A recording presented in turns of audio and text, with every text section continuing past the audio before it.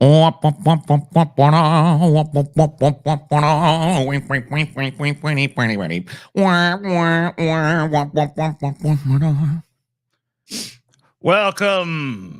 to Onion Nuggets. Oh, my I don't know why Undertaker. I don't know why you're Robo TJ right now. Am I Robo Paul right now to you? Nope, and I don't see the little indicator that tells me I'm slow. Is he Robo TJ for anybody in the chat? Am I Robo TJ? Am I Robo TJ? Okay, so nobody's Robo for them. So it's something on my end. Let me just leave and come back. Okay. Hi, everybody. Welcome to Onion Nuggets. Nice to see you. My makeup today is inspired by legendary wrestling manager Paul Bearer, in case you couldn't tell. I just need the urn.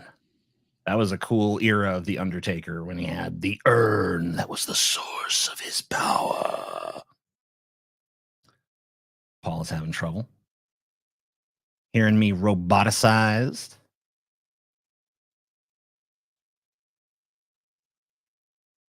Robotic TJ. Right off the bat, fucking technical issues. Brutal. Sadistic.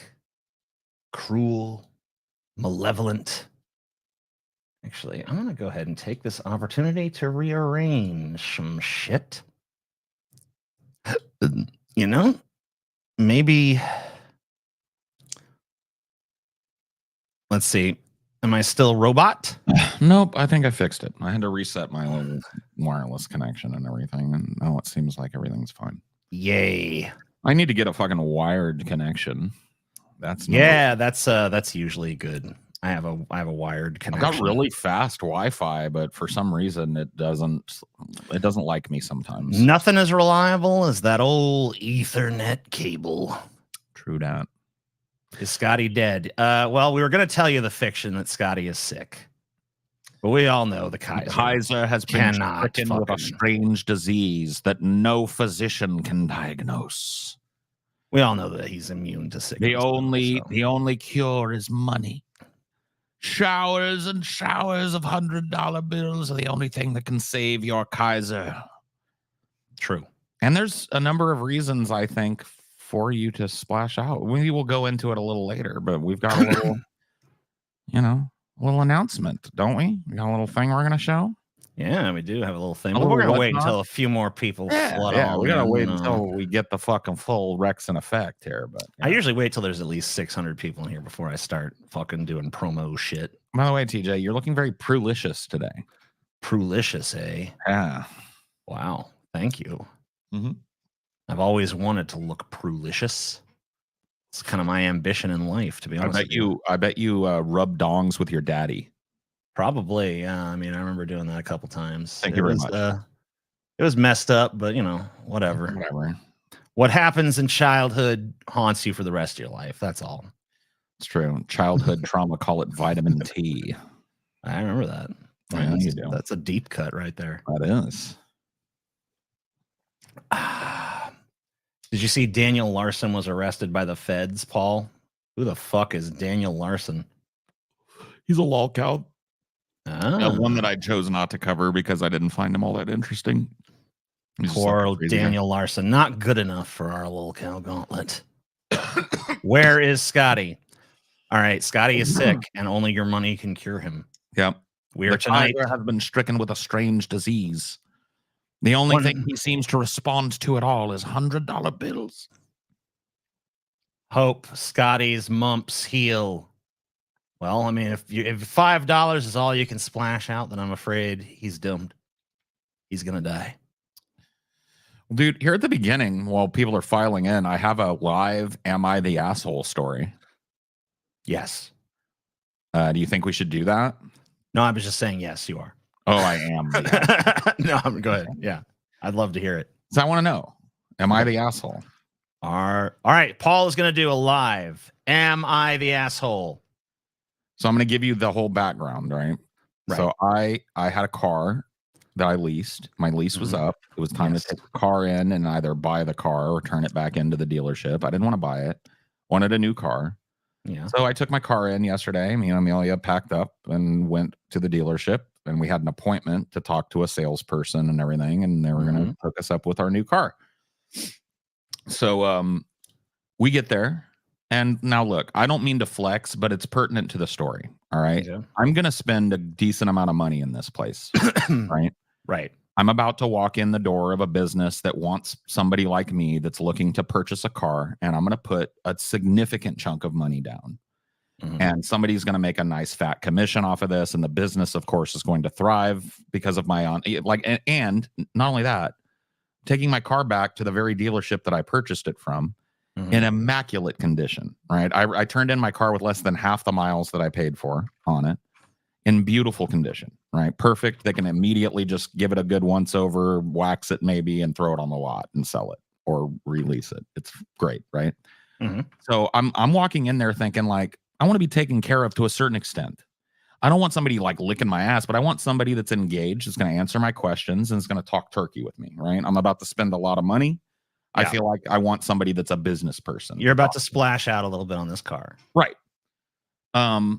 So I walk in to this place, and we're about 5 minutes early or whatever, 10 minutes maybe for our appointment. Nobody greets us. There's like employees like lounging around. You know how those car things are? They've got like a couch and a thing, and then there's a car parked next to it. Yeah. Even in like the showroom of a car. Well, I bought a car recently too, and I remember back in the day when I used to go to these car dealerships, it was like you couldn't set foot on that thing without being swarmed. The last time I went to one, it was kind of the same deal where I was just like, hello, like to spend a bunch of money here, please. Right. So I can kind of, yeah. So that's how I felt. I was like, literally, the vibe of the car dealership has changed. Yeah, I mean, already, like, and look at this. Okay, I want to make this clear. I'm a customer service guy from way back in the day. I am not the kind of guy that's going to be an asshole. At least I don't think I was the asshole in this. Talk about Kendrick versus Drake. No one cares about buying cars. Laughing my ass off. Oh my God, ban that fucking guy. All right. He's gone. So anyway, he can't trouble you anymore. I sit down in this lobby, and there's a bunch of people with like name tags on, but they're just like milling around, talking to each other, looking at their phones and stuff. And nobody says a fucking word to me off rip. Right. And so it comes time for my appointment, and just like, I'm going to go back into one of these offices and pop my head in and see like if somebody can direct me. So I pop my head into an office, and it's this fat dude sitting there. It says finance on his desk. How fat is he compared to you? He's fatter than me, but not he's not like boogie fat, but he's fatter than me. Gotcha. And he had the really unfortunate short neck beard, kind of. Yeah. He looked nice, but he was just fat. And he looks all shocked because I like leaned in, and I was like, hey buddy, where's, I think her name was Susie or whatever. It doesn't matter. Where's Susie? He's like, oh, down the hall. He looked real confused that I was asking him. So I went in, I pop into Susie's office, right? This is the person that I made the appointment with to buy a new car. She looks at me like I'm an alien, right? Like I pop in and I'm like, Susie? And she goes, oh, my 6 o'clock, right? And I was like, yeah. I didn't watch it. Sorry. And she goes, so she goes, okay, let's get you started. Blah. She said, I'm so sorry. Nobody greeted you? I was like, no. It's like, oh my God, let me get one of my salespeople with you right away. So she goes and she's gone for like 5 or 10 minutes, right? She just leaves us standing there.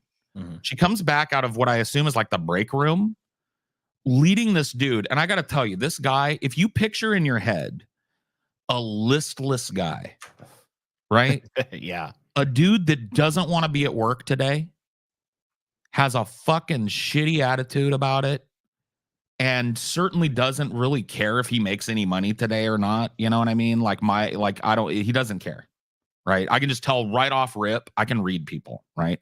Dude doesn't look me in the eye. I understand that some autistic people don't like doing that, but for some, I'm a businessman. So your autism, you need to overcome that if you're going to be a business person. Like if you can't look me in the eye when I'm about to spend thousands of dollars with you, I'm not doing business with you. Dude never looked at me once. Never looked at me. Just starts walking out. Right. And I'm like, where are we going? He's like, You want to see the right? And I was like, oh, yeah, I do. I don't know what trim package I want or anything. Well, let me show you this one right here. He just had one part. It was the closest one, right? The path of least resistance. Right, exactly. And he's like, why don't you sit in this one right here? And he like unlocks it, and I sit in it. And he's like, go ahead and turn it on. So I turn it on. I hit the power button, and it's an EV, and it immediately says 2% charge immediately, right? He's like, want to take it on a test spin? And I'm like, it's a 2% charge, bro. I don't think we can take this one. And he literally rolled his eyes. He leaned in and looked at it, and he was like, all right, hold on one second. Comes back out with another thing, and it's the next closest Aria. Mm-hmm. Sorry, I just told what kind of car I bought. Whatever. Oh, it's a Nissan Aria.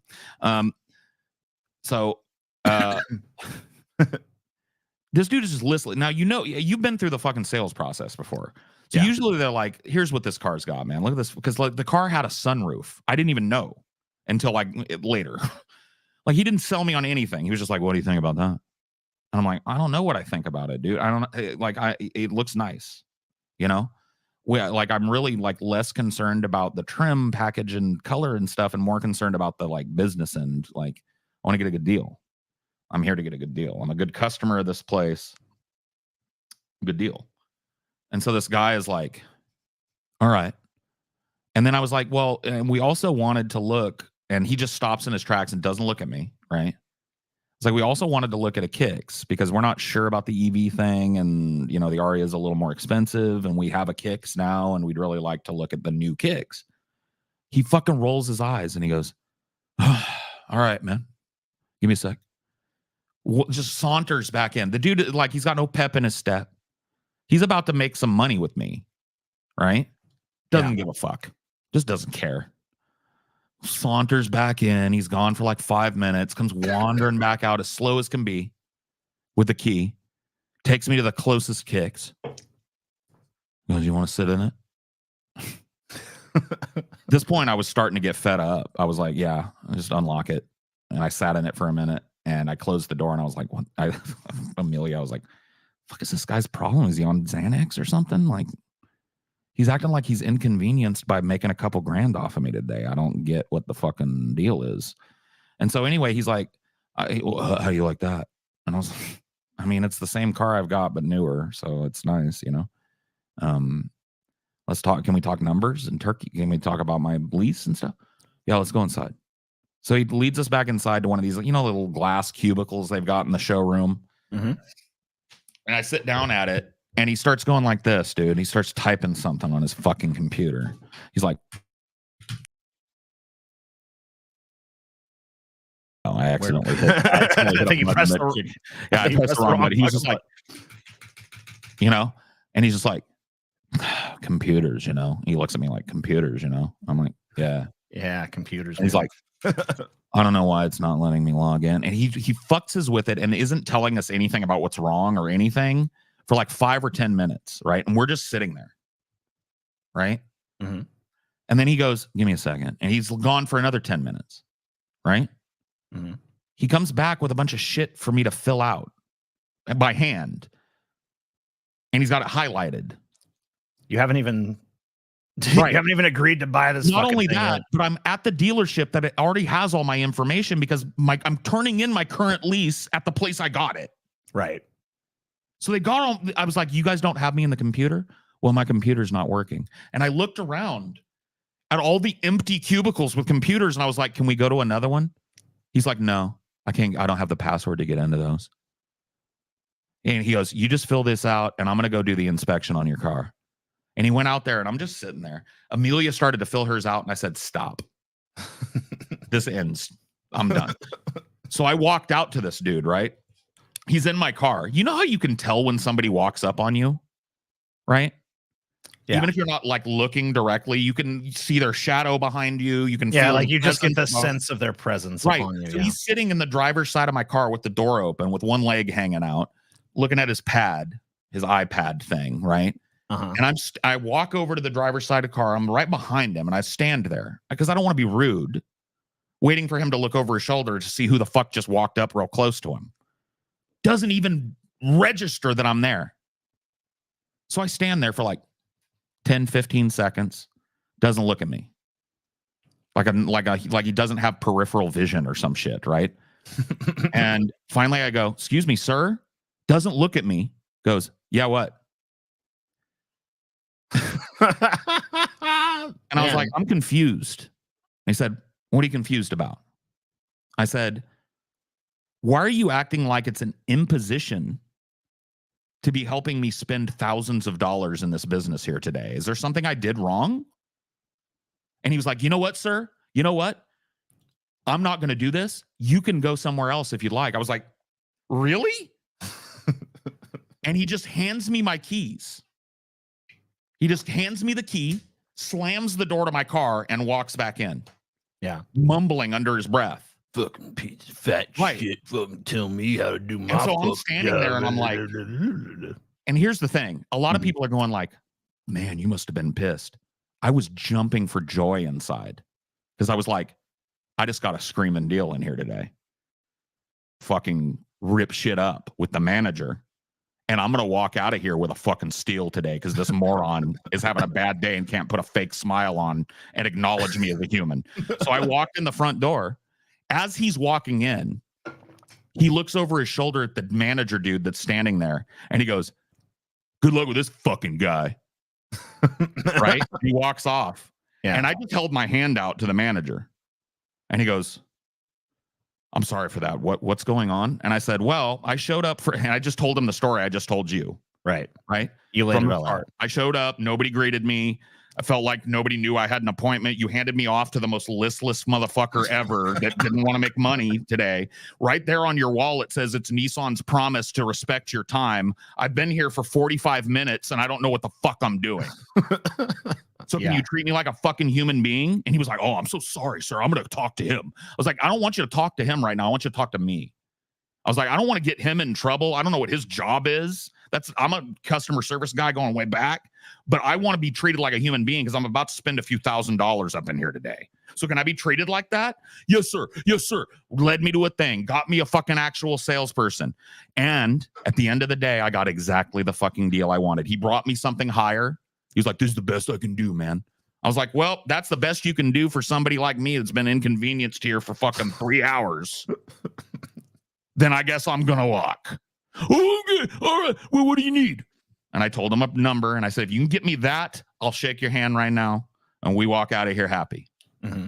He walks out of the room, comes back, shakes my hand. Done. We think, cool, we got to go home. Waiting 15 minutes on finance.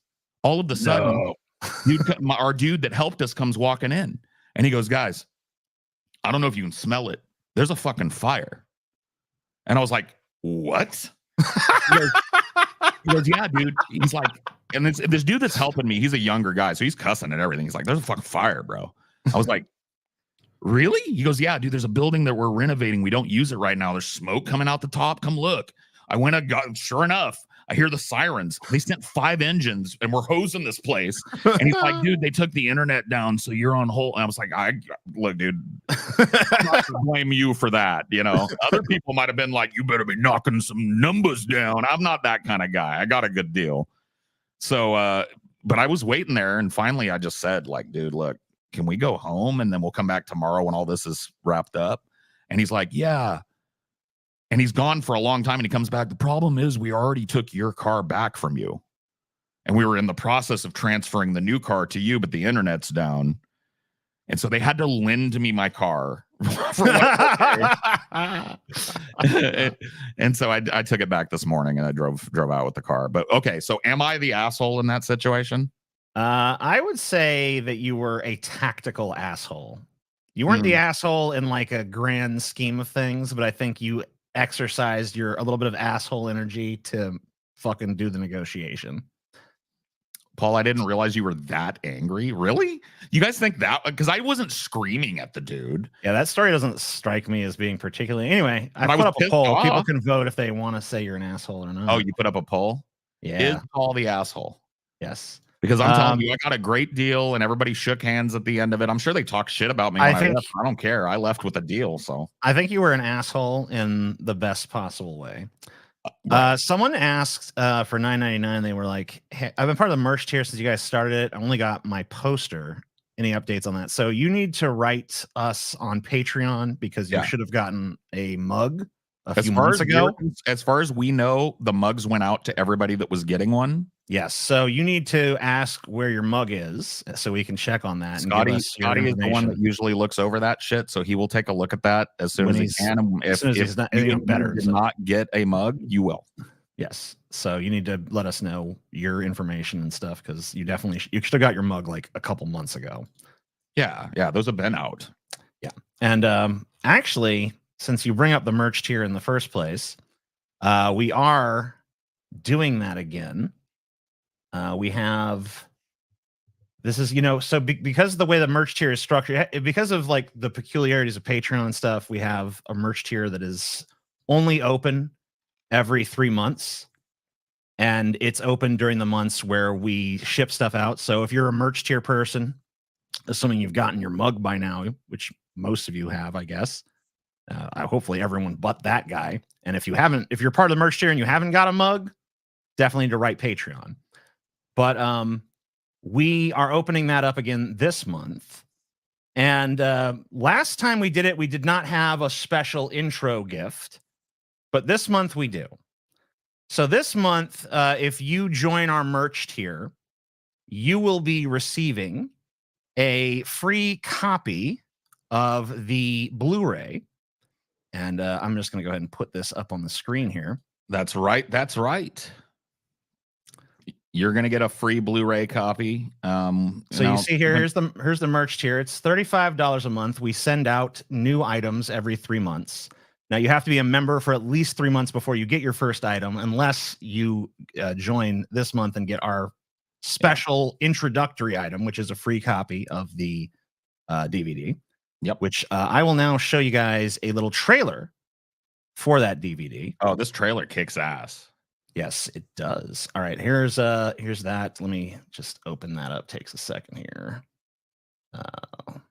No, I've only gotten to see this trailer once, so I'm actually stoked to see it here. I was like, whoa, it's way better than I thought. It was way better than I thought too. Here, check this out, you guys. If you join up, you're gonna get this DVD. And by the way, sorry, I know that there's gonna be people who ask, "Hey, if I'm already a fucking member, can I get the DVD?" No, it's an introductory offer for people joining this month. But you're free to purchase a DVD, and you will be getting a new piece of merch this month. So don't worry. Yeah, this is outside of your normal merch cycle shit. Yes. So you will still get your merch, but unless you're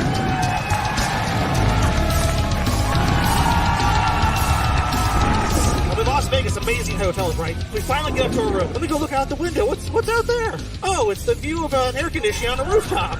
Beautiful. You're jerking off the Starship Troopers again, bitch! I'm like, no! I wasn't doing that. Hey, TJ. Oopsie. TJ had an accident. I'm known as the nicest version of the crew. Okay, but you know what? We're gonna be mean tonight. You gave me a 3 Musketeers? Fuck you. Well, that's officially the most exercise I've done in 6 months. Paul has crippling depression. It's just that we're having a hard time, you know? I love my degenerate fucking piece of shit audience. We got some very enterprising horrors in this city. You want to press some buttons, baby? I got some buttons you can press. And some knobs you can twist. Hentai! I love hentai! There's little kids around and shit. Captain America's like, dude, I fucking love hentai. I jerk off to that shit. Security Gorilla, protect us. It's Gorilla. Guys, hide behind Security Gorilla. Hide behind Security Gorilla, you guys. Gorilla? No. We gotta fucking, don't do it. No! Stop that!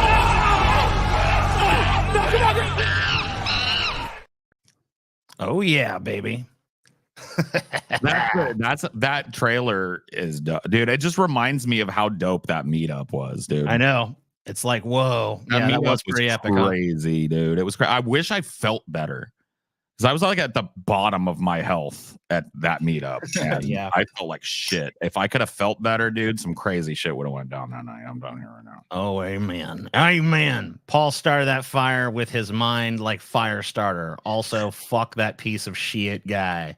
Yeah, nice. What's it looking like? I'll tell you in a second. Paul, I love you and all your wonderful whimsical stories. Thank you for existing. Everybody loves Thank you for watching. And for those of you who keep joining and asking where Scotty is fucking sick, and the only thing that can cure him is money. Money. All proceeds tonight will go to the medical treatment of Kaiser. The Scotty. best things in life are free, but you can give them to the birds and bees. I want money. So the people have spoken. Is Paul the asshole? Yup. 22%. Nah. 78%. I think it's pretty definitive that you are not the asshole, sir. Yeah, I didn't think I was. Now, dude was having a bad day. There was one part of it that I left out, but I don't think it really affects anything. He said, "Well, we're understaffed." His wife was dying of cancer, you know. No, he said he turned around at one point to me and he said, "Well, we're understaffed." And I said, "I get that. I've been understaffed before, but does understaffed mean you can't treat me like a fucking human?" You know what, sir? Motherfucker, dude. And then it was uncomfortable too, because that motherfucker was just like hanging around. We were there for like 4 hours, getting everything done. That's a pretty typical amount of time to be. And the fire, yeah. I mean, the fact that there was a fire and everything, and it's still only they got us out of there in 4 hours is pretty nice. But yeah, that dude, I kept seeing him. He kept like popping out and wouldn't look at me, and I was just like, dude, it kind of reminds me of this time that my dad, he was trying to get some shit printed for one of his scam schools. And of course, it was my job to go talk to this fucking printer because he hired this professional printing company. And so I got sent to go talk to this printer and fucking, I guess, push the process along. Right. Which I don't know what the fuck I don't know. You got to be an asshole to do that. Right. And, I mean, like, me, I could be an asshole on this show or on camera or something, but like in like, one-to-one personal interaction, I'm usually pretty nice. Oh, you're by far the most reasonable of the three of us. Right. So in person. Yes, in person. But on not the show, here. You're obviously. A reprehensible piece of fucking God. Of course. Yeah. I mean, I try to be. But I go to the guy, I'm asking about stuff, and he's got how long is this gonna take, man? And he's, oh well, it's a lot of stuff. We're gonna print, 6,000 of these and blah blah blah blah blah. I'm like, okay, that's great. Thank you very much. There was nothing I fucking did there that couldn't have been handled with a fucking phone call. Yeah. So the next day, my dad's like, go back there again. This shit's taking too fucking long. Go back there again. You go back there and you fucking light a fire under his ass.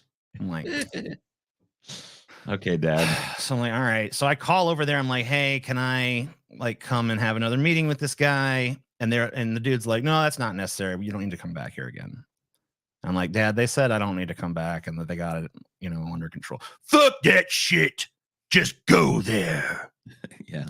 You just go there. I'm like, okay. So I fucking drive there and I show up at the front desk and I'm like, hey, can I please talk to Mark or whatever the fucking guy's name was? And of course, this Mark doesn't want to fucking see my ass again. He saw me yesterday. He told me what was what. And so he doesn't realize he's on speakerphone. And he's like, the fuck, that fucking stupid prick. I fucking told him on the fucking phone, blah, blah, blah. And the secretary's like, oh shit. And she like disconnects it real quick. I'm like, okay. But I don't even blame the fucking guy. I don't either. Because I'm fucking over there harassing him when he's trying to do his fucking job. Yeah. I'm just there because my stupid fucking fascist dad is an unreasonable fucking prick. I should have just fucking drove around and gone back and be like, yeah, I really love firing his ass, Dad. He says he's going to fucking expedite that shit because he never would have checked. You remember that moment that we talked about yesterday in private when we had our little quick meeting about that moment when you're at the negotiation table and the person who talks loses? Yes. You know how long that moment lasted during my interaction?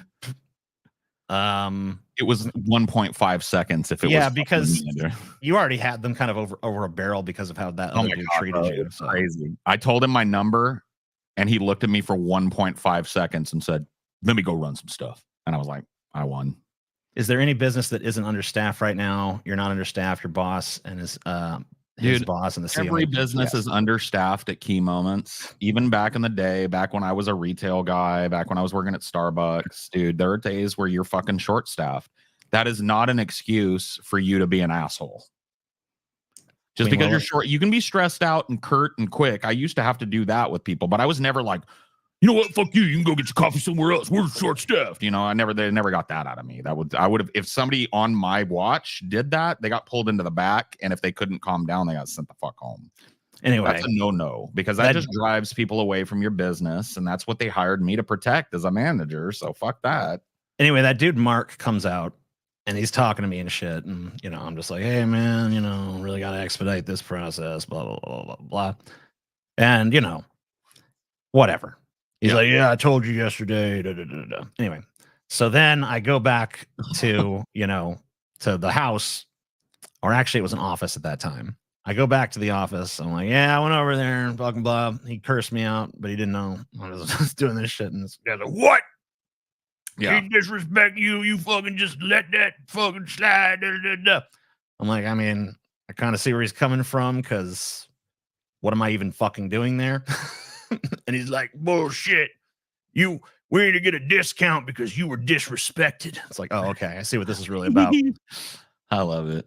And then I fucking go in my inbox and I see because apparently after I'd left, they told him, you know, what he'd done. Like, hey, you know, that dude heard you calling him fucking names and shit. So yeah, you were there, Lilith. You were well, I don't want to spoil anything, but you had a moment of triumph for sure. So, you know, I come back and there's the message in my inbox from that guy, just like, oh, we're so sorry. I had no idea. It was unprofessional, blah, blah, blah, blah, blah. And I guess, you know, once again, my dad got what he wanted out of the situation, because they fucking put us to the front of the line and knocked off like 20% off the fucking cost, because this dude had fucking cursed me out, even though I think he was probably pretty reasonable to do so. Yeah. But whatever. Dude, I think that like that whole process, the process of like business problem solving is. I see what you did there, motherfucker. TJ is short-staffed every day. I see what you fucking doing there. We are short-staffed today, though. So yeah, I guess you guys are getting a shitty, listless, curt, annoyed, pissed off to be here show today. Yeah, because we're short-staffed. You know. Fucking audience wants a fucking show. So do you want to buy the $70,000 SUV or not? You guys want to fucking join our merch tier or what? Who cares? You know, like, just do it, stupid fucking audience. Dude, the act of buying a car is, I think, a super interesting psychological study in human beings. Like, I learned, like, this is the first time I've had to do it myself. I've always taken my dad with me in the past when I bought a new car, because he knew how to handle these motherfuckers. I'll never forget the first car he bought me. Like, well, he didn't buy it. I bought it, but he made sure I didn't get taken for a ride. And it was fucking crazy, bro. See, I've bought cars on my own since I was like, I don't know, fucking. No, my dude, I would have gotten. Well, actually, I just bought a car for the first time ever. I used to just like rent them, but whatever. This time around, I ended up buying one. Dude, my dad walked in. We went to this fucking used car place, and the dude running it was like an Indian guy or a Pakistani guy, right? And he had a thick accent and shit. And my dad's like, yeah, blah blah blah blah. And we went looking at cars, right? And we found the car that I ended up buying for my first car. I was 14, or no, I was 15 at this point. And it was that 1982 Dodge, Ford Tempo 5-speed. And I really wanted a 5-speed because I learned on a 5-speed, and it was a really reasonable car. I liked it. It was zippy, you know what I mean? And I wanted it. But my dad had told me before we went in, he was like, "You keep your fucking mouth shut in there. You don't say shit unless I ask you to say something." I was like, okay, all right, whatever. So anyway, we're in there, and I'm looking at my car, right? And the guy's standing off in the distance, but he can still hear us, you know? And I go, "Dad, I really like it." And he gave me this look like, "Shut the fuck up." Yeah. Shut up. And at that point, the fucking salesman turned around. I had to tell Chelsea that shit the first time we bought a car. I was like, yeah, don't express any positive feelings towards any car. Yeah. whatever it is, no matter how impressed you might be by a feature or anything, just be like, oh, yeah, okay. That's neat. You act fucking neutral about everything. Don't let them fucking know that you want this thing. Last time I went to the dealership, I told her that shit. And then like immediately when I sat in my car, I was like, ooh, yeah, I like, oh shit. Yeah. I forgot my own fucking advice. I love it. It's not as important when you're dealing with a newer car. They want you to like it. They expect you to like it. This was a used car, you know, and my dad's trying to get a deal. It had like a sticker price of $2,500, which is fucking retarded, but this was 1996. Okay. Right. And my dad was like, well, you ain't paying no fucking $2,500 for the shit box. So you keep your fucking mouth shut. The guy's walking over. He goes, the boy likes it. And my dad was like, the boy likes big titties too, but he ain't getting none of them either. Oh, fuck, damn. I was sitting in the passenger seat. Paul, like, do we have the same fucking dad? I think they were cut from the same cloth sometimes. Yeah, man. Because they have their own way of doing things. Like I don't think my dad ever would have been into outright scamming and stuff. He's like way too by the rules of a guy, but yeah, but fucking raise him up in the fucking streets of like New Orleans in the St. Thomas housing projects. And he might have had a different view on that shit too, you know? Yeah, dude. I'm sitting there with my head hung low, right? And he goes, the guy's like, so what we talking here? What we talking here? And my dad said, well, number one, the first thing we're talking here is this price is horse shit. The guy was like, okay, what do you think it's worth? And my dad said, this car is right here is worth $1,200 if it's worth fucking a dime. And he's $1,200, sir. This nice car, got lower mileage, in good shape. You drive it. It's like, I'm not taking this fucking shit box on the road until I got a deal. He's like, I already started it. I heard the motor. I know it runs. You know, he's just working this guy. And I'm sitting there like soaking all this in. And he's like, sir, best I can do, 2,000, best I can do. My dad said, well, that's the best you can do. We're fucking out of here. Come on, boy. And I was like, Dad. And he gave me that same look again. He was like, fucking asshole. You know? And so I got out of the car and we walked across the street and we got in the car, you know, because we were parked on the street across the street. And as soon as we get in the street, I start crying. You know, not like actually weeping, but I just started being a bitch. Right. You just like, oh, man, I want that what car. The fuck, Dad? That was reasonable. 2,000. I got 3,000 to spend. I think I had like $2,600 to spend or whatever that I'd saved. And he was like, shut your mouth. Give it a minute. And I was like, so I just sat there. Shit, 1 minute went by. 2 minutes went by. Dude came fucking walking out. He's like, walks over. He's like, 1,500, you shake my hand right now. My dad said, 1,200, I shake your hand right now. And the guy went, fucking shit. Got it for the price. You know what I mean? Nice. Watto. I guess so. I was kind of doing a Watto voice. That's the best I can do for Pakistani and not going complete like Boondesh. Well, I mean, it's not fucking our fault that George Lucas chose a bunch of racial stereotype voices for fucking his aliens in that movie for whatever reason. All right, come on. Yeah. Damn, your dad was smart and fucking hardcore. See, that's the kind of I can never embody that sort of negotiation tactic because I'm just too fucking soft. Well, I just told you mine. I didn't take it that far, but I had a bit of that juice in me yesterday. Yeah, I knew when to I used some tactical curses. I said I didn't call anybody a name. That's number one because that'll shut you down. They'll just go like, we're not going to take abuse. I said, treat me like a fucking human being, like it says on your plaque. Yeah, you know what I mean. And that's all I cussed.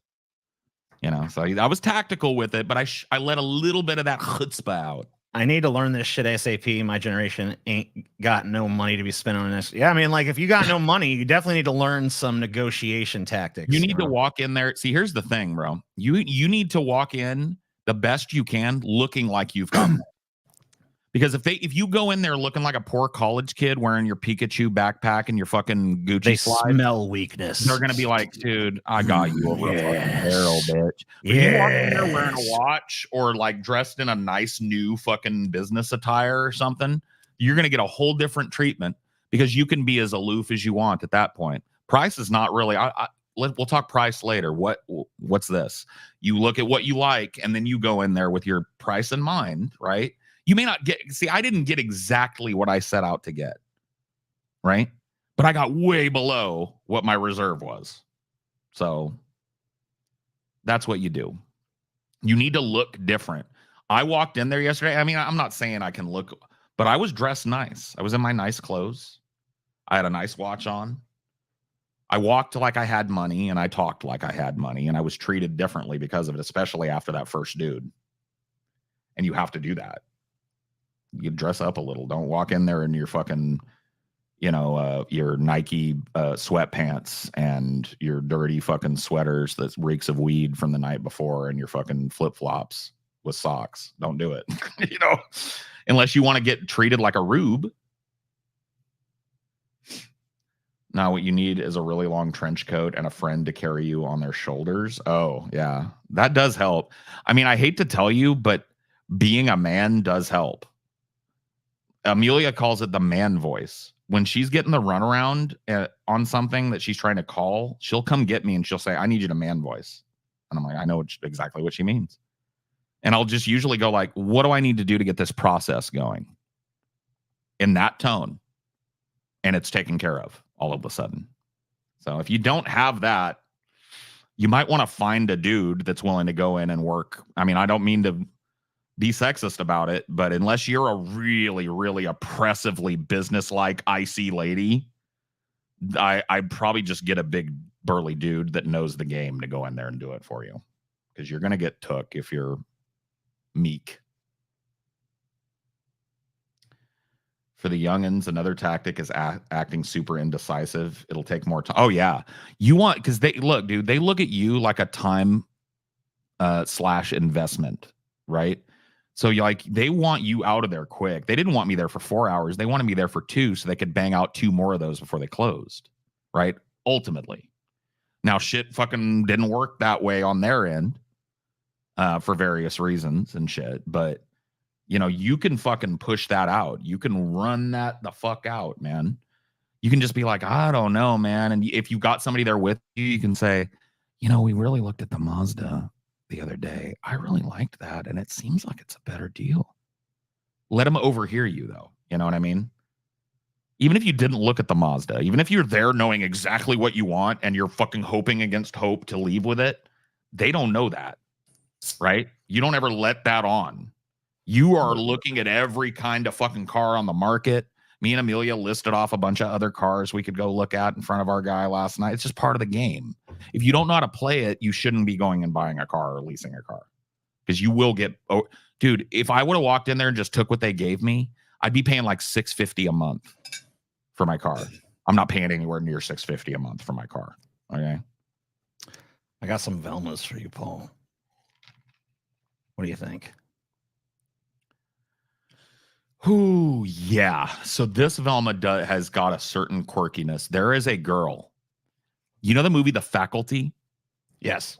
You know the kind of like weird butchy, I don't mean butchy, but you know what I mean? Like, I think she was a lesbian in the movie, right? I don't know. I don't remember. You know who I'm talking about, though. The one that was kind of like. I do. It's been a long time since I've seen The fucking Faculty. Faculty. You'll know who I'm talking about. She gives me the vibes of that hot kind of alt gothy kind of androgynous chick from The Faculty. Oh yeah. Hold on. You know who I'm digging her look. And honestly, the curves are fucking out of control on this too. I mean, I know she's being tactical about it, but she really doesn't need many tactics. She's just really got a fucking banging ass figure here. I can't take nothing away. She looks a little bit like Ali Sheedy too. A little, oh my God, dude. The hair is 100% Ali Sheedy from Breakfast Club. Oh, yeah. And she's kind of got the same facial structure, too. Adam YMS admits he hates the whole Star Wars franchise and gives his whole rageful rant about it watching the holiday special. Okay. This is hot. She's hot. This is good. This is a 10 out of 10 Velma. I don't know what I'd change. What would you like? What feedback would you give this Velma? It's the perfect combo of sexing up Velma and keeping it like accurate. Yeah, lore accurate Velma. But kind of sexed up.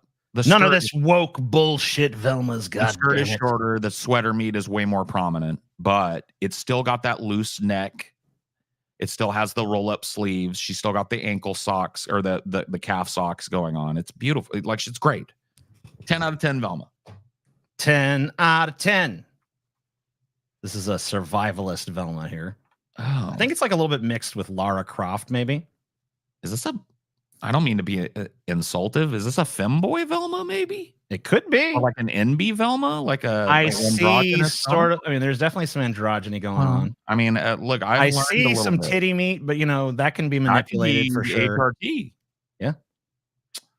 Well, whatever. She gives that vibe. So I like, you know, that's my home base kind of thing. I love androgyny, so I'm digging that. Costume wise, it's a little, I guess it's a Lara Croft mix, maybe. Yeah, it's like, I think it's, I don't know if it's Lara Croft specifically, but it really feels that way. I think like because of the crossbow. Valentine from Jill Valentine from Resident Evil. It definitely seems like it's mixed with sort of that sort of trope. So, but yeah, I mean, on a hotness scale, she's working it. You know, I'd say 8 out of 10. I can't really call it a very good Velma though. Basic bitch, Velma. Basic bitch.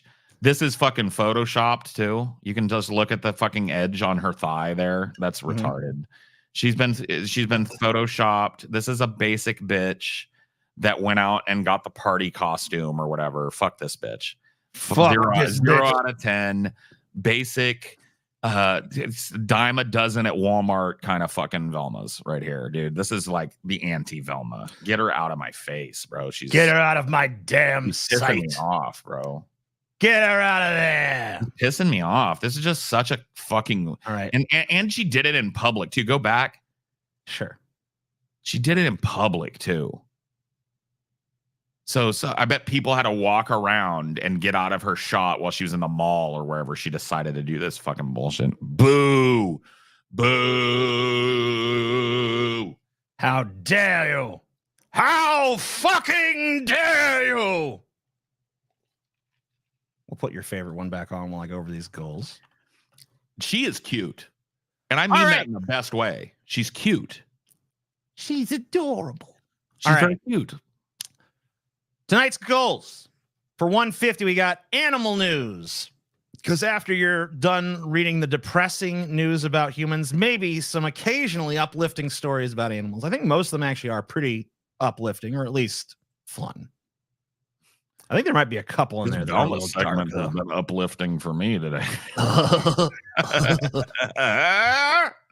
For 300, we have Biden attacks pro-Palestine protesters in short remarks. Biden came out and gave a speech about, I don't know, it was like 2 or 3 minutes long, just lecturing us about how, well, we'll see. You guys will see it. We'll talk about it when we get there. For 450, we have more reaction to the protesters, this time from the other side of the aisle. This is Nancy Mace, who I guess is some congressional chud, blasting the college protests in a little Fox News interview. For 600, we have terrible product placement in movies and TV. For 750, we have Voosh says Paul is a moronic fascism apologist who is poison. Did he really? Yeah, he said you're poison.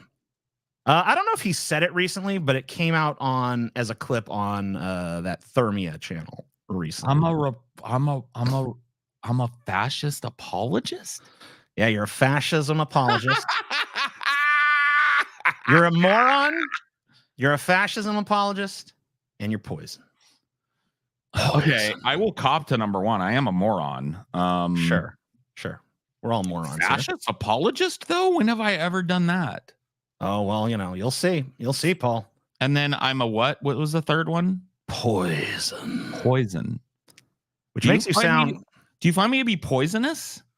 No, it makes you sound way cooler than you actually are, dude. That makes me think of Alice Cooper, you know? I was hoping you were going to say, yeah, Paul, you are kind of dangerous to me. Yeah, Paul, you're like a dangerous guy. But no. But like, it's like literally, I feel like it's the inversion of actually me. Like I'm a moron. I don't think I'm a moron. I don't think I'm Albert Einstein Plot twist. or whatever his name is. It's Paul Shooped into a Poison video. That'd be cool. That I would actually laugh at that. Someone should shoop that. Cumyons?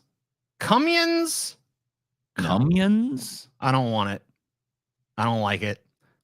And then for 900, we have the worst music festival of all time. I just learned about this music festival the other night. And I was like, I thought it was I saw a video that's like worst music festival or whatever. And I'm like, oh, it's going to be like Firefest or whatever. This shit made Firefest look like fucking Woodstock or something, man. Oh, dude, there have been some. I don't know which one this is because I didn't pull this one, but there have been some shit show fucking festivals before that. This one was called it was like the Soda Pop Festival or some bullshit. Oh, I haven't even heard of this one, so I guess we'll see. It was. I'll give you a little brief summary. 2 New York promoters decided that they were going to try to put on their own festival to compete with Woodstock. They didn't have all the permits in line. There was 6 toilets for 300,000 people. Most of the acts didn't end up playing. It was a fucking disaster. It was unmitigated disaster, but I don't want to spoil everything, but it gets fucking pretty crazy. People die. Animals die. Creep. I'm a weirdo. The hell am I doing here? I don't belong here. I pulled the podcast card too during my negotiations. I'm a podcaster, and I would be telling everyone of my shabby treatment here at fucking. Well, he went and ran my credit. When he came back and he was looking at my shit, he was like, "Dude, what do you do online?" I was like, "I'm a podcaster." He was like, "Oh shit!" He went and told everybody immediately.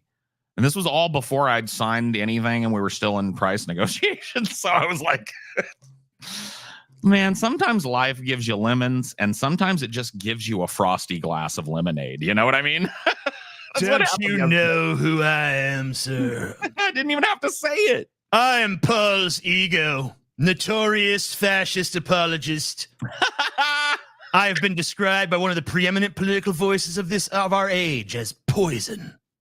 Poison. And I can be poison to your dealership if you don't treat me right, you son of a bitch. Poison. Poison. Poison. Poison. Poison.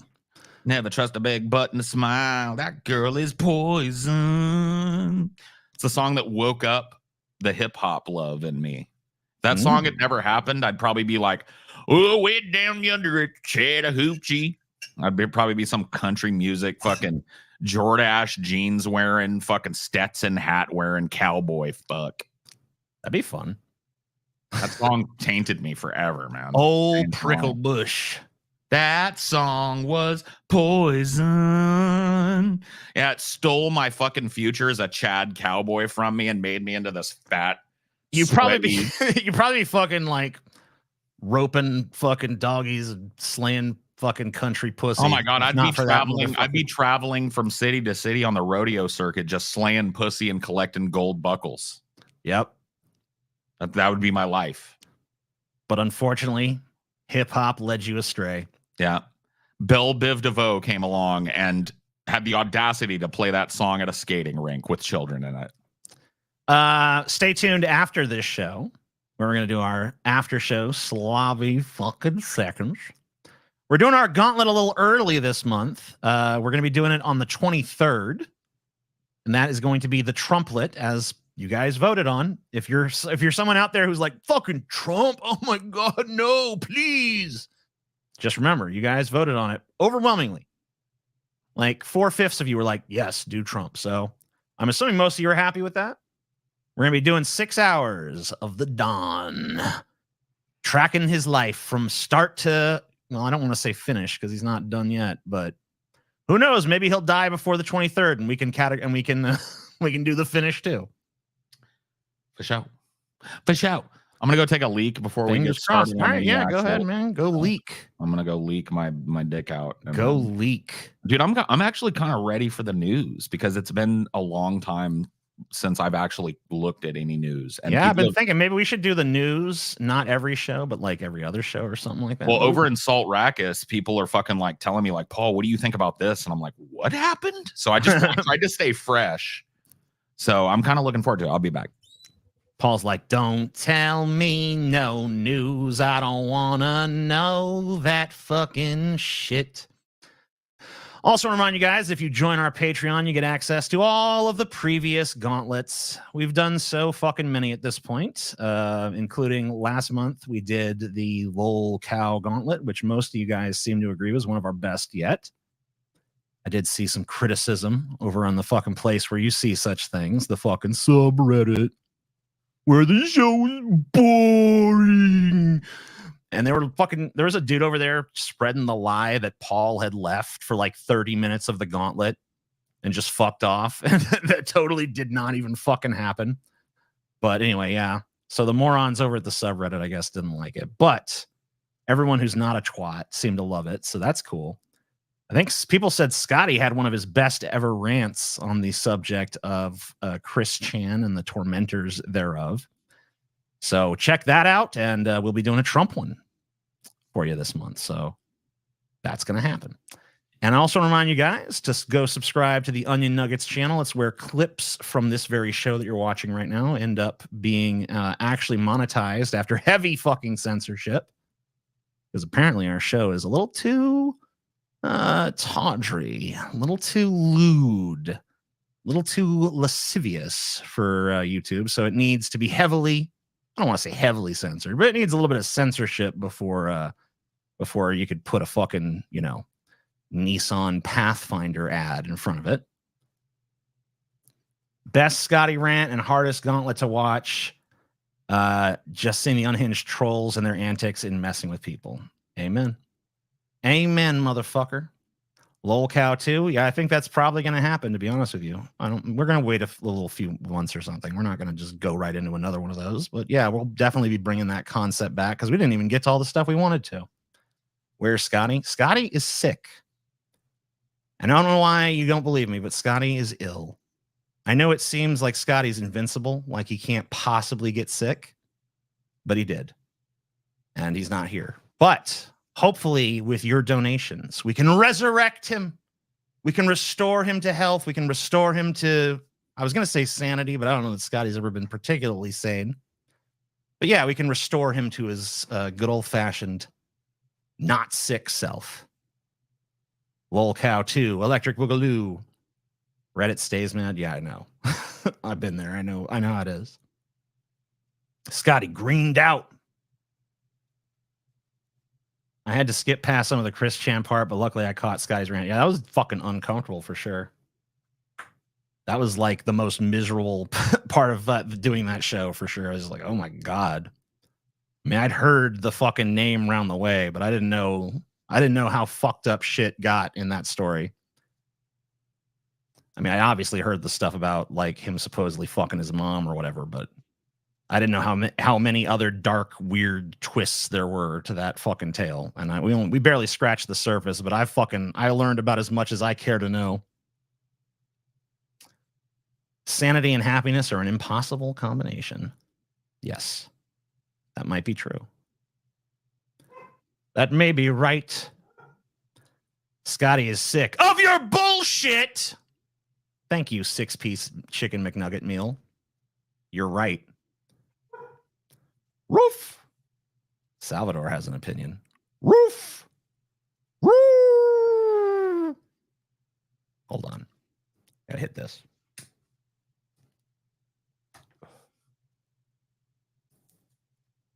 Scotty usually shows up around late o'clock.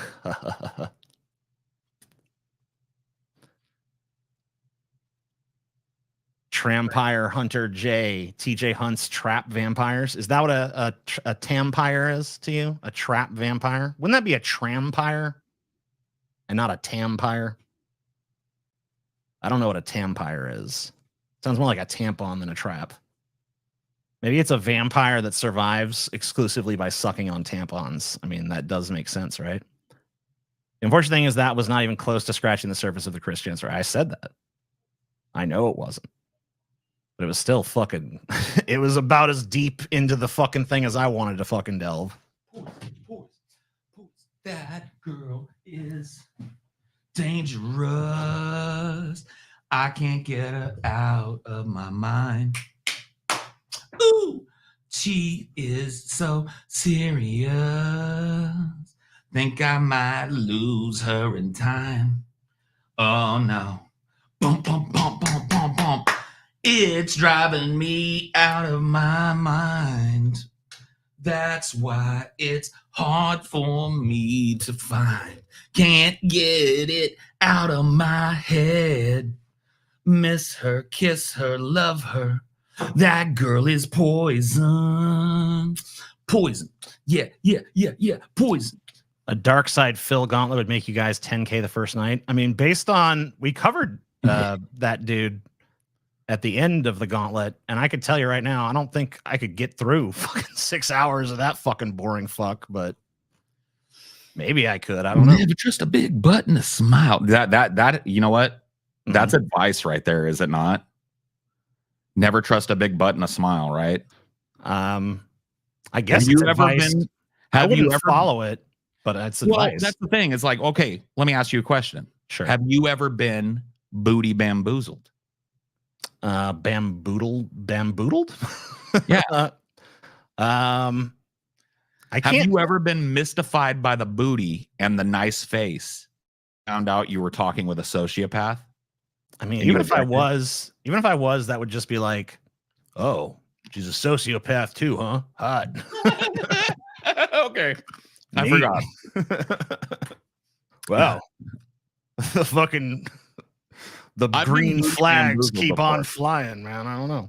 I got booty bamboozled one time. Well, tell the people about it, because I'm going to go take my piss, and then we're going to actually maybe talk about some news. We're never going to talk about news. We're never going to talk about the news. I got one more stupid story, but it's like, it doesn't even like hit the same way. It used to be because like, to me, kink used to be like, I wasn't like a prude, but I also was not like, it was like weird to me, you know, and I would make jokes about it and stuff that I probably wouldn't make now. But I'd just gotten dumped by my first like serious live-in girlfriend. I've told this story before, so if you've heard it before, I don't know, tune out for 2 minutes, fucking suck my dick. So I was sitting at home being all depressed and fucking wanking into a sock and crying, you know what I for a guy. And my bros came by one night and they abducted me. They were like, change into something that looks nice, get in the shower, clean yourself up. You're going out tonight. I don't want to go out tonight. You're going to the bar tonight and you're going to get some pussy tonight. And that's final. You're not going to lay in here and be fucking, you know what I mean? So it's like the bros are fucking abducting me to take me out for a casual sexual encounter that I don't really want. So I was like, whatever, I'll go along with it, because at least I'll get drunk out of it for free. So I go to the bar, right? And dude, you guys know how I am, right? I was exuding negative energy, right? Didn't want to be there, pissed off Paul, bitching about everything, ranting about everything, sitting there fucking looking at in my cup, right? I notice at some point, and this happens to me sometimes, and I'm not trying to brag, it just at parties, this is a common occurrence. I will look up and realize, oh, like 25 people are listening to me right now. I'm like, oh, okay. So I was telling stories and shit, and I was talking, and there was this one girl that had sidled up next to me who I had asked a couple questions, and I'd gone on with my story, and I answered her and stuff. And she was like, I noticed for the first time, like, damn, she's giving me the fucking eyes. And she had a fat ass and a beautiful smile, right? Beautiful. College chick. It was like probably 21, 22 years old, fucking bang, boom, pow, fat ass, you know, small waist, pretty face with a big bank. That was exactly what it was. And somebody that I would look at and go, out of my league, right? At least, especially at that time, I had a very low opinion of myself at this point in my life. I still do, but way lower then. And she starts talking to me, you know, eventually my story's over. Everybody kind of laughs. A couple of people pat me on the back or whatever, buy me drinks. Like a couple of people just bought me a drink. And then this chick starts talking to me, right? And I'm like, all right, I throw on my little, whatever my Paul's Ego Riz is, which is not great, but it works. And we're vibing. And she seems DTF. You know, back in the day, that meant down the fuck. I don't know if that's still a thing you guys would say. And I'm like, God damn, all right.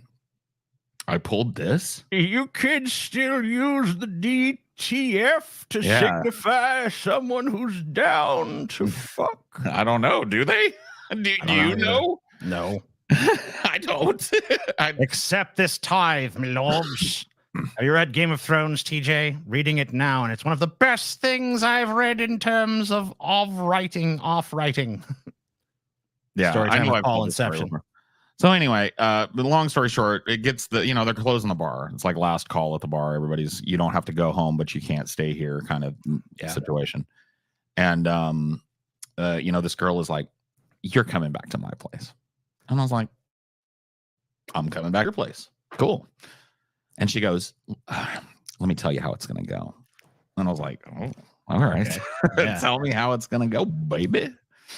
She goes, I'm going to go in first. And you're going to wait out on the porch. And my heart sank. I was like, what? She's like, and then when I open the door, I'm going to scurry into the bedroom. Okay. And I'm going to get ready. But when you come in, there's going to be a pie. And I was like, what kind of pie? Like a pumpkin pie or an apple pie? She's like, no, it's a lemon meringue pie. And I was like, I like lemon meringue. I mean, it's not my favorite, but cool. She's like, it's going to be on the floor right inside the door. You're going to take your shoes off and put them outside of the front door. And you're going to step in that pie. And I was like, okay. And then she was like, and then I'm going to come out and I'm going to lick it off of your feet. Okay. She was all hot. She was using all her seductive properties, and my dick has wilted like a fucking flower in the heat.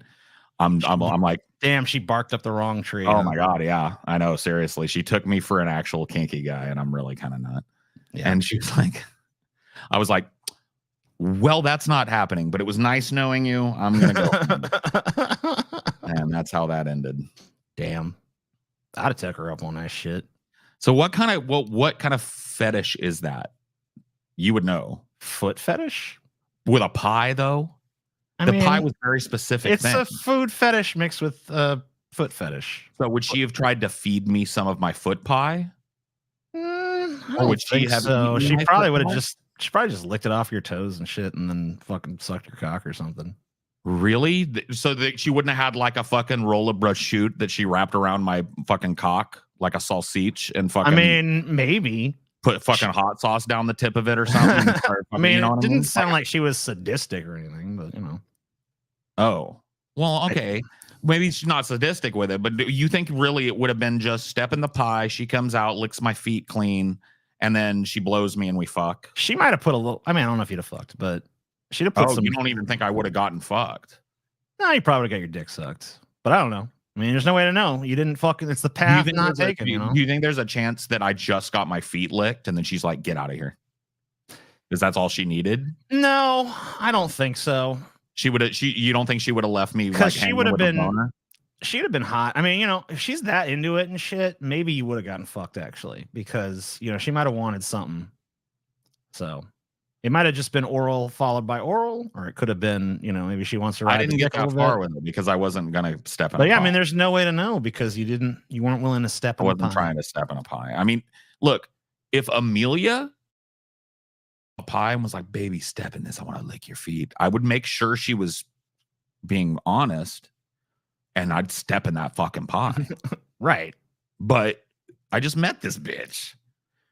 And you know what came in my head? Never trust a big butt and a smile to bring it all back, dude. Poison. Might have fucking, dude, you're taking it soft, TJ, because you're trying to defend the kink community. You know it could have been the first step in a goddamn Rube Goldberg machine of fucking sexual torture. You know it too. You know it too. I mean, it's always pop. Man, look, you got to roll. Why wouldn't she let me come in? Why did it have to? Why the ceremony? Why, you know what I mean? Like, you have to respect the ritual, Paul. Like, if she'd have got me there and been like, "Can I fucking lick your feet and smear some stuff all over your feet?" Why did I have to step in the pie? Like, there was a whole staged process. Here's how it will happen. That will leads do me to this. think that, like, she got to step 4 to get me in the door. What's step 8? All right. And in this part of the procedure, the horse dick gets rammed up your ass. I'm like, no, man, no, I'm not going to go on that roller coaster. I just want to fuck. Thank you, though. 20 men were waiting inside for you. They're like, don't worry, soon the piggy will arrive. I'm not trying to judge. I get it, Alice Sands, different strokes. I get it, but like that applies to me too, right? That ain't my stroke. Wrong stroke. Roll the dice. Step in the pie. Well, if it happens to me again in my future, I'll step in the pie and I'll let you know how it works out. You may never hear from me again, but so police department, the Kent Police Department got some attention recently for releasing a computer-generated sketch of a burglar that a lot of people have been making fun of. I don't see if you can spot why people are mocking this. What the fuck is that? People were asking if 2002 Nintendo 64 character. That's what that looks like. Yeah, people were asking if this dude robbed the Wii bowling alley. So, oh my god, bro, what is that? Paul Tide bent over, being spanked like the naughty piggy he is. I passed on that one time too. I got fucking hard recruited into that shit too, and I passed. Oh yeah, I remember that. Remember Buffy and the butt whipping? Have you ever heard of a thing like that? Where it like doesn't, like, people get together and it's a normal party and people are like playing the guitar by the fire and there's a bartender and then it just like at some point and it's like, then well, the mood changed. Yeah, at some point it's like, well, this is a BDSM dungeon now and we are whipping ass up against the wall and we're doing nipple play and we're fucking, every room has got people fucking. Have you ever been to something like that? No. Fuck. All these up the wrong fucking tree, didn't they? Yeah. They gave you all the experiences that they should have given me. See, I thought people like you have been to shit like that. You've never been to like a fucking mansion party that was like a free fuck thing, kind of? No, I've been to things that were like, we are coming to do BDSM stuff and we are going to have BDSM. And I've gone to things that are like a normal party, but I've never gone to a party that started off normal and then suddenly. Well, I feel like everybody there, I felt like I was the only one that wasn't in on it. Right? I feel like everybody there was told this is going to be a sex dungeon party, whatever the fuck, BDSM scene. Yeah.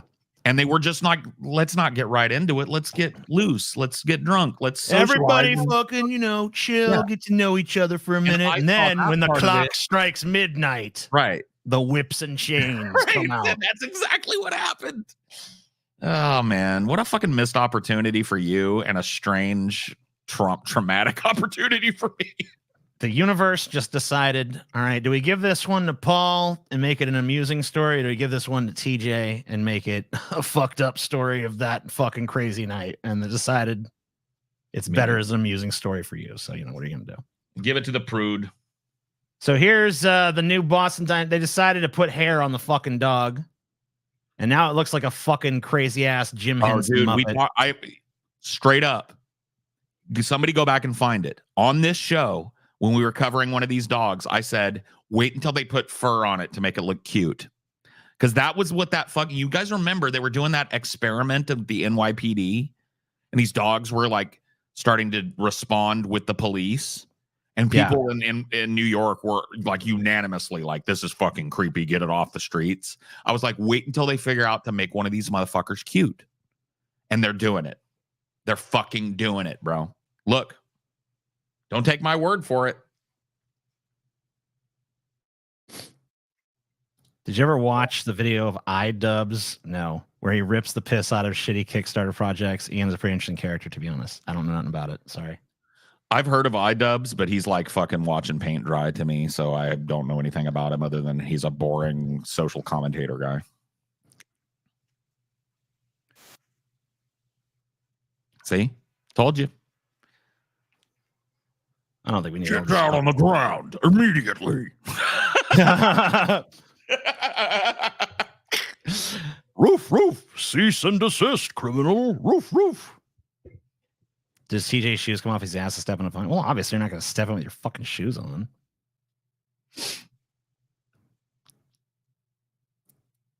It looks like a fucking Jim Henson puppet to me. It's a nightmare come to life. It's an uncanny valley nightmare dog, and it's horrifying. And they haven't made it cuter. They've made it more disturbing. I prefer the one on the right. Vastly. Yeah, it looks cuter as a fucking robot. It does.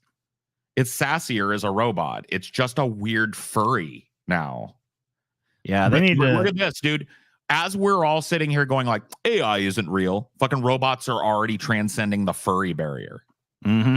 Already we got robo furries now. Robo furries, already a thing. Didn't take long. And just like the real furries, putting the suit on makes them look infinitely worse. I don't know what everyone. There's a lot of people out there that have this like conspiracy theory about Boston Dynamics that it's all CG, despite the fact that these fucking dogs have literally been like filmed at conventions and are being deployed out into the world. Somehow it's still all just a bunch of CG.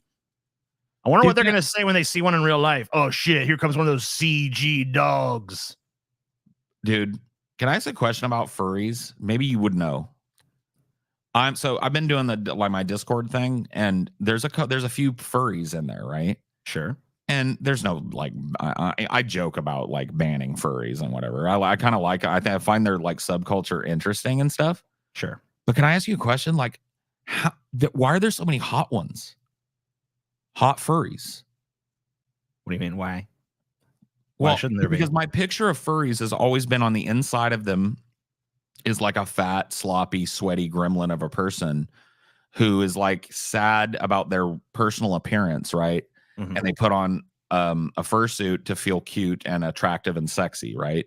Yeah. And that is just like the two people that I'm talking about that I know. One's a woman, one's an NB, and they're both fucking hotter than shit. And they're furries. Mm-hmm. And I'm just like, why would you put a suit on hot? You know what I mean? Like, why would you put a big mascot suit on hot? You know, it's their body, so I'm not judging them for it. It just doesn't make sense. And I thought maybe you would know. Yeah, I think the East is right on this. It's escapism and stuff, going to attract all sorts of people, hots and uglies. I think that's right, basically. I don't think I was just probably pretty bigoted. I think it's like ugly people. I think it's like a biased sample. Probably you just happen to have two hot furries on your server. But, you know, I think probably they run the gamut in terms of like physical appearance and stuff. As a furry in your Discord, Paul, I'll answer this. I genuinely don't know. I'm just a fat, ugly girl. Oh my God, don't say that about yourself. You're probably not true. Probably. But a lot of the furries I've seen aren't really that ugly. Whatever. You're probably not ugly either. Don't be so down on yourself. I didn't mean to be mean about it. I was just saying like there's a couple of chicks in my server, or a couple of people in my server. I keep misgendering an NB in my server, and it's gonna have to stop at some point. What can I do? Them, Paul. They them. It's a they. Put a fucking get a little jar. Put a nickel in the jar, dude. I'll start doing it. Yeah, and donate it to like the National NB Fund or some shit. Yeah, and just get you a little jar, man. Because I really don't want to make people feel bad, and I'm trying to be inclusive and all that fun stuff. Because I'd rather do that than like argue about it and have a space where those people didn't feel comfortable to be. But like, man, I do it all the fucking time. Yeah, well, usually if people see you trying, they don't give a shit. More than 2,100 people have been arrested during pro-Palestinian protests on U.S. college campuses. A little video here. I don't know what it shows.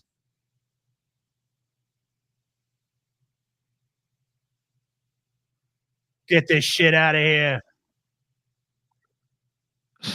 None of this. Bro.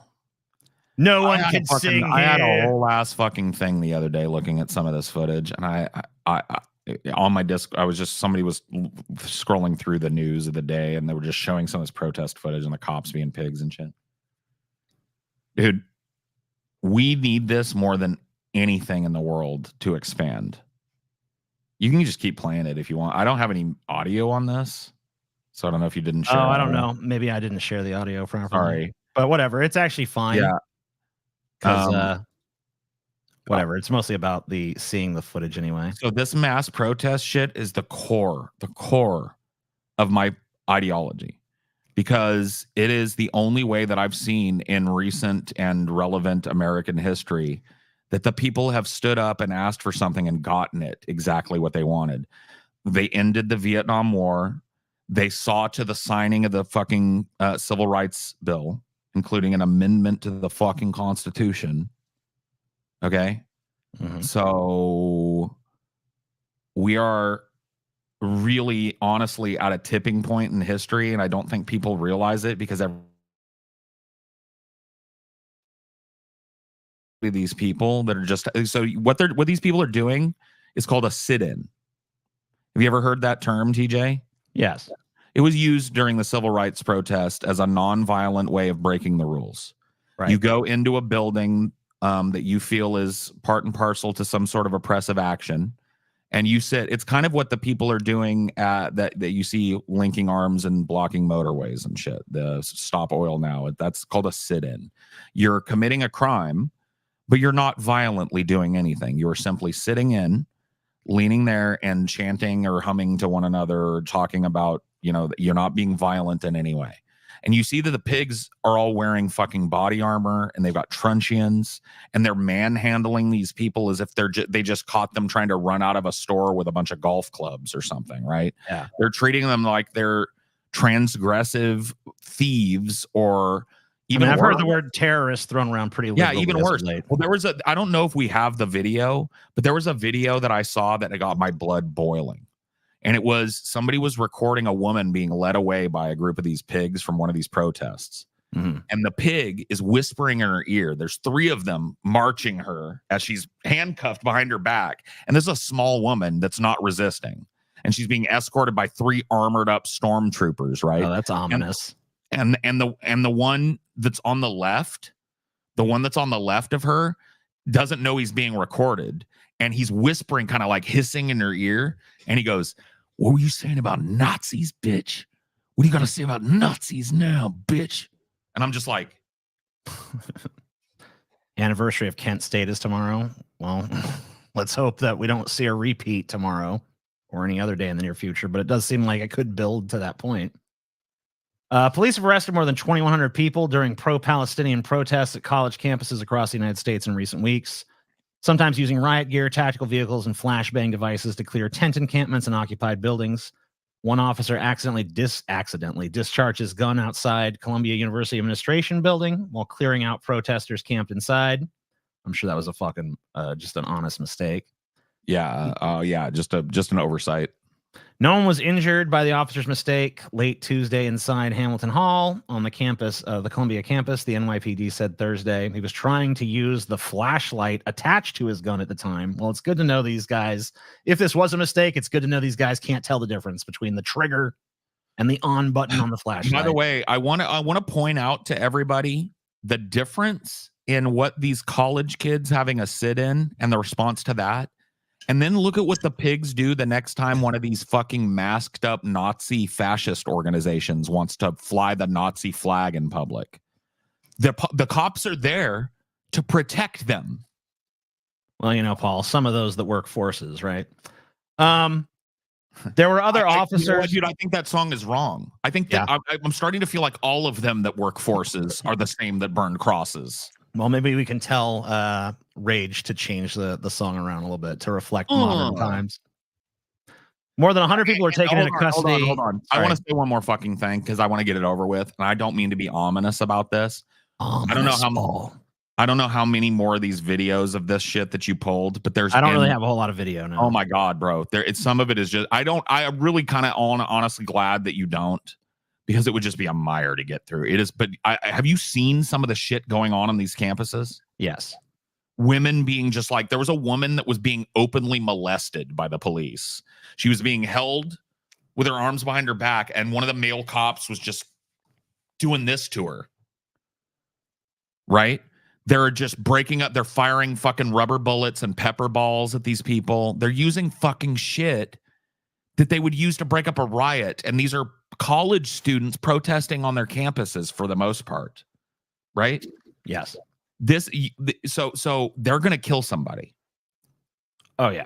And I said this 2 days ago, and I'm standing by it because this shit is escalating. I said, and I will stand by it, if this keeps escalating, if this keeps spreading, and these people don't break under the pressure of being arrested and released with no charges over and over again, because that's exactly what happens,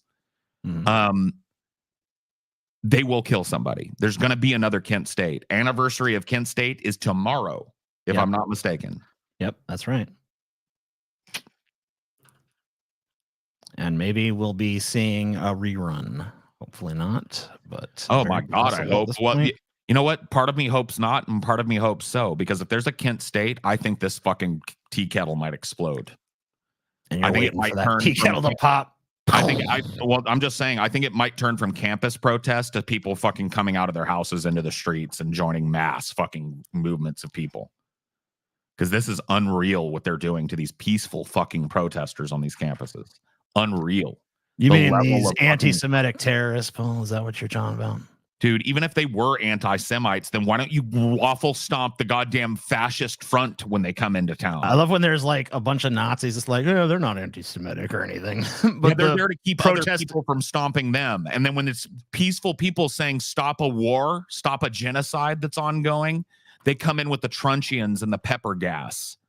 Yeah, and it's amazing how quickly all the free speech warriors on the right have immediately turned they into flipped the script on this. Get these fucking Palestinian people out of here. They're all agents of a failed Looks government. like these terrorists are about to learn a lesson, you guys.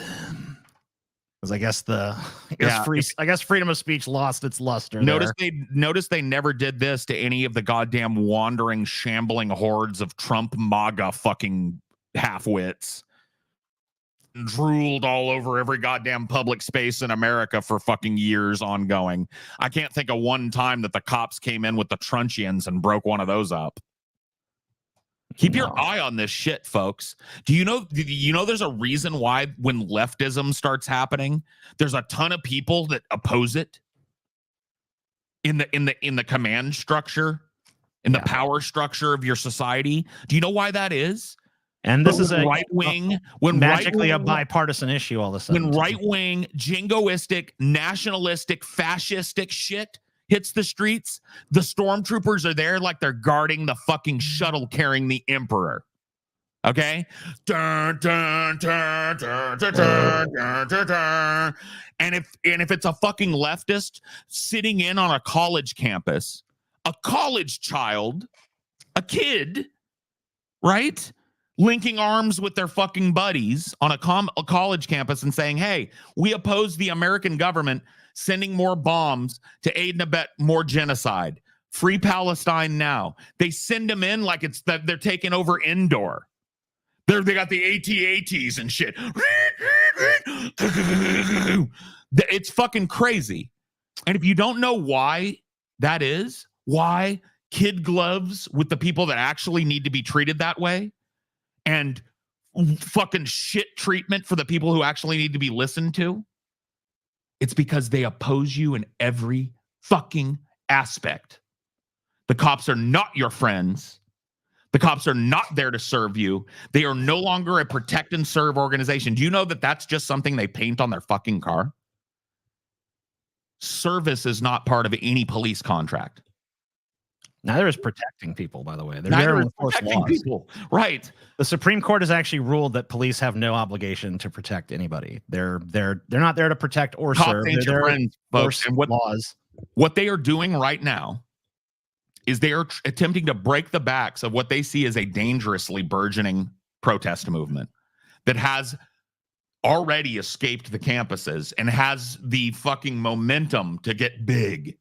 And you know why they oppose that so vehemently? Because it threatens capital. Because it is the only thing that we can do to twist their fucking arm is shut someplace fucking down. Yeah, and the end of the day, I mean, this was pointed out. I'm not the originator of this fucking thought or sentiment by any stretch of the imagination, but far right-wing ideology does not inherently threaten capitalism. Left-wing ideology does. So think about this, dude. So the people who are the moneyed interests have a pretty decisive stance on this. What is their fear, right? What is their fear? Their fear is a that unified populace that decides to unfuck itself through whatever means necessary. Yep. Their fear is that this growing group of mostly college kids and political activists begins to include everybody. Yeah. And that a unified social justice / anti-war / pro-union sentiment might be parked in the National Mall, because you know what? All the shit that they're using in Kent State, or I'm sorry, Kent State was, I keep calling it Kent State. With all the shit they're using on college campuses now, right? They don't have enough rubber bullets for if 2 million people show up in the National Mall. Well, they'll stop using rubber ones at some point. Yeah, but that's the thing. They can't massacre 2 million fucking people. If they do that, they delegitimize themselves. You got to pull up Biden giving a statement on the protest. That is actually one of our goals tonight. That I believe is our, I think that's our second goal of the night, which we're pretty close to meeting. We've already met our first goal pretty comfortably at this point. We are on our way, very close now. I think we're $70 away from our, I think our Biden goal is the 300 goal. I'll check on that in a minute. After violent night at UCLA, classes canceled. UC president launches investigation into response. UCLA was reeling Wednesday after hours of violence that unfolded overnight at a pro-Palestinian encampment, heightening concerns about the university's handling of the protests over the Gaza war and the future of the camp. Just before midnight, a large group wearing black outfits and white masks arrived on campus and tried to tear down the barricades surrounding the encampment. Campers, some holding lumber and wearing goggles and helmets, rallied to defend the site's perimeter. Over several hours, counter-demonstrators hurled objects, including wood and metal barrier, as the camp and those inside. Fights repeatedly broke out. Some tried to force their way into the camp, and the pro-Palestinian side used pepper spray to defend themselves. Fireworks were also launched into the camp. The attack went uncountered for 3 hours until dozens of officers from the California Highway Patrol, LAPD, and other agencies arrived and restored order. The slow response sparked criticism. When there's a group of pro-fascist, pro-capital Zionist students that decide they're going to fire, and by the way, when TJ says fireworks, he doesn't mean the ones that you get on the roadside in Utah. He means legit large fucking fireworks that you have to have a permit to fire off. Full scale ones that you watch in the sky. I heard they were firing it into them. Spears. Jesus Christ. They were firing it into the pro-Palestinian protesters. And this went on unabated for 3 fucking hours before the cops came in and quote unquote restored justice. There's been a dude, I started following him because he was one of the people in the Marilyn Manson community. And I'm not going to give this guy any like name rec or whatever the fuck, but you know, I saw that he was like a Trumpy, and I was like, well, whatever, you know, strange bedfellows. And so for a while I was like, whatever, you know, this dude posts some Trump shit every once in a while. Then the other day I logged on and I saw that he had a video of him being one of these counter protesters, like attacking the pro-Palestinian side. Like, he's like, yeah, I fucking went there and fought these terrorists. I'm like, well, unfollow, done with your ass. No fucking way. Almost said something, but I'm like, what's even the fucking point? Why waste my breath? We're all just launching our fucking mule. Like on social media, it's a mule into the void as the world collapses. Just don't even bother. You know, I haven't for fucking over a year now, and it's fuck. I haven't missed it, bro. Over several hours. Yeah, I mean, we already read the story, so we know what happened here. But I gotta tell you, man, I'm not trying to be the fucking old hippie grandpa or whatever, but there's a moment in time that you have to capture, and if it passes, it never comes again. This is that moment. I believe it is that moment. And a mass movement of people needs to start happening. Like I said, dude, I'll fucking hit the streets as soon as it hits the streets. Okay. And I may go to one of these fucking campus protests if a large enough one fucking erupts near me. I've got a state campus that's near me. I just haven't heard of any significant protesting going on there. So But here's a fun little story. I think it's fun anyway. But it's a strange moment of solidarity between the two camps of protesters. There is a pro-Israel, pro-Trump side. There is a pro-Palestine side. And both of them have at least found one issue that they can agree on. And it's kind of it's kind of beautiful to see solidarity between two rival factions in the midst of chaos, right? No.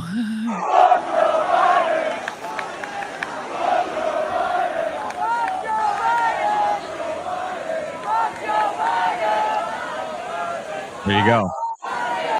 So they both agree on That's one not a good thing. sign.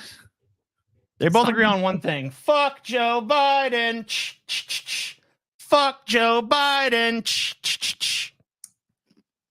That's crazy. Both sides of the protest, no matter, I mean, these people fucking revile each other.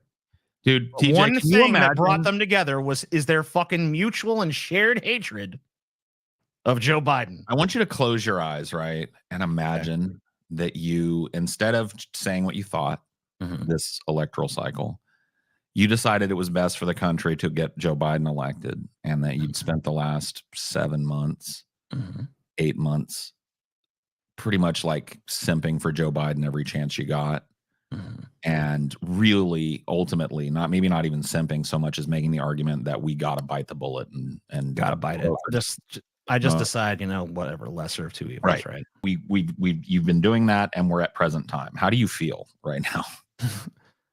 How do I feel the moment that I turn on a video and see two sides of a protest that fucking can't agree on jack shit, agreeing on one thing and one thing only, which is fuck Joe Biden? Yeah.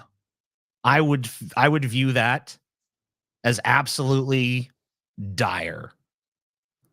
I would view that for his as electoral chances, right? I would basically be like, is this a lost cause? Is the advocacy for this now just functionally useless? Do I need to just transition to preparing for the fucking Trump administration? I don't know, man. People seem to be real fucking ass mad that I never joined the chant, because guess what now? There's a lot of them that every day they want to say some shit about Joe Biden, and they're holding it back. Because, my dudes, this might hurt his chances electorally, my guy. So I'm just going to kind of like avoid this one here, and we'll just talk about this based thing that he did.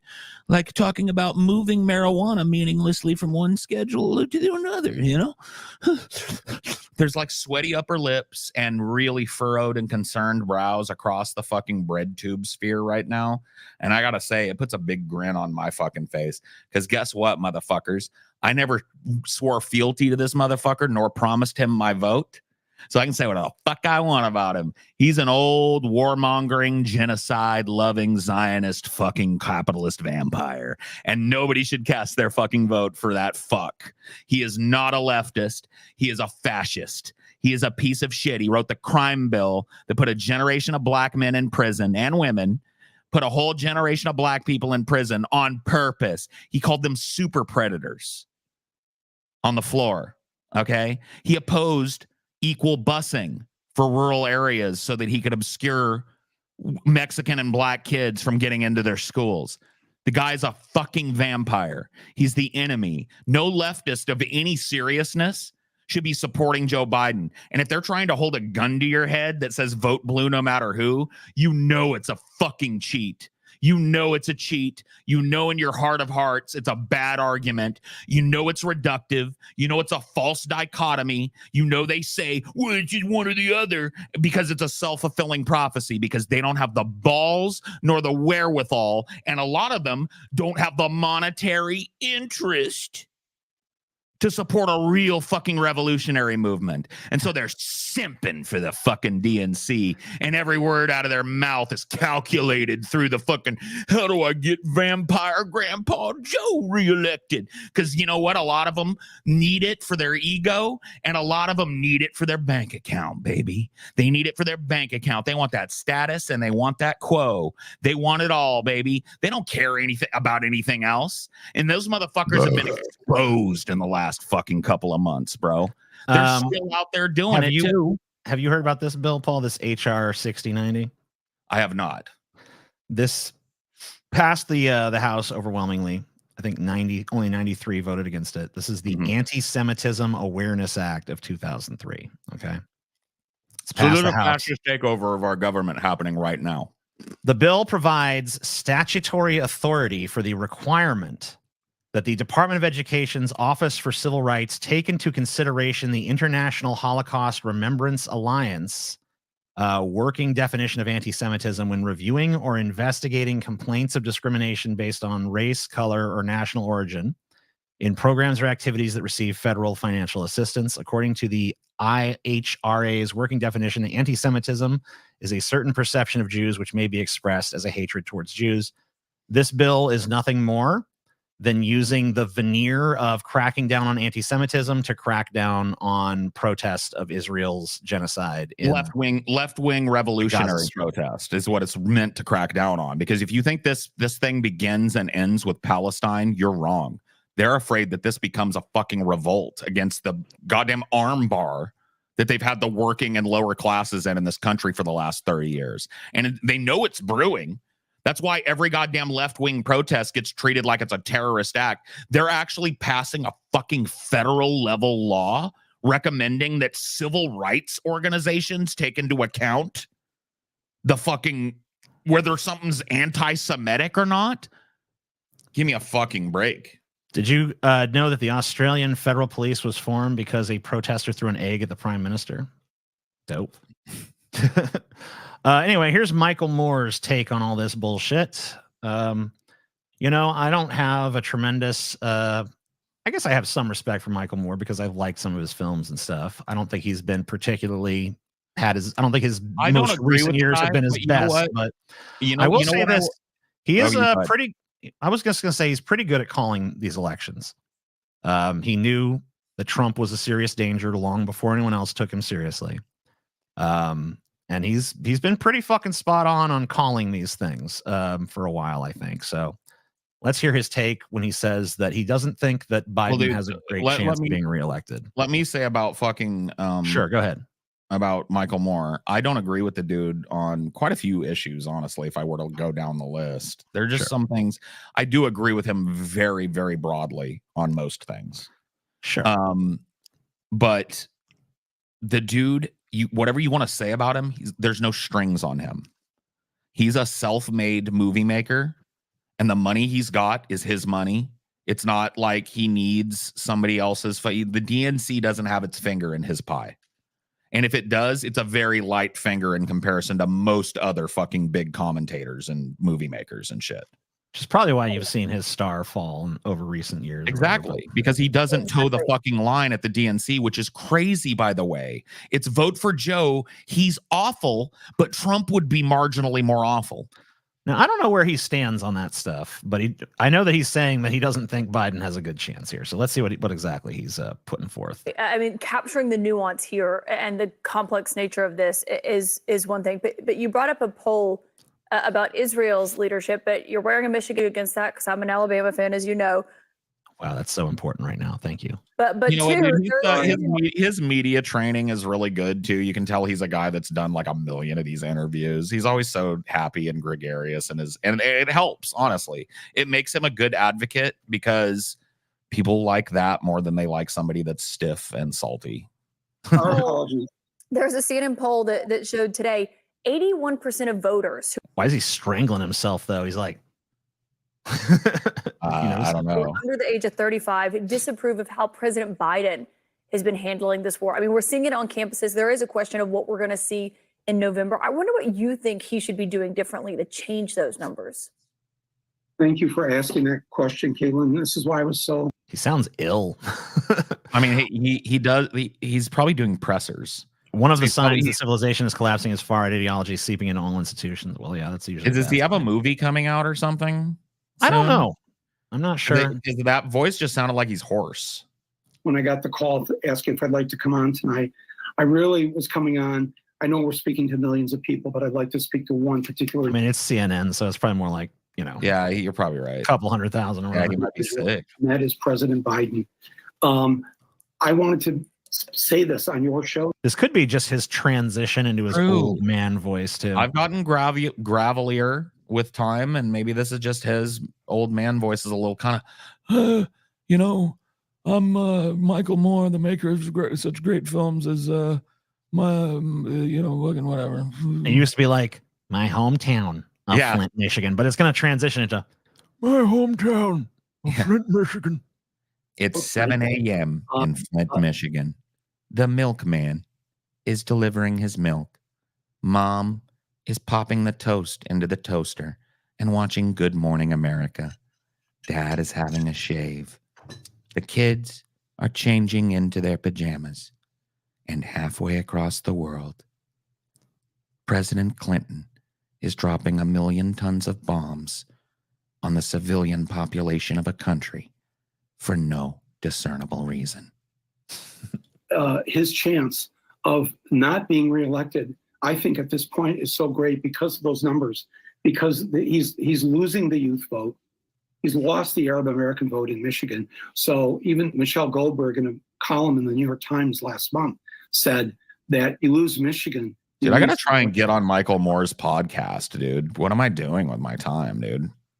Yeah, Hey, let's guys, get going there. Everybody go to Michael Moore's podcast and find out where the fucking info or at contact Mike or whatever, and tell him, have Paul Zigo from Deep Fat Fried. He's a leftist and a labor advocate, and he really wants to talk to you.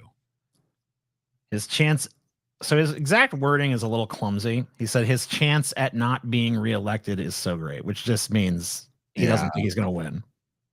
I don't know why he just didn't say, like, I don't think Biden can win this. I don't know why he chose this very clumsy phrasing, but whatever. I am fighting to make sure that doesn't happen. I am trying to save Joe Biden because as soon as he does the right thing, as soon as and if you're listening, watching Mr. Biden, fellow Catholic, although some will say recovering in my case, but still, we are Catholics, and the Pope is right on this. We need an immediate ceasefire. It is wrong. A mass slaughter of innocents, of children, of women, of the elderly is a sin. It is absolutely against what we believe in. I know you know that too. I know that's why you're not really happy with I hate when there's an appeal to the better nature, the better angels of someone's nature, when you know that that's just not there. Joe Biden has no better angels. I love that I love that the way this plays out from media perspective, because Michael Moore probably is keen enough to know that Joe Biden is not going to take this plea for sanity.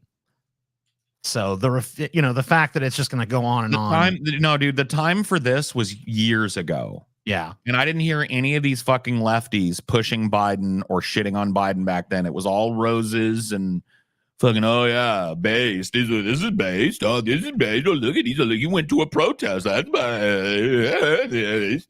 And now he's sitting on a fucking genocide that's just getting more and more putrid by the day. And you've got to find a way to somehow advocate for voting for him. Well, you're kind of shaking your finger at him. Shame on you, Michael Moore. Shame on anybody that's still carrying the bucket for Joe Biden. Because you know what? You own this then. Because he ain't going to change his mind. Not because of some fucking poll. You think this motherfucker has a shred of decency left in him? He's the president, bitch. We got to rein in the sociopath. That's the only way to do it, because he's out of control now. He's the doing material this. Conditions were not conducive to stepping in the pie, my dude. True. I'm just saying. I think from a media standpoint, Michael Moore is actually being pretty savvy here, because I think whatever. Fuck the media, man. I think what he's really saying here is, I think he's basically just trying to be like, at some future date, he can be like, and I tried to reason with Joe Biden. I tried to tell him my best. Right. And then Joe Biden. Unfortunately, the genocide continued. But it's just like, I got to tell you, when that moment comes, I'm not going to forget that while the genocide was still fresh and ongoing, you were doing this bullshit. Going like, hey, as a Catholic, that motherfucker doesn't care about Catholicism. He holds that up as a way to fucking get himself elected and get himself passed on with the Christian conservatives that will vote for Joe Biden because he's an old religious white man. So go fuck yourself, and go fuck yourself if you're any kind of commentator still carrying buckets of water while Joe Biden is producing buckets of blood in Gaza. But You're a piece of shit in my book if you're still supporting this man and supporting the continued support, like the continuation of the status quo over a real fucking protest movement. Because I'm not going to call any names, but I've seen some lefties wagging their fingers at these protesters. Oh, this is performative. Okay. Performative bullshit. And you can stop. Shame on you. Shame on you if that's you. Shame on you if you're in the comments saying that. Shame on you. At this point in time, there's right and there's wrong. And it's clear stopping what's going on in Gaza is right. And its constant continuation and escalation is wrong. And if you're on the wrong side of that, examine your politics, motherfucker, because it's 101 to me. You shut it down. Doesn't mean we're not going to support Israel, protect Israel. Absolutely. All of that. But that's not what's going on here. It is a mass slaughter. It's madness, President Biden, and you know this.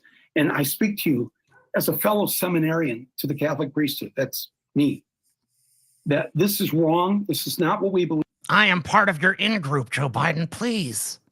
As another member of your in-group, please. I'm part of your mostly wealthy white in-group of media Catholics. Joe, and even I am telling you, don't do this, Joe. It's bad. You're a naughty boy, Joe. Don't do it. Oh, yeah. You know what? Let me take a lap real quick. I told you so, too. I fucking told you so way before this fucking shit. I was already refusing to vote for this motherfucker because you know what? I know a fucking corporatist military scumbag when I see one. I was asking before Joe Biden was even locked in as the candidate in 2020. Okay? I was asking, or in the 2020 cycle, I was asking, like, why is a warmonger up there? How long do you think it'll be before Joe Biden has embroiled us in some international war bullshit because he's boned up for it? The whole DNC has been forever. And sure enough, here it is. The end goal of that has happened. And none of you fucks want to account for it. So you know what? I'm just going to take my lap on my own.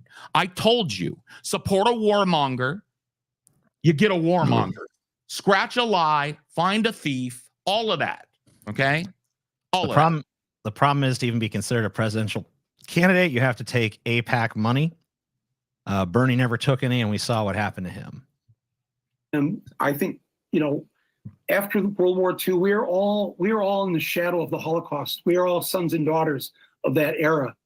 And what did we want to do? We wanted to make sure that no Jew would ever have to suffer again or be killed again. And so, oh my God, you do not have to defer. You do not have to defer to the Jewish desire to not be fucking exterminated in the midst of them perpetrating an extermination. Home, but the land wasn't taken from the Nazis, the Germans. We didn't give them Bavaria. We took land from people. This is crazy talk. This is fucking crazy, dude. The people that are fucking putting this together with World War II and trying to, what if this wasn't in the middle of the fucking Levant? What if this was Bavaria? You guys are fucking crazy. You need to stop thinking that not supporting what Benjamin Netanyahu and his right-wing lunatic government is doing is somehow tantamount to supporting. You know what I mean? Fucking give me a fucking break, bro. This is bullshit. You're coddling the delicate egg-like feelings of Zionists in the midst of them perpetrating the most fucking god-awful genocide of my generation. Period. At Auschwitz, not a single Palestinian historically ran the Spanish Inquisition. Not a single Palestinian turned away boatloads of. So are you saying that fucking the Spanish Inquisition would be a reason for us to do this to Spain? Yeah, like, I don't understand because, like, I mean, I get that he's trying to say, like, the Palestinian people historically have not, like, been the ones transgressing against the Jews. But even if they had been, this would still be equally fucked up because some ancient history is not justification for, like, slaughter now. I'm confused, man. What is this? See this? I'll tell you what this is, guys. Why is this so weird and confusing? This is the left-right shuffle dance you have to do to still be straight-faced telling people to go vote for Joe Biden while trying to wag your finger at his administration at the same time. This is what happens when you can't speak freely. The Michael Moore that I knew would be going like, Joe Biden will lose to Donald Trump if he does not stop this genocide immediately. This is fucking ridiculous.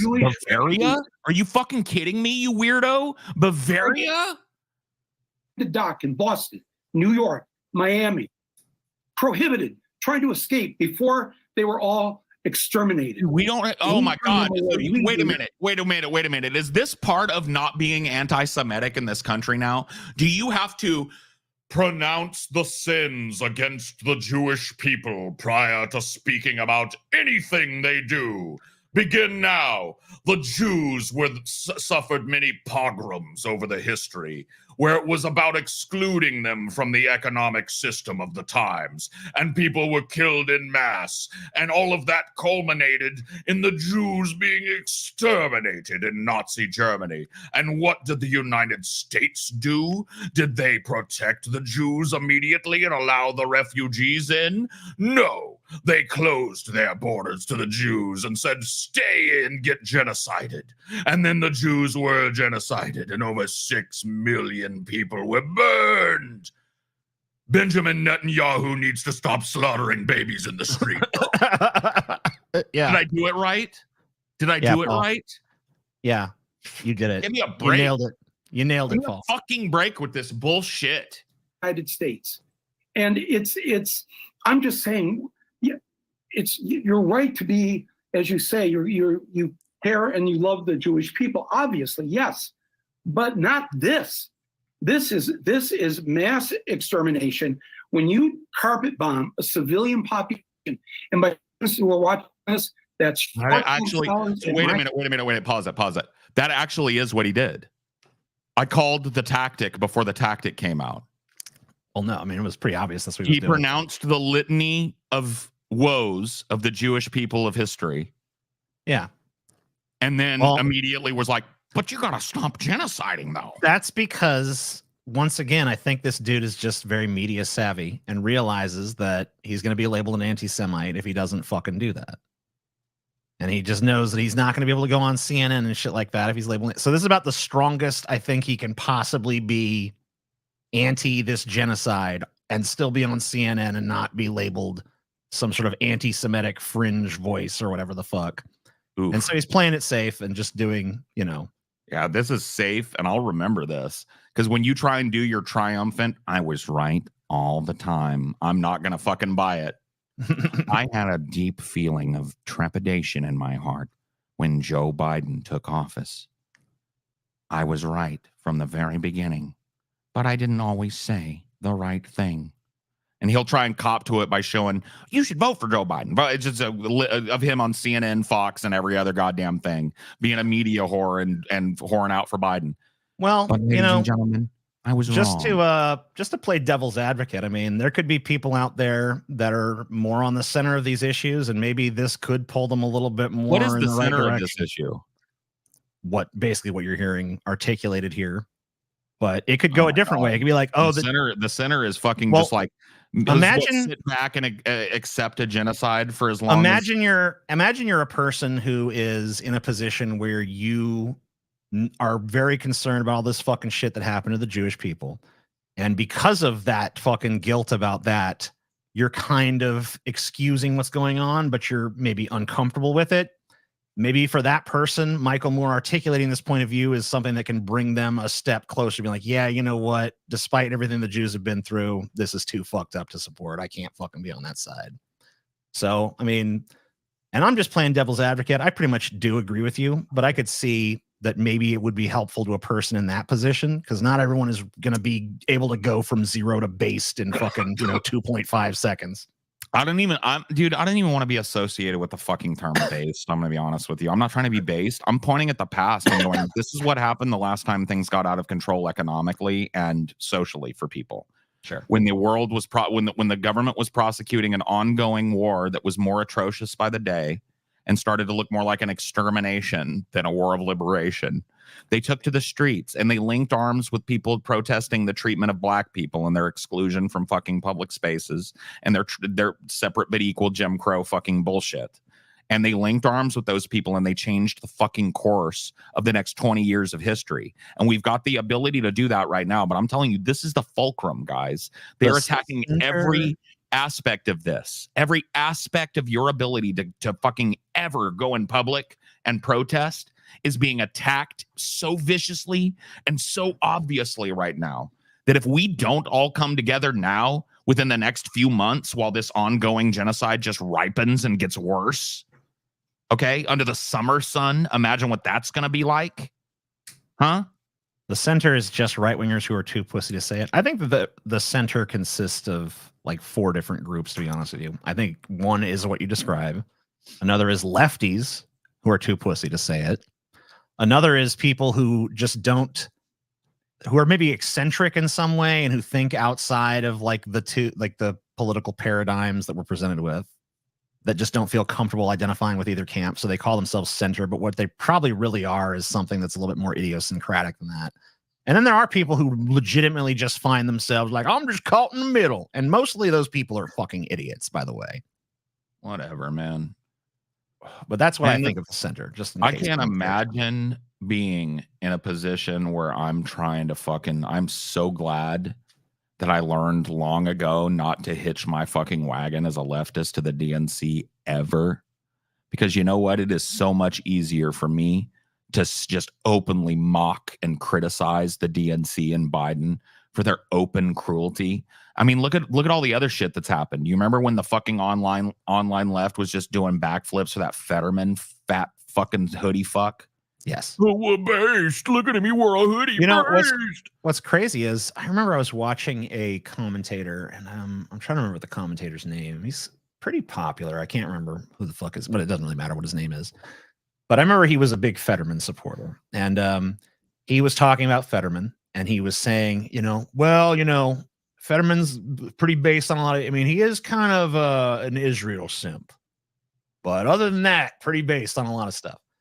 Well, him being an Israel simp turned out to be way more relevant than you anticipate. Yeah, and that is, by the way, the implications of Israel simp. That's a real dressed down way of saying a person who has a geopolitical worldview that includes supporting Israel no matter what it decides to do. And most of the stuff that he was supposedly based on at the time, he has rolled back tremendously. Like he literally has multiple tweets describing himself as a progressive, but then he took off as he's like, progressive? Fuck that. I ain't no progressive.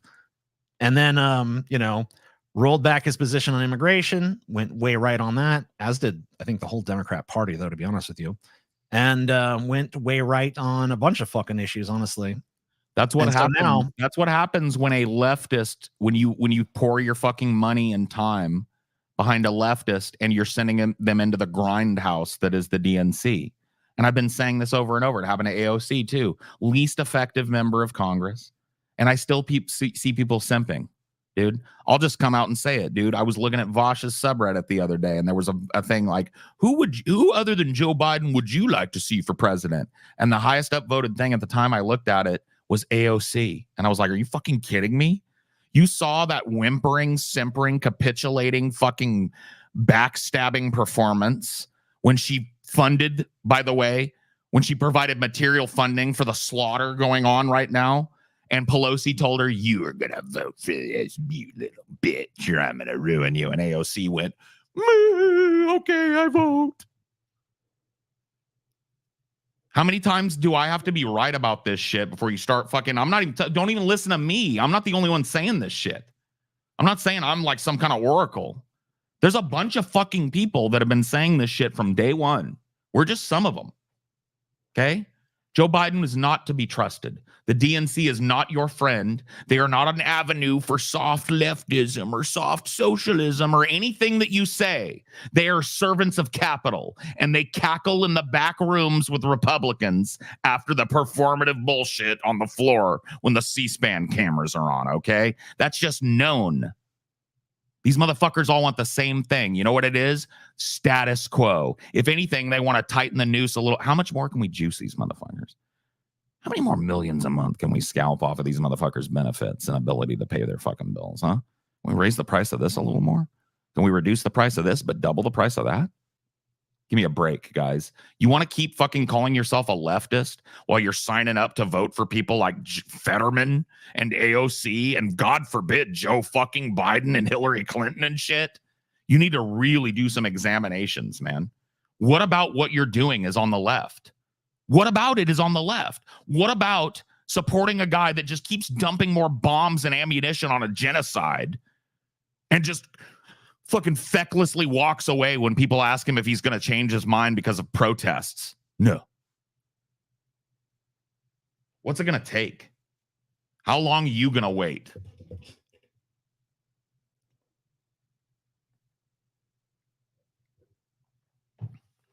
You call me a LARPer. You're the fucking LARPers. You want to talk about all kinds of esoteric leftism when it's not electoral season, but when the chips are down, you want me to vote for a right-winger like Joe Biden? An IPAC stooge? Right-wing IPAC stooge is the guy I got to go vote for as a leftist. Fuck yourself. That's my choice. I choose nobody.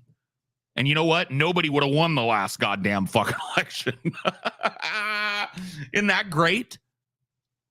Think about that, motherfucker, before you bark up my tree. Nobody won the last election. Give me a break, dude.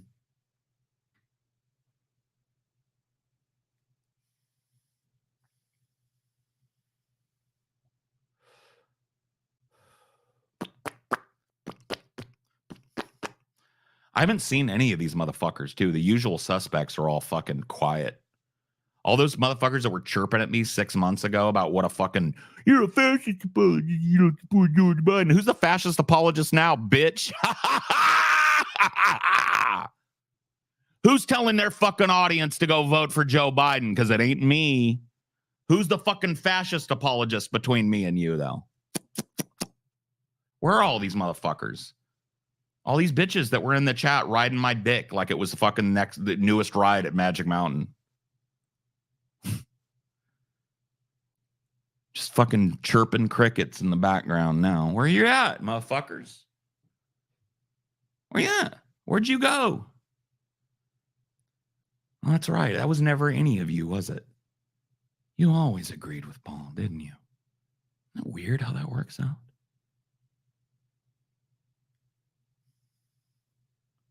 No, we're not fucking doomed, dude. If you take away we're doomed from what I just said, you didn't listen. You added your own fucking scoop of ice cream on top. We're not doomed, but we need to take the reins now. And we need to right the course now and start undoing some of the damage that's been done to your civil rights and the country and the environment and the oceans and the air. We need it now. Reverse. Sounds like terrorism to me, Paul. Why are you a terrorist? Yeah, where are you at? Paul was right. Dude, am I wrong to fucking... Is this something that you feel hard done by sometimes when you make a call and then everybody tells you you're a retard? Because I know it's happened to you. Oh, yeah. I mean, whatever. How do you feel when it actually comes to fruition, though? Because you've done the same thing. I know that you get in those kind of vociferous arguments with people and shit on your Twitter and in your whatever mediums you use, right? I know you're doing that. Sure. So do you ever feel hard done by when those people just disappear when it's evident that you were right all along? No, not really. Why? I guess because by the time I'm right, I'm more focused on either the things that are currently happening or the things that I think are going to happen next. Well, right now, the things that are currently happening are I was right about Joe Biden. He's a fascist warmonger piece of shit. I don't know. I just don't seek much. I don't really give a shit about being vindicated to idiots. So whatever. And I wish my ego was that shored up with nice fucking Marcus Aurelius style stoicism, but bask not in the appreciation of morons. I guess you're right. Amen. I'm gonna go take a leak. You go ahead though. First of all, before you take your leak, I want to just know what you think about this headline. Whistleblower Joshua Dean, who raised concerns about Boeing jets, dies at 45. Didn't this seem like this just happened? Didn't a Boeing whistleblower die like a month ago? Did you not find that too? Because chat didn't this just happen? Is this new? This is new. Today. No, I'm being sarcastic. Yes, it did. This is a brand new story about yet another Boeing whistleblower. Am I wrong? Did not another Boeing whistleblower just die recently? Yeah. Yes, he did. Guys, the takeover is happening, right? I don't mean to be the conspiracy nut, but the takeover is happening and it's real and it has nothing to do with trans people. It is literally like fascism is trying to stamp out your constitutionally protected civil rights, and they're trying to do it piece by piece. and they're doing it openly and in your face and nakedly and under a Democratic fucking goddamn fucking administration. Joshua How much Dean, more a do you need to see? former quality auditor at key Boeing supplier who raised concerns about improperly drilled holes in the fuselage of 737 MAX jets, has died. Dean, 45, died on Tuesday morning, his family announced on social media. His family told NPR on Thursday that Dean had quickly fallen into critical condition after being diagnosed with MRSA bacterial infection. Okay. He was airlifted from a hospital in Wichita, Kansas to another facility in Oklahoma City, but medical teams were unable to save his life. The fuck is MRSA bacterial infection? Let's take a look. I'm going to get to the bottom of this shit really quick. MRSA bacterial infection. Methicillin-resistant Staphylococcus aureus, caused by a type of staph bacteria that's become resistant to many of the antibiotics used to treat ordinary staph infections. Most MRSA infections occur in people who've been in hospitals or other healthcare settings, such as nursing homes and dialysis centers. When it occurs in these settings, it is known as healthcare-associated MRSA. Seems like a crazy thing for this 45-year-old guy to just suddenly have out of the blue. I don't know. Maybe it'll explain more about how exactly they think this happened. Now federal investigators are looking more closely, blah, blah, blah, blah, blah. Dean is the second Boeing-related whistleblower to die in the past 3 months. In March, John Barnett, 62, died in Charleston from what appears to be a self-inflicted gunshot wound, the local coroner said. At that time, Barnett had been testifying in his retaliation lawsuit against Boeing. Police in Charleston said they are still investigating his death. Let's see. Dean rapidly went from being healthy to hospitalized. Dean's mother and stepfather described him as a studious and honest man, a health nut who rarely drank and attended church regularly. His career was helped by his prodigious memory and attention to detail. He started feeling sick around 2 weeks ago. Stayed home from work a couple days, but things got worse. Sunday is when I got a call from him, and he was really sick, having trouble breathing. Said he went from an immediate care, and they told him he had strep throat. He did call me a couple hours later, told me he was in the emergency room, and he was scared. They found something in his lungs. He tested positive for influenza B. He tested positive for MRSA. He had pneumonia. His lungs were completely filled up, and from there, he just went downhill. Seems a little bit sus to me, but hey, you know, I guess it could just be a coincidence that everybody who is testifying against Boeing just ends up dying in an untimely and fucking concerning manner. Right? Yeah, I guess that could happen. And he just happens to contract something that's resistant to all conventional medical treatments. That's convenient. If you're a person who, like, say, wanted this dude dead, that would sure be a convenient sort of infection for him to suddenly come down with. You know what I mean?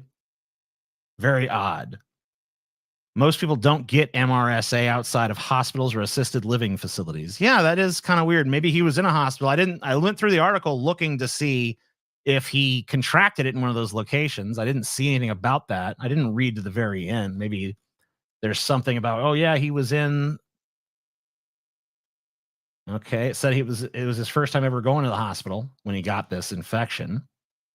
The doctor said he's never seen anything like it before in his life. Okay.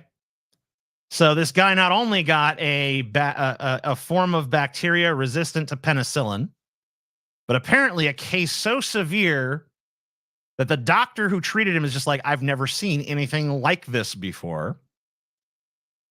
We're not sure what he died of. We know he had a bunch of viruses. So they basically, somebody at some point fucking, I mean, I'm getting into conspiracy territory here. Somebody at some point injected this guy with a cornucopia of fucking viruses to make sure his ass died. It's like, oh, okay. to the point where the fucking medical establishment takes a look at it and is like, I've never fucking seen this before. They killed him. No way. This is fucking extraordinarily suspect. And there's no mention here about how this guy might have contracted this. He was still going to work at the time, which means his employer still had access to him. It's a conspiracy to think they weren't behind it. Yeah, it's just like crazy convenient. It defies fucking belief to think that this guy, he testifies against Boeing fucking 3 months after another dude who was testifying against Boeing killed himself. All of a sudden, this dude comes down with some crazy penicillin-resistant bacterial infection that doctors at the hospital are like, we've never seen anything fucking like this before. So some kind of unique thing as well. He has multiple viruses going on at the same time, a bunch of comorbid symptoms, a bunch of comorbid diseases going on, working in fucking perfect tandem to dispense his ass from this world. And we're just supposed to buy that this is just a coincidence that's naturally occurring. I mean, there's a possibility. I'm not going to say that it's fucking impossible that this guy in this situation befell this fate, but God damn it, is it highly unusual? You know, Boeing's have been dropping out of the sky like flies. Yeah. And people who tried to warn us about that, warn us about what was going on at Boeing, are dropping off like flies as well. I mean, this is the second whistleblower in 3 fucking months. Like, what are the fucking odds of that? And they both die under fucking suspicious circumstances. One commits suicide the day after his fucking deposition. I'm gonna go fucking do my deposition against Boeing and then go back to my hotel and blow my fucking brains out. Okay. That makes perfect fucking sense. And then this guy, hey, I just happen to contract 1 million fucking random viruses all at once that the doctor's never seen before. Magic.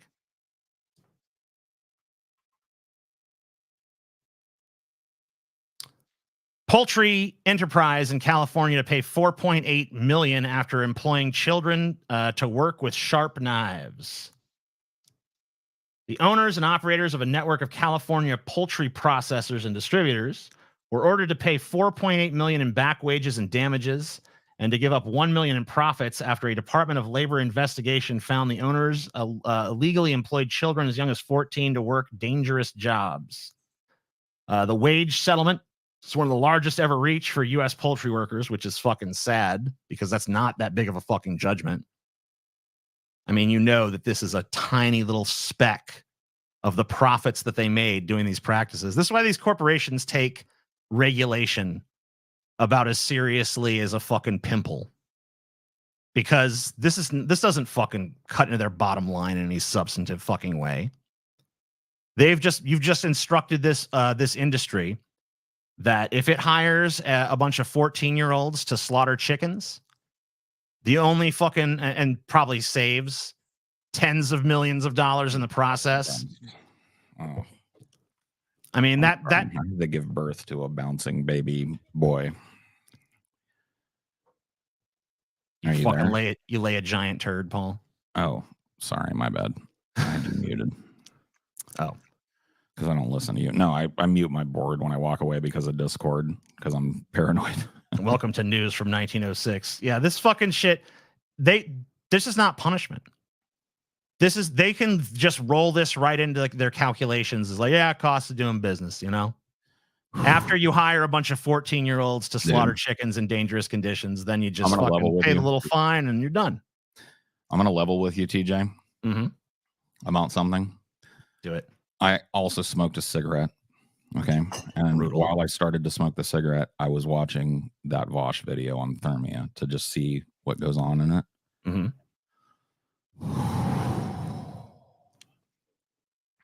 If we make that goal,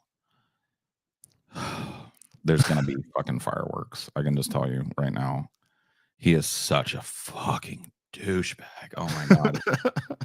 Oh, he drives me nuts, bro. I'm so glad that I fucking landed on just my initial instinct of hating his fucking guts, because I really tried to be nice to the dude, but that didn't work out.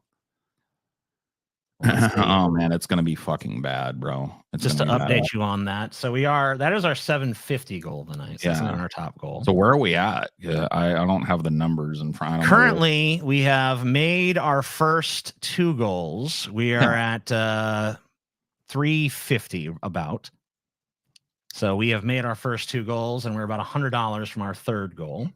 Yeah. So the 2 goals that we have met have been animal news and Biden attacks pro-Palestinian protesters in short remarks.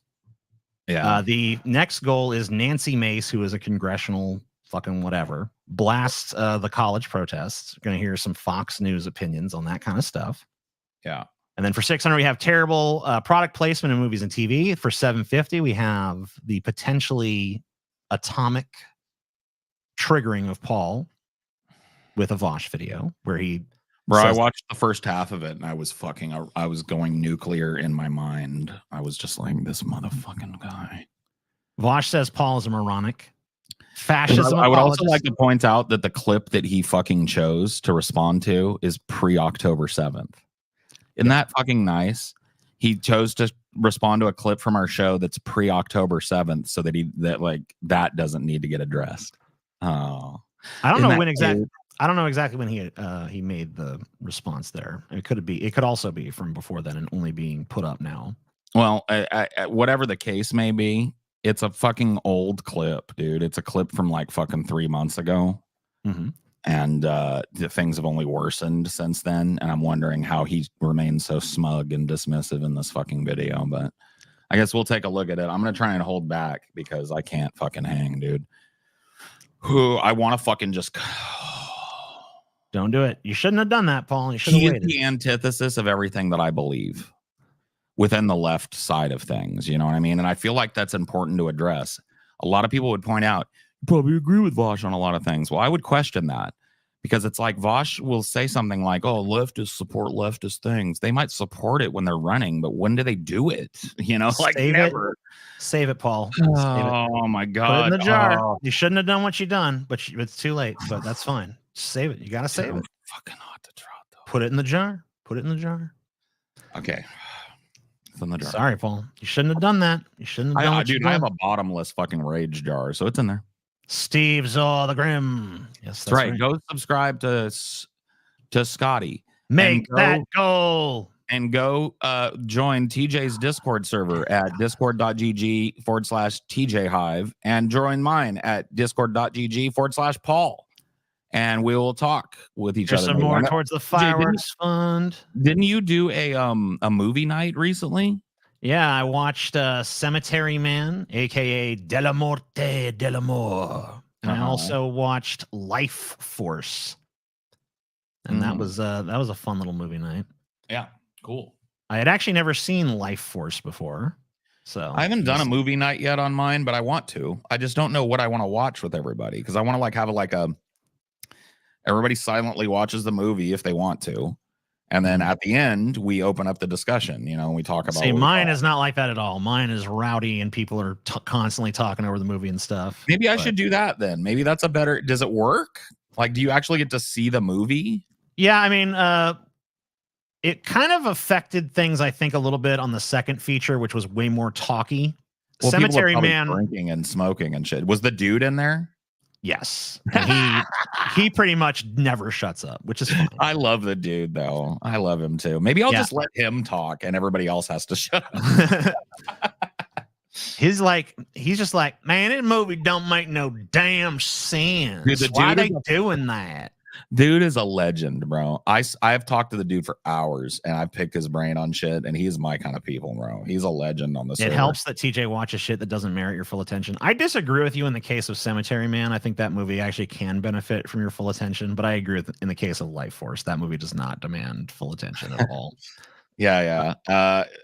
That's the thing. Like, I want to have an actual discussion. Like, I'm fine with ripping on a bad movie, but that's not what I want to do, though. I want to watch a good movie and then talk about it, you know. I think that, you know, usually the audience that shows up for mine, they're kind of there to enjoy a quote unquote bad movie, but you know, we're not like, they're not like, oh man, this is pretentious, or, you know, whatever the fuck. But anyway, drinking and smoking, 21 years of age, fighting wars, 18, working a job, 16 or 14, if you were to believe this story here, which I think you should because it's true. Giving birth, ageless. God bless America. And then heart, peace. Thank you, random person. Heart piece. Got it.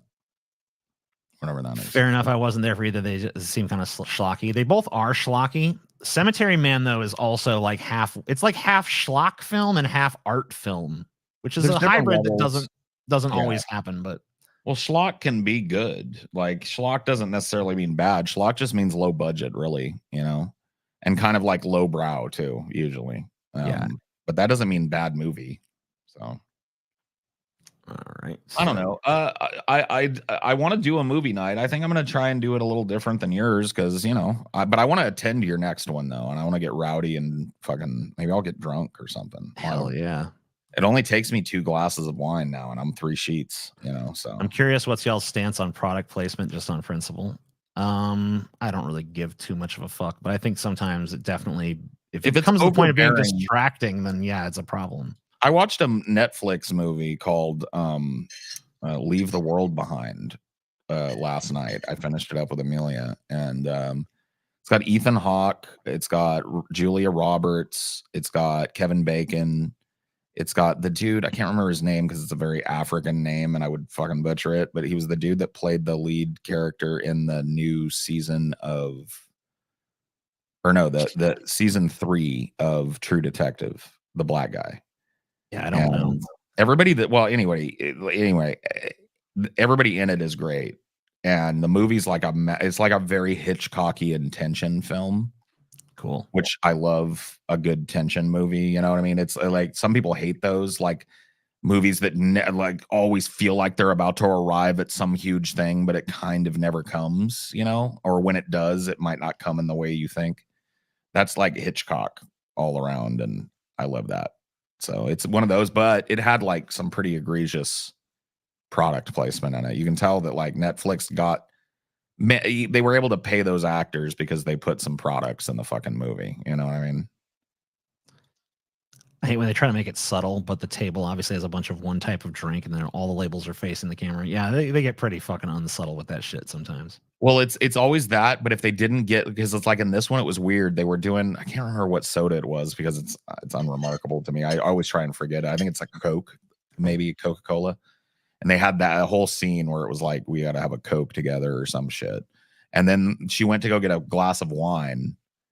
And the wine label was kind of turned to the side like it normally would be if it was just sitting on a counter because they probably didn't have a wine sponsor. You know what I mean? And so that one gets to look normal. But the other one, it's center. Oh, no. You know what it was? It was Jenga. The game Jenga. Oh, okay. There was like a whole sequence that was built around them playing Jenga. And in every shot of the Jenga tower, the Jenga logo was visible like, on the screen. You know what I mean? Play Jenga. And they got up and walked over and got wine, and there was no wine label, you know. Florida bans lab-grown meat, adding to similar efforts in 3 other states. Why? This is the most fucking retarded thing in the world because this might save humanity and allow us not to dine on cockroach. And these people are just opposing it at every turn for question mark. I don't know what the ethical fucking concern here is. A lot of them are saying it'll put meat manufacturers out of business. Good. That industry is fucking a slaughterhouse of horrors. It's a fucking horrible, horrible industry. And it's destroying not only our fucking moral rectitude in this country, but it's destroying the environment. So if we can get rid of that, good. Fuck these cattle ranchers. We need that land for other things. Let people live on that land. Let other crops be grown. You think these motherfuckers are just going to give up? Well, cows ain't profitable no more. Guess I'm bust. No, that's not what farmers do. They'll grow something else and let them do it. Florida is fighting back against the global elite's plan to force the world to eat meat grown in a petri dish or bugs to achieve their authoritarian goals, DeSantis said. We will What save our authoritarian beef. goal are you talking about, bro? They're making literal lab-grown meat that's indistinguishable from real meat. What's the goal? The global elites, Paul. Something, something, something global elites. That's all you need, I guess. I don't understand this at all. These motherfuckers are going to be bitching and screaming for this when they're sucking cockroach milk down and eating a roach protein bar and a cricket protein bar. I got a feeling that law will be repealed pretty fast when it comes to that point, but you know. Yeah, you think so? And once again, just like the people I was talking about earlier, none of these people will fucking be on record going, man, I was fucking wrong about that, dude. I was for it all the time. Why not grow meat? Ron DeSantis really thinks he's not a global elite. No, he knows he is, but he also knows that his voting base is fucking retarded. So they're against the global elite. So he has to pretend to be against the global elite and you really think the global elite, if they have any designs on the world, have anything to do with like forcing us to eat roaches? They want to make money, motherfucker. They don't care if it's selling cows or selling roach milk or selling lab grown petri meat. And it's becoming more and more fucking improbable that you live in an area that can get fresh fucking beef because it's become untenable in some areas. The drought is real, folks. Dust Bowl 2.0 question mark. A lot of beef fucking places are going under because the cows can't fucking hang in the heat. So what are you going to do? What's Ron DeSantis' plan to find 10,000 acres of grazing pasture for beef? Or 10 million? I'll wait. No, let's just oppose anything that would fucking like circumvent our need to have a cruel industry. Fuck these people.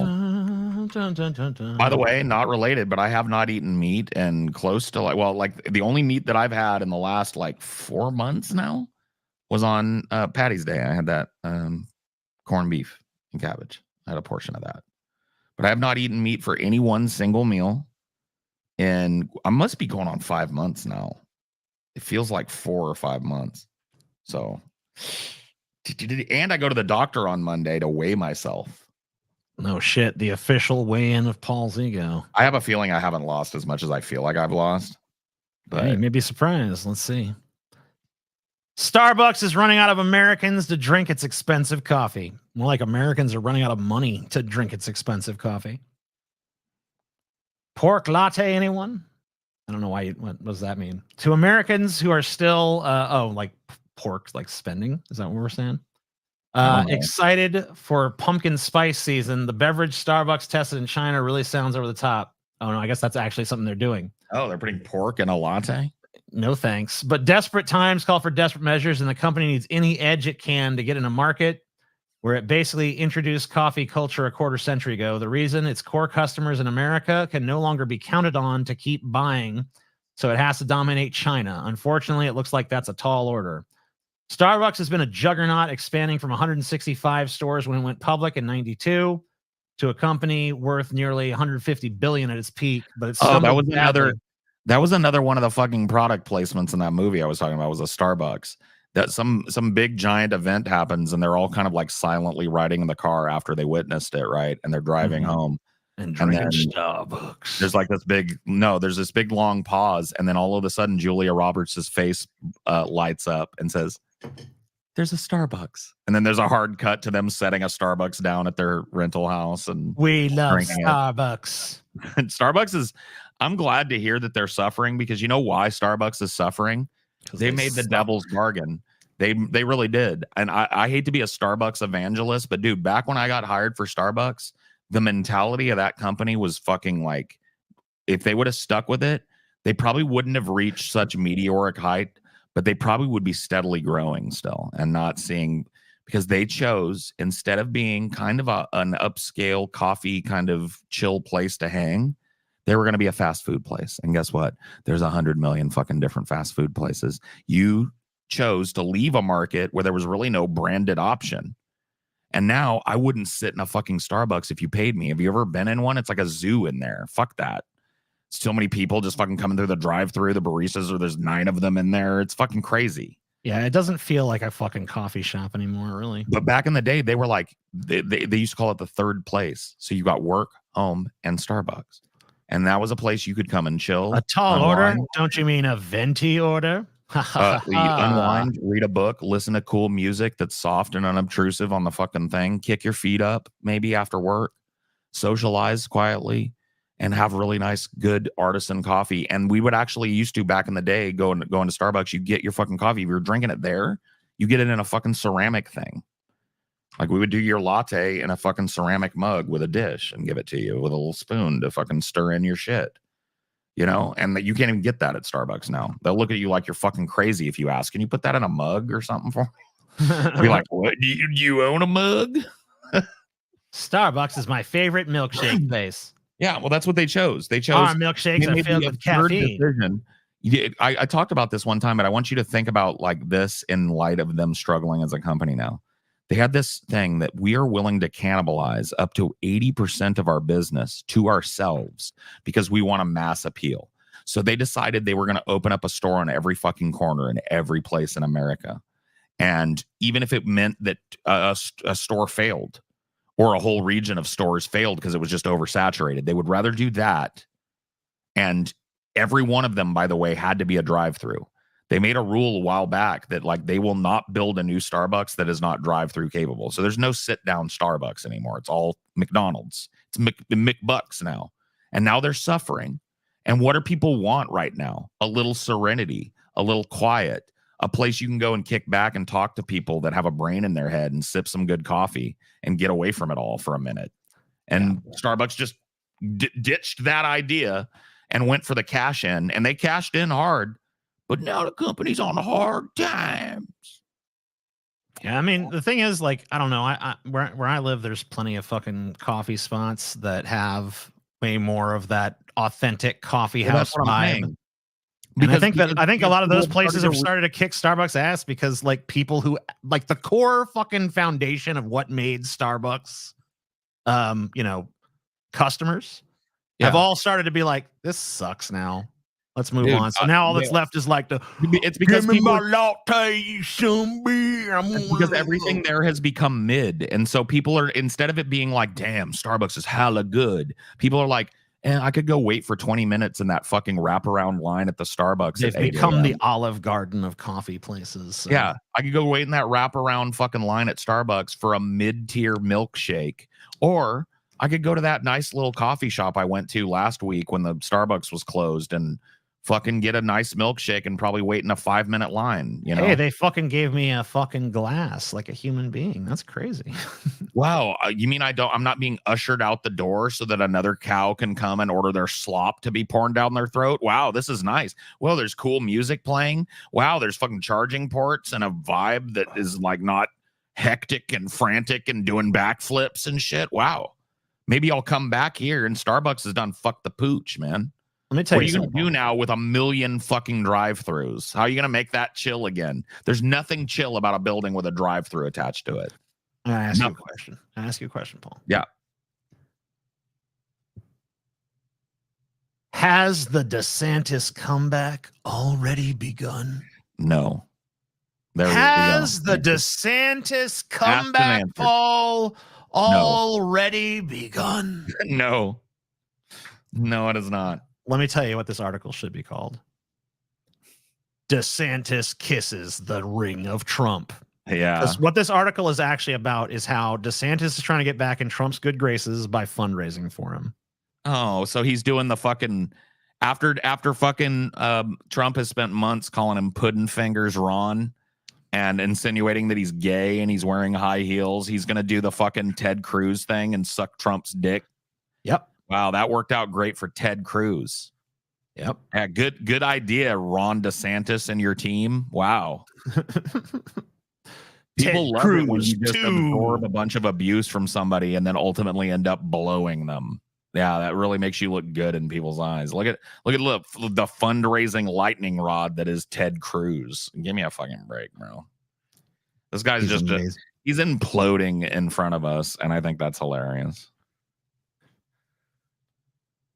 No, Paul.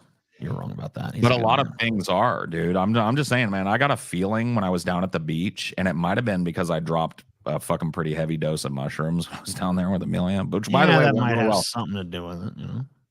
that limbered up my thought process a little bit, but that was Amelia's first time, and I had this existential trip that was very visual, and she had this very internal, very personal kind of first trip. She was examining a lot inward, and I was like, look at the waves, you know, but it ended up working. We blended our trip together down on the beach late at night, all alone, you know. And it was a great trip, but man, I noticed something. I was like, dude, there's something off about the way people are looking at everybody else. It's just like there's no gregariousness in society anymore. It's all just kind of like, don't look at me and I won't fucking look at you. There's like this energy of tension between strangers. And I'm just like, man, I just got this feeling, and I was still, you know, whatever. I was still a little on mushrooms. One, something's got to give. Two, something's got to give. Three, yeah, something's got to give. Ah! Let the bodies hit the floor. Let the bodies hit the floor. I hope not. Let the bodies hit the But I was just like, not even. It wasn't even because it wasn't like egocentric. It wasn't how people were looking at me. I looked like a beach bum. Nobody was looking at me any different than they were looking at anybody else. People are just obsessed with me.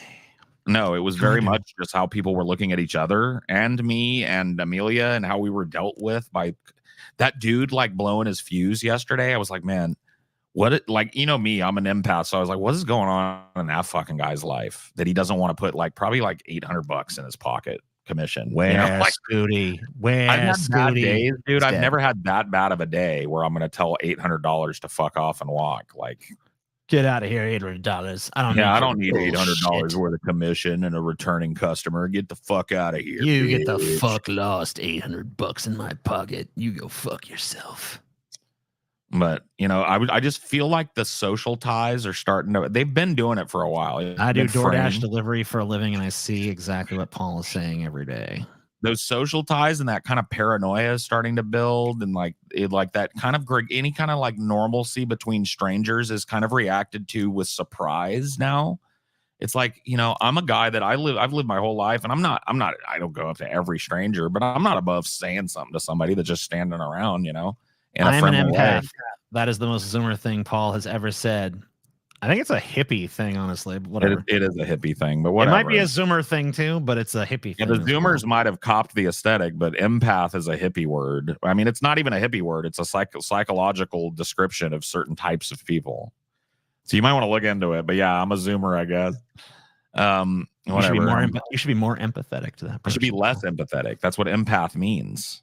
No, you should be more empathetic. If you're an empath, it means that you are sometimes, in my case, I'm overly empathetic. You remember how I reacted on acid when you were showing me all those ankle breaker videos? And shit? Yeah, you do fucking have a very empathetic response to people's pain. That's true. That's a trigger thing. And you remember what I did to Ashley's fucking arm and wasn't even trying to? You remember that shit? I squeezed her arm hella hard and she went, ow. And I looked at it and immediately already had a big giant bruise. I was like, fuck, bro. That's crazy. I had to stop at that point. I was like, I'm going to hurt myself or somebody else unintentionally with my visceral reactions to this shit.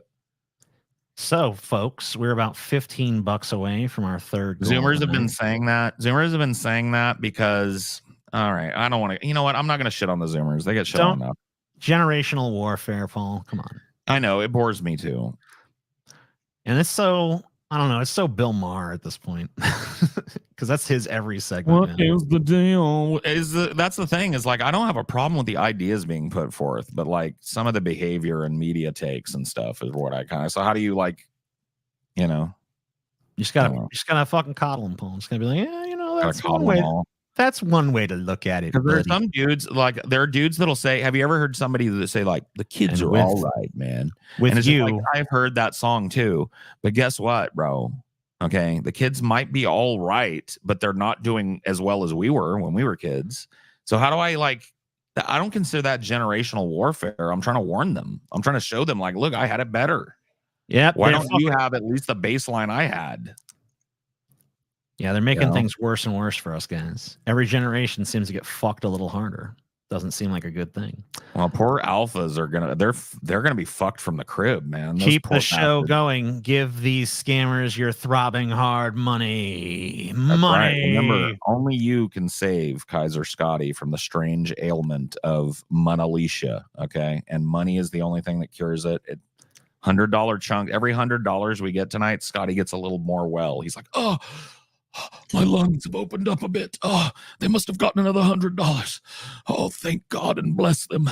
Oh, I can breathe a little bit. I can breathe. All right. We are going to start our segments here in a minute. We've made our 450 goal thanks to the two most recent donors there. We are on our way to 600, which is terrible product placement in movies and TV. After that is the Paul triggering segment of Vosh says Paul is a moronic fascism apologist who is poisonous and evil and rotten and bad. Rotten to his core. And then at 900, we have the worst music festival of all time. And believe me, that's not an exaggeration. It's at least the worst one I've ever heard of. And I'm surprised I didn't hear about it in the first 39 years of my life. But here we are. All right. I am going to take a very, very, very quick bathroom break because I drink too much water during this show, I think. But whatever, you got to keep that voice lubricated. So, oops. Paul's going to fucking vamp for donations for a minute or whatever he wants to do.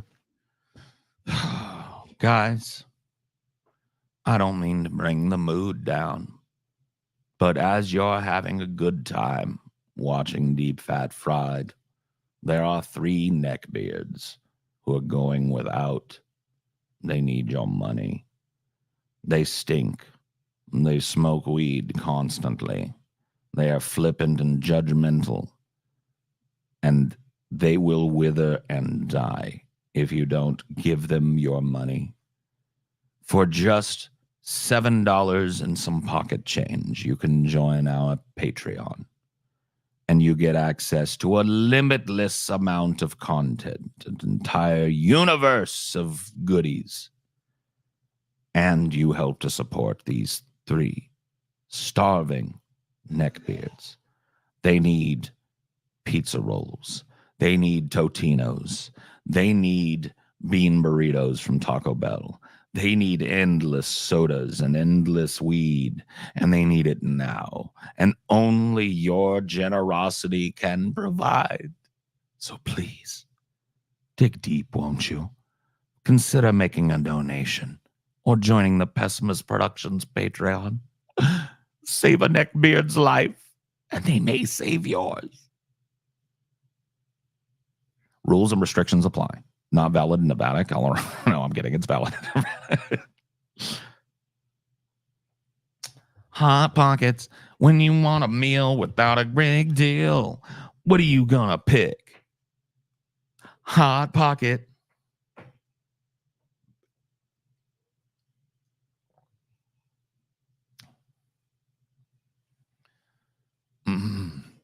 I have the same problem, Paul, where I'm right about some political shit, and when I'm proven right, they never admit it, and I fucking hate it. Yeah, I know, but I'm not salty about it because I want everybody to like fawn. Okay, I do want everybody to fawn over me and tell me how correct I've been, but superseding that, I want people to just like go like, oh, I was wrong as fuck that time.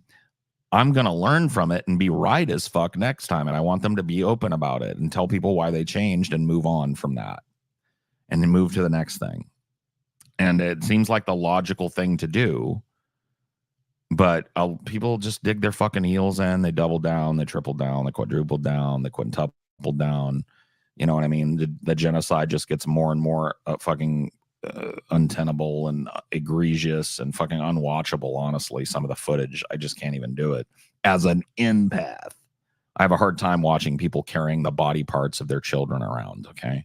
I have a hard time watching a video of a piece of rubble and then the camera zooms in and there's 3 bodies in there rotting. Okay. Another mass grave. Okay. Another fucking atrocity, another drone strike, another, hey, go over here and then we won't bomb you. And then they bomb that place. I can't, visually, I don't need to see it, but I read about it and I see it going on. Okay. And I wonder every day as I watch that, how can you materially support that?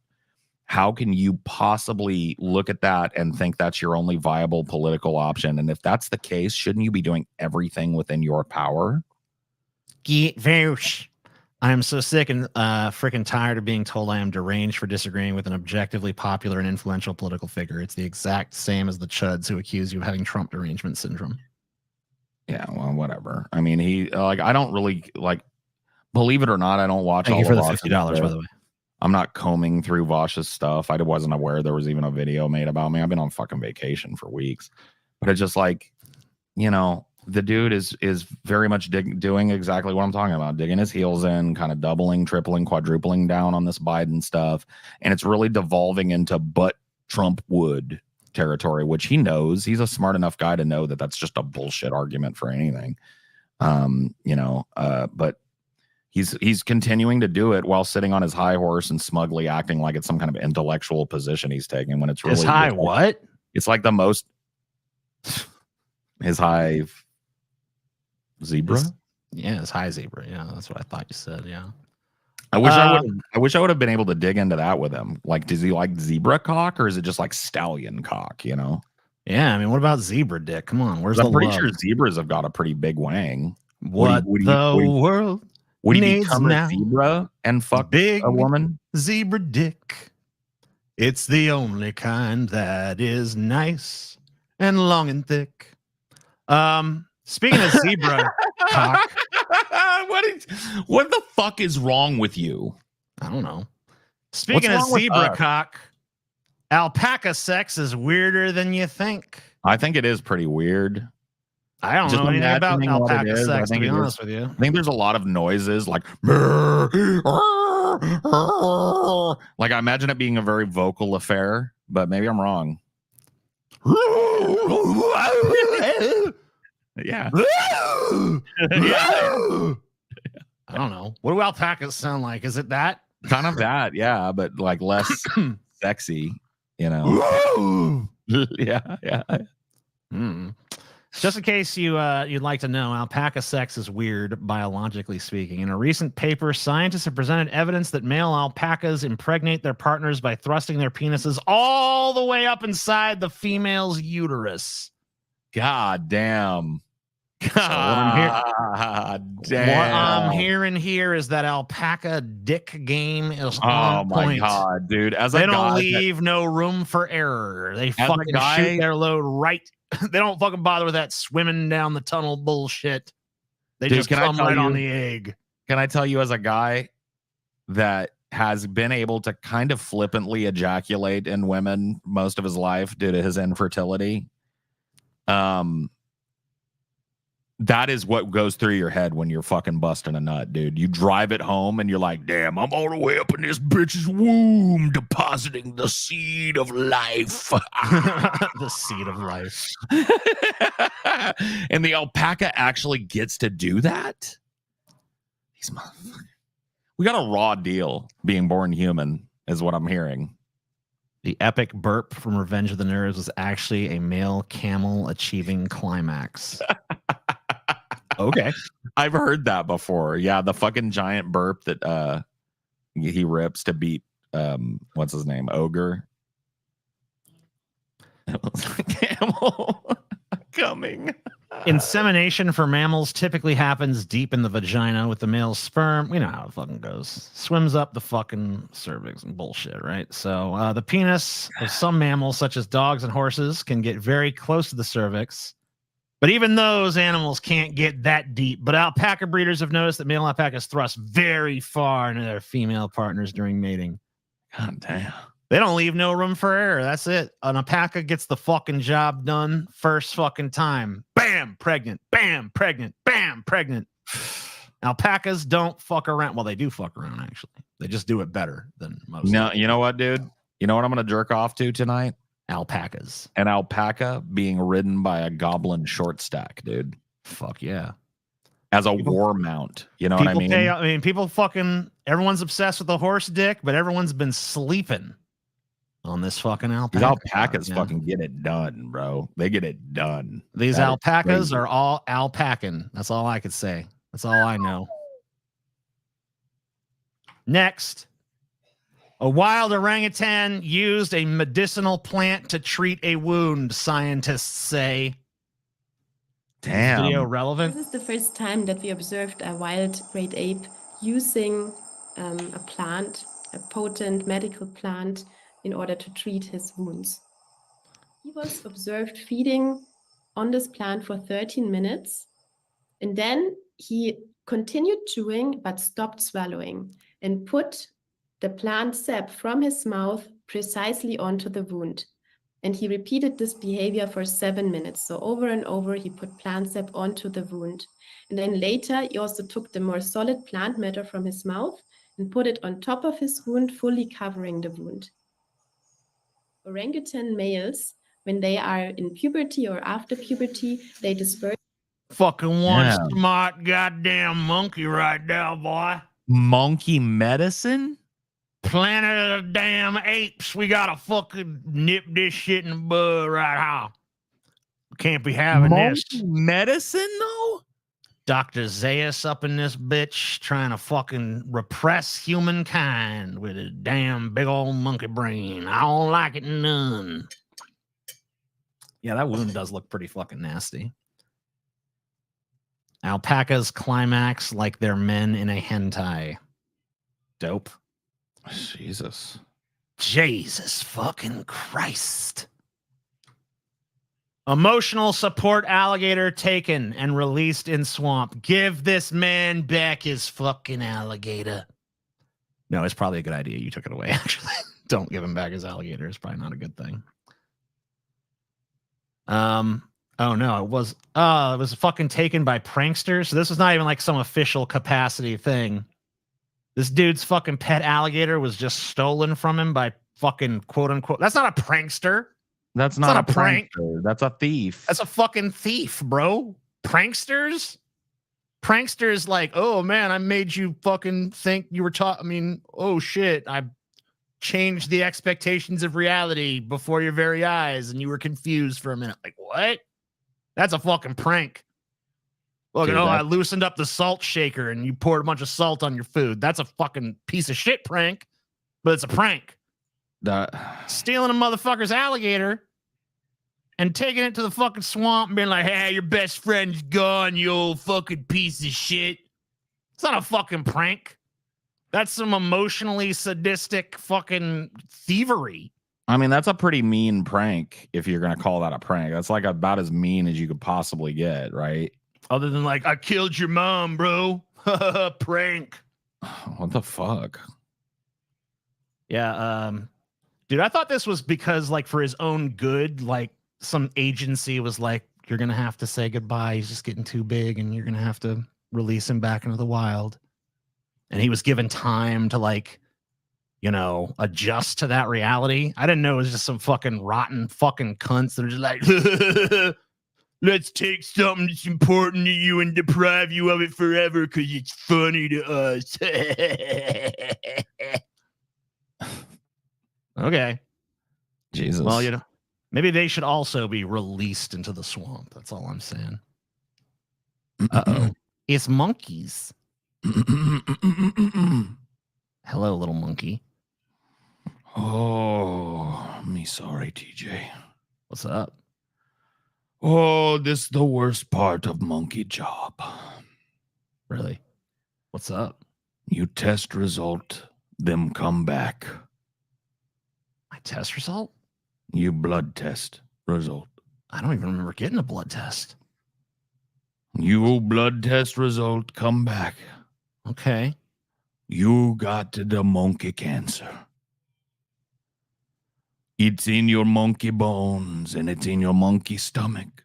Oh, I thought I was Me afraid that without many banana, your prognosis very grim.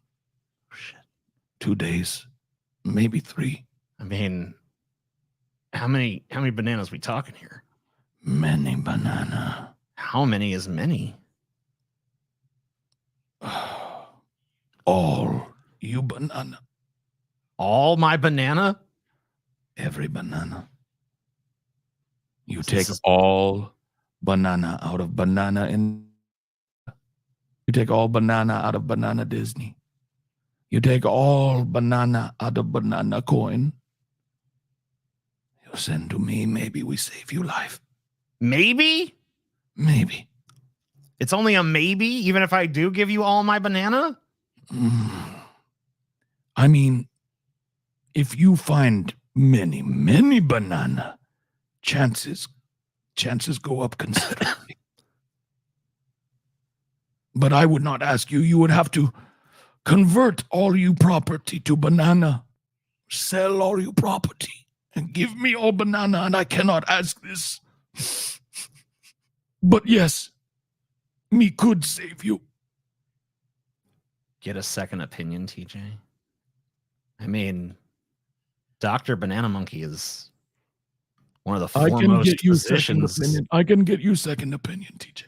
Okay. You like second opinion? That'd be convenient. I mean, it would be nice to have a second opinion. Yeah. Okay. My friend Dr. Monkey here. Hello. Hello, Hey. TJ. Hey, My Dr. name Monkey. Dr. Monkey. We're talking about you blood work. Okay, yeah.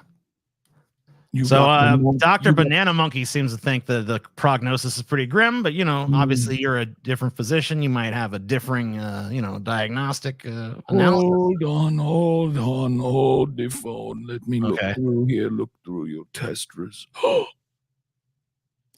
Oh. Me sorry, me have to concur with Dr. Monkey. Oh shit. Dr. Banana Monkey, correct. Nice current day Mike Lindell. Oh yeah, have you seen that shit? Okay, sorry, we're doing a bit. Here's all my banana. I'm giving it to you. I'm sending it to you now. Because I want to live. I mean, really, between my life and my banana, I mean, it's an easy choice. So Wise choice, DJ. here we go. Wise choice, you fool. There's no such thing as monkey cancer. Hey! Thanks for all your banana. I'm getting a refund on those bananas. Hold on. Thanks for your banana. Thanks for your banana. You son of a bitch, Banana Monkey. God damn you. What happened?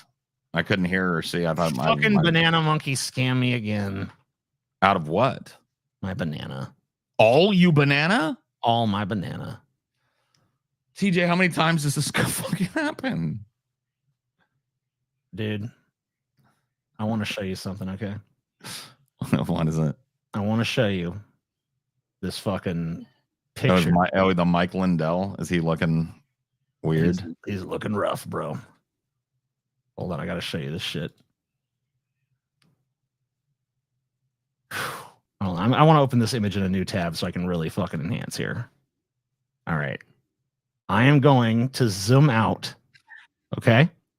So right now the picture is focused on this guy's hat. Yeah.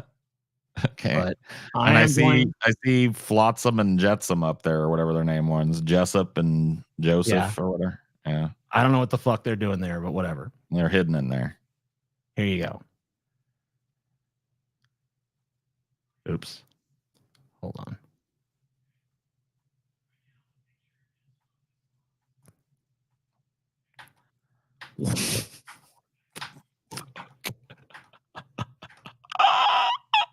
He looks like he's trying out for a remake of fucking Young Frankenstein, dude. He looks like he's gonna be Victor von Frankenstein, dude. That is crazy. Is he in monster makeup or something?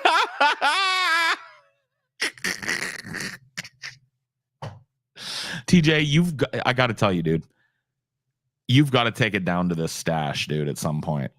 Nobody rocks this fucking stash anymore. You would be a fucking king among them.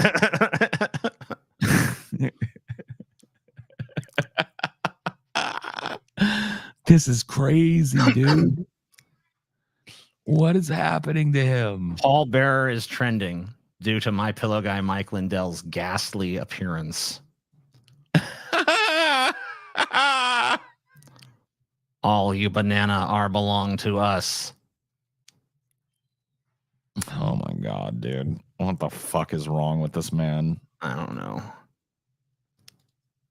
North Carolina child's monster in the closet was in fact 50,000 bees in the wall. Oh, yeah, that'll happen sometimes. Bees will set up shop in there.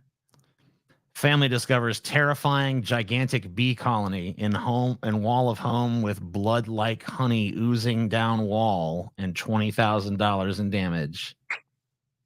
A toddler told her mom there were monsters in her closet, but in fact there were more than 50,000 bees. She's kind of a monster. Bees are kind of monstrous, yeah. But I mean, I usually leave them alone. But yeah, if they're in your house walls, you got to do something about that. Yeah, I mean, and if there's 50,000, I mean, like a bee is like, oh, look at the well, cute usually little though, bumblebee. if I watch some YouTube channels and there are people, you can move a hive like that and save all the bees. You don't have to exterminate the colony. You know what I mean? You can take the comb out and find the queen, isolate the queen, and all the bees will follow her. Put them in a transport box and take them, and you can farm those bees. But like, yeah, most people just get them fucking killed. I think probably. Yeah, just kill them. Which Kill sucks the because like bees. we need bees to live. So Yeah, probably not a good idea. We don't have many. We're running low. Save the bees. Man accused of kicking a bison at Yellowstone National Park is injured and arrested. Good. Fuck him. Don't kick a bison, you asswipe. I mean, even if you're gonna be enough of a dick to kick a bison, like, how are you that stupid? Like, yeah, I'll just douchebag, dude. I'll just go kick a bison. You just let the bison kick him back and call it square. A man accused of kicking a bison in the leg at University, Yellowstone National Park, while under the influence of alcohol, was injured by the animal and later arrested. Clarence Yoder of Idaho Falls, Idaho, approached the bison too closely within 25 yards on the afternoon of Sunday, April 21st, on a road about 7 miles east of the park's west entrance. The release said the park rangers went to the area after getting a report of an individual who harassed a herd of bison and kicked a bison in the leg. They located the suspect's vehicle near the west entrance and stopped it in the town of West Yellowstone, Montana. Rangers took the 40-year-old Yoder to a nearby medical facility where he was evaluated, treated, and released from medical care. He was then taken to Gallatin County Detention Center in Bozeman, Montana. Well, play stupid fucking games. I guess you might occasionally win a stupid fucking prize, huh? Who fucking kicks a bison? Like, that's like way more, powerful than you, right? That, on an evolutionary fucking sort of scale, humanity did not prevail because we're the toughest motherfuckers around. We prevailed because we were able to use tools and develop technologies and stuff. A bison, pound for pound, is way stronger than you, and they weigh more than you. Even if a bison was your exact size, it would still kick your fucking ass. But it happens to be much fucking larger, much more powerful.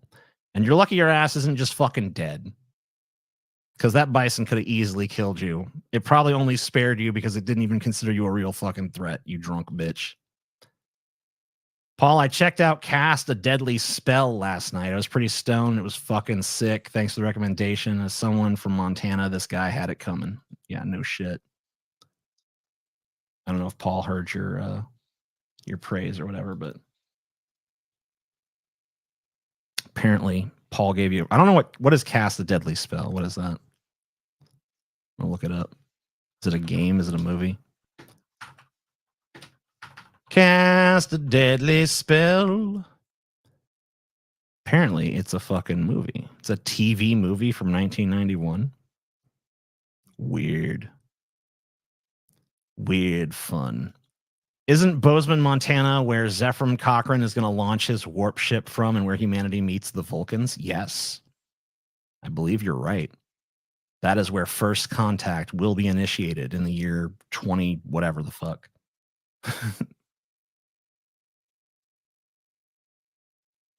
I like watching it a bit behind to skip the Velma segment. Why do you hate the Velma segment so much? You some kind of weird, creepy asexual or something? Freak me out, buddy. I don't like it.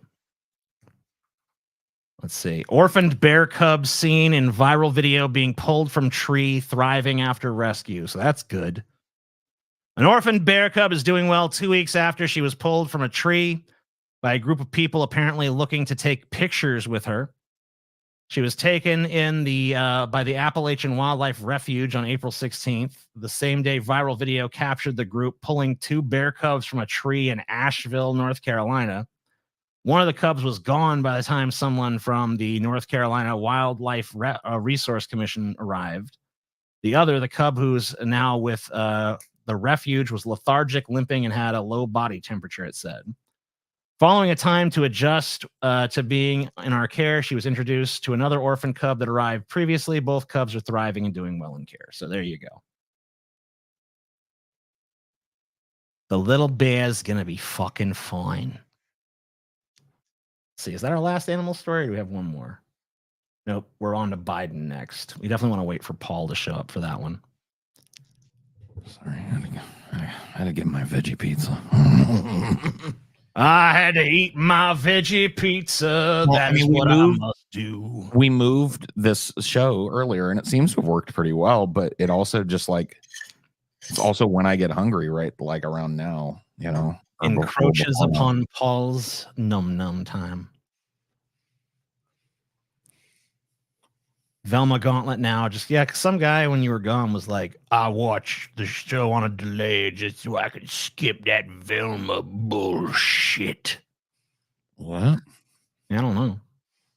Like, even if you don't like that segment, how is it that fucking bothersome to you? I saw you went on a fucking epic tirade in the subreddit the other day, bro. I did, yeah. I wrote a fucking essay. It was awesome. Yeah, I'll read it out here. You should. Since you're doing your pizza thing and we're about to delve into Joe Biden a little bit. Oh, gross. One of your favorite subjects. Let me get this down before you put that fucking weird science experiment. Yeah, I was just thinking that. Yeah, so someone fucking asked on the subreddit, they were like, well, here, let me just get to the fucking thread and then I can tell you exactly what they fucking said. Mm-hmm. Comments. Okay, so someone on the subreddit asked, is the lolcow gauntlet worth becoming a patron for again? I stopped being a patron after the Roseanne Schneider and Tate gauntlet, as they couldn't stick to the subject for 5 minutes without. Yeah, Paul and Scotty fucking would not let that gauntlet happen. It was a tactic. That's how we dealt with the horror of dealing with that gauntlet. To something Voosh related and going in 10-minute tangent, blah, blah, blah. But a lolcow gauntlet sounds like it could be entertaining, as their commentary on Boogie documentary was gold. Okay. So that's the question. Predictably enough, a bunch of responses come in telling everybody that we're fucking, it's a piece of shit and it's boring and we suck, blah, blah, blah, blah. I'm not going to bother reading those. I'll read my response to this person. Why even ask on this subreddit? We could not make a show transcendently perfect enough to please the sort of fans that congregate here. If I were to take a golden shit, this is where I would come to hear criticisms of it. TJ's golden shit wasn't even 24 karat. It's 16 karat at best. The size is similarly unimpressive, no bigger than a pickle. Anyone could have taken that golden shit, so I don't see what the big deal is. So let's see what the subreddit says about our latest gauntlet. There's the classic criticism of it's boring with no explanation given. No way to argue with that because it boils down to a person's subjective experience, but based on the engagement levels that I saw during the show and with the chat, most people who tuned in were not bored.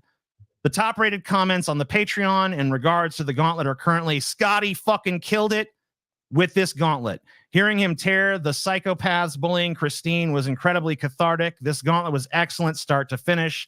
I think deep dives into more internet subcultures like this is a better format than individuals. The second most popular comment is easily contender for the best gauntlets yet. One of the best gauntlets yet. I really enjoyed analyzing the losers who harassed these lolcows, especially Scotty tearing into them. I would definitely enjoy a part 2. Would y'all do a segment looking into particularly notable and known lolcow milkers like Mr. Meadowker? So among people who actually like the show, there is a popular sentiment that this was one of our best gauntlets, not one of our most boring. Obviously, whether a show is boring or not is ultimately subjective, but boring does not seem to be the broad consensus of our viewers. What other criticisms do we have here? We didn't deep dive Chris Chan enough. We spent plenty of time on Chris Chan, and if you really wanted us to dive deeper, then you must be a lover of human misery. I saw as much of that shit show as I ever care to. Anyone who wants to languish in that big pool of sorrow is free to do so on their own time. There are plenty of places where you can find deep dives into Chris Chan. It's not exactly an unfulfilled niche. We kept playing videos on subjects longer than they needed to. No, we didn't. We played the videos of the subjects long enough to understand what was going on. Don't blame me for your attention span being shorter than a termite's dick. That was my favorite one. In another Reddit user's opinion, the show went downhill in the Bantersode days, and a lot of the content is just that by another name. I wonder how our show managed to continue to go downhill day after day, week after week, month after month, year after year, without ever leveling off. We must be the most innovatively bad show of all time, always finding new ways to be just a little worse. The first time we did an official Bantersode was in 2019, so are you telling me for the past 5 years our show has sucked, but we haven't been able to shake you off our dicks? If I was watching a show and it sucked for 5 years, I'd consider fucking off and saying to myself, this show ain't for me. Also, how is this gauntlet remotely comparable to a Bantersode? I recognize that our shows can sometimes veer off the main topic, but we didn't really do that at all during this show. We pretty much stayed focused on the subject matter for the entire 6 hours. I can't think of even one notable deviation. A claim has also been made that I don't mind them stepping away for a couple of minutes, but Paul was gone for a bit over 30 minutes during one of his wander-offs. And this is just an out-and-out fib. Not only did that not happen, but nothing even similar to it happened. It's not even just hyperbole. It's an outright lie. I don't know what it is about Reddit in particular that attracts people like this. Unpleasable morons who have to lie to justify their dog shit opinions. But anyway, to answer the very good faith, I'm sure, question of the op, yes, the Lolcow Gauntlet is worth becoming a patron. It was a dynamic and entertaining show that pleased most of the people who watched it. Beautiful. Beautiful. Thank you, Paul. Yeah, that place is just a shithole, bro. Like the people that fucking frequent that place are either just like kind of like hapless people that actually like the show that kind of want to see memes from it, and then just a bunch of like professional hate watchers or whatever the fuck. That's such a weird thing. It's like if I came across two people that were just repellent and boring and low energy and low effort and fucking worthless, and yeah, dude, I wouldn't be watching them for 5 fucking years. You know, I just fuck off. You know, like especially year after year, it's bad. I'd just be like, all right, bye then. So yeah, go ahead, bye bye. Anyway, oh god, I'm glad I finished my fucking pizza. You've got your little reprieve. You got me to read our little fucking self dick suck there. So now it's time for this. It's not long, at least. I'll give it that. It's probably going to take longer to load due to YouTube's throttling of fucking people using ad block. Okay. Or maybe it's not going to happen at all. Technical difficulties. Let's see what's going on here. A $100 guy. Yeah. Thank you. Thank you, buddy. I was joining the Air Force 2 months ago. First time debt free in 10 years, and I'm on my way to social safety net. Cool. Good for you, buddy. And thank you for the $100. We appreciate you. Crafty Andy, rant Scotty did during the LOL Gauntlet was something I wish more people would say. Had the multiple friends driven to being hermits for your future prosperity and remain of your dignity. Second one, please. My man here is jaundiced. Who? I don't know. That gauntlet was Hitler's Holocaust and Stalin's Rind. It sure was. It really was, yeah. All right, let's try again. Campuses here. We've all back to the start. Here's President Biden. A few moments about what's going on our college campuses here. We've all seen the images, and they put to the test 2 fundamental American principles. Excuse me. I'm already been talking for 2 seconds. So, God, can we have somebody that doesn't break into a fucking wheezing, coughing fit after talking for 2 minutes?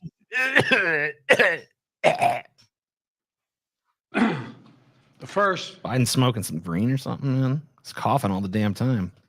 Is the right to free speech and for people to peacefully assemble and make their voices heard. The second is the rule of law. Both must be upheld. We are not an authoritarian nation where we silence people or squash dissent. I mean, give me a fucking break. We're not. I mean, we've all seen tons of video evidence that police are doing exactly that. And also, didn't the House just pass a fucking bill that said that like protesting Israel is going to be considered anti-Semitism now? So Dude, I don't know. It seems like we might be kind of that. Watts in the 1960s. Watts again in the late 80s, early 90s. I mean, come on. We've seen the fucking National Guard sent in to bust up a recent fucking BLM protest in Washington, D.C. It was like the stormtroopers were cracking heads. We're not an authoritarian nation.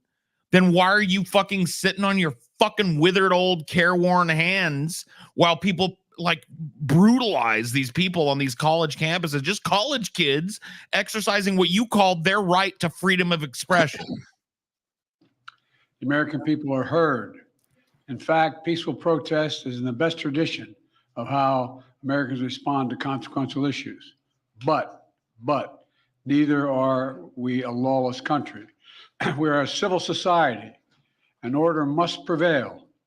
Throughout our history, we've often faced moments like this because we are a big, diverse, free-thinking, and freedom-loving nation.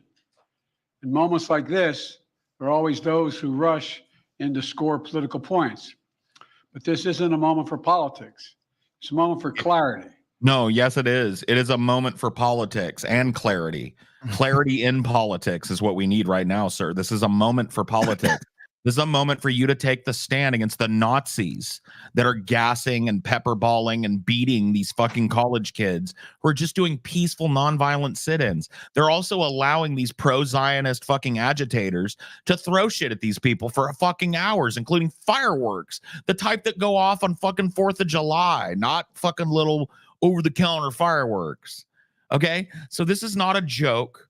And yes, this is political. We need you, the leftist option that we're supposed to vote for in this cycle, to take a stand that you're not going to stand by and let state governors run roughshod over the fucking Constitution, that it is not necessary to uphold anti-fucking loitering ordinances, because that's what's being used. When these people do a sit-in, no local anti-loitering, or that's why all these kids just walk out at the end of it. None of them are ever prosecuted unless one of them jaws a cop, and I don't blame them. Right. So the language of these aren't even riots in most cases, though. Like we've seen so many they're being turned into the riots by agent provocateurs, by fucking pro-Zionist agitators, and by the cops. So let me be clear. Peaceful protest in America. Violent protest is not protected. Peaceful protest is. It's against the law when violence occurs. Destroying property is not a peaceful protest. It's against the law. Vandalism, trespassing, breaking windows. Yeah, see what I mean? So you can protest, but there's nowhere that you can do it legally. It's like, what the fuck? What do you mean? Hey, listen up, Paul Diego. There's never been a bigger friend of freedom of speech than I, Joe Biden.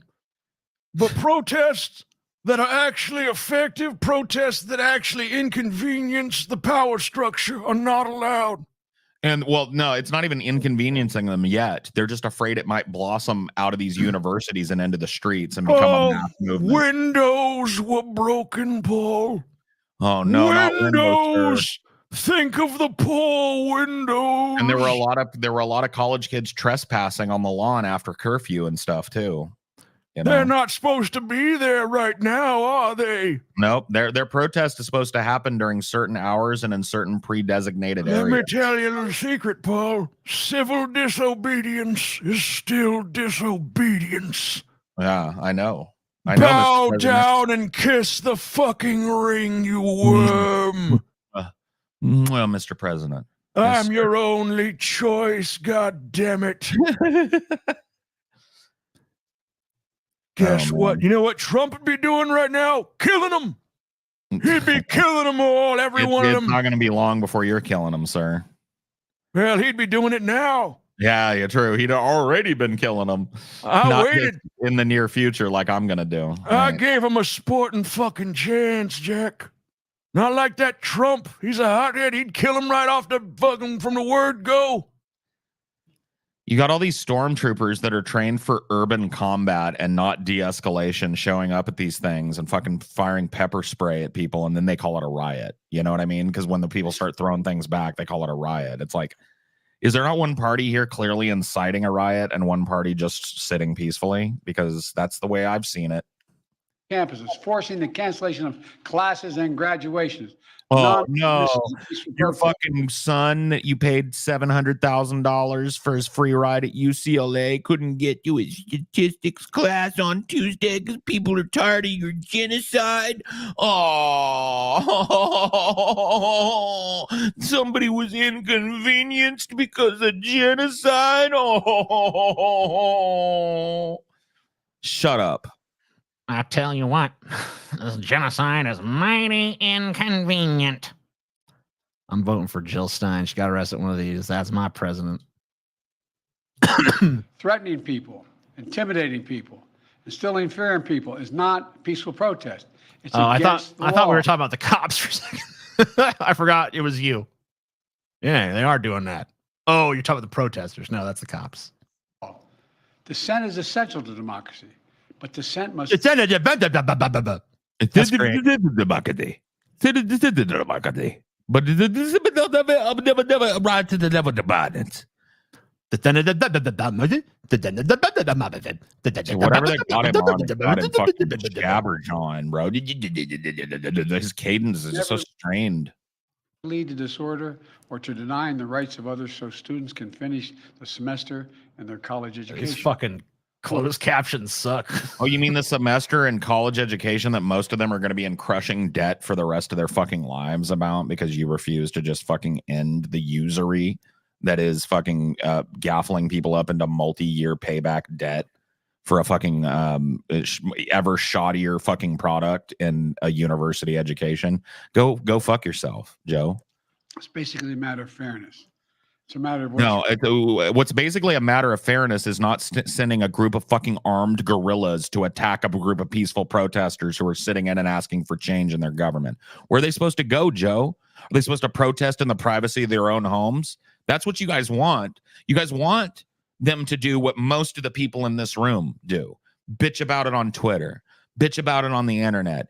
Put it out there in the online space and blow off your steam there when nothing matters and everything is permitted, okay? Don't bring it into the streets, though, because then we might actually have to make some fucking concessions. There's the right to protest, but not the right to cause chaos. People have the right to get an education. None of the protesters are causing chaos. It's the fucking police that are showing up and turning it into a riot scene filled with mustard gas and fucking pepper spray balls and shit that are causing the chaos, sir. Chaos is just the beginning. Every promise that I made, I'm rescinding. And here he is in the shadow of the fucking anniversary of the Kent State Massacre, talking about like it's an equal fucking thing or like the cops are just there to preserve order. Have you not watched the videos coming out of these protests, Mr. President, sir? No. Or are you too fucking addled in your old age to process what's going on? Did you think you were looking at footage from the 60s, sir? No, that was yesterday on the UCLA campus, sir. Like, this is why we can't have an old fogey running things, folks. He doesn't even know what he's doing up there. He doesn't know what he's talking about. He's openly simping for a police force that's edging ever closer to a massacre. And when one happens, if you put it anywhere but on this motherfucker's hands, you're just misattributing a massacre. Okay? This motherfucker is just simping for the cops. That's not leftism. That's not better than what Trump would be doing. That's not. Period. Right to walk across the campus safely without fear of being attacked. Let's be clear about this as well. There should be no place on any campus, no place in America for anti-Semitism or threats of violence against Jewish students. That is a trumped up fucking goddamn thing that is not happening. It is being used by opponents of fucking the protesters. It is a dirty counter protest tactic to say that people that call for the end of a genocide must necessarily also think that Jews should be exterminated. This is bullshit. And you want to know what? This motherfucker right here, or at the very least, the high-level advisors that are running the puppet that used to be Joe Biden, those motherfuckers know that. They're sending this motherfucker out to squint at the teleprompter and tell you a bunch of fucking lies. You're gonna go vote for him? Good luck. Good luck with the next fucking 4 years under Joe Biden. Good luck with the self-fulfilling prophecy. You heard somebody earlier saying, I'm voting for Jill Stein because she showed up and got arrested at one of these. She went to jail for justice. That's my president. I'm voting for her. You know what a lot of you would say? Yeah, well, Jill Stein's just a fucking fantasy because nobody will vote for her. That's why I'm voting for Biden. What a self-fulfilling doomer fucking dismal prophecy you have, you fucking bunch of scared little bitches. It's going to be time to call this old corporate stuff suit out at some point. You going to be present, motherfucker? You going to be at the fucking protest or not? Sounds like not. Fuck you. Fuck you and fuck your status quo that grinds me and everybody I love into paste. I got fucking crippled ass goddamn family members, cancer, fucking neck plates, backs that are disintegrating at an earlier age than anybody else I know too. My family is in their 60s. My dad's in his very early 70s. He just beat cancer by a fucking cunt hair. All right. This whole fucking system is grinding my whole fucking family to paste. And this motherfucker's at the head of it. And you want me to march in there and vote for this motherfucker and continue the self-fulfilling prophecy of cyclical DNC support failure. Fuck you. No. Of any kind, whether it's anti-Semitism, Islamophobia, or discrimination against Arab Americans or Palestinian Americans. It's simply wrong. There's no place for racism in America. It's all wrong. It's un-American. I understand people have strong. Let's save the racism for the Middle East, where an ethnic cleansing is going on our dime right now. TJ, that sounded like anti-Semitism to me, Jack. Oh, shit. Well, let me do it right. I'm sorry. The Jewish people have had a long and fraught history of discrimination, pogroms, being blamed for, the machinations of the ruling class in the case of them being the money lenders throughout Europe. And whenever things would go awry, they'd be kicked out. And the Holocaust happened. And, America failed the Jews. We didn't open our borders to them when they needed refuge. And because of that, millions of them died. And that's why we got to protect the Jews at all costs. And we love our Israelis and we got to protect Israel and fucking yay Israel. But guys, come on. It's just going a little too far with this genocide. Okay. I'm just saying, maybe we ought to just go and ask Netanyahu real nice, like, hey man, can you stop? Could you just maybe tone it down a little bit, That's what I meant to say. I'm sorry. Feelings and deep convictions. In America, we respect the right and protect the right for them to express that. No, you don't. In America, we respect the right to respect that. Every time a group of leftists get together in sufficient number to get it covered in the news media, you fucking show up with the goon squad and you crack down on them. You remember Charleston? You remember when the Nazis were openly walking through the fucking street saying Jews will not replace us carrying torches? You remember that shit? Where were the fucking cop crackdowns then? Well, that wasn't anti-Semitic, though. Yeah, I mean, that wasn't anti-Semitic. It wasn't? No. A bunch of Nazis screaming Jews will not replace us doesn't meet and the blood bar. And soil. Blood and soil, too. That's what they were also charging that. They don't. That doesn't quite meet the criteria for crackdownable anti-Semitism. But hell, just look at the hours long that the fucking retard Trumpists ran roughshod through the nation's capital before any fucking serious police presence showed up. Juxtapose that with the BLM demonstrations that happened in Washington, D.C. just a few years prior. That was a shit show. It was an ultimate fascist crackdown. You know why? Because it's a leftist cause. When the righties come out, the cops protect them. When the lefties come out, the cops have all these kinds of fucking dusty old mummy Joe Biden excuses. Yeah, you have the right to protest, but that right to protest is truncated at every corner by our right to crack down, Jack. So fuck you. So you're telling me we don't have the right to protest unless, of course, we submit ourselves to being manhandled and almost killed by police. you have the right to free speech, but not if you're dumb enough to actually try it, you know. You don't actually go out there and try it. Vote for this? Never. It's a highly hypothetical. Stay home right? and take what I get. I'd rather stay home and take what I get. And fuck you if you advocate for me doing any other goddamn thing. You do what you feel is right, motherfucker.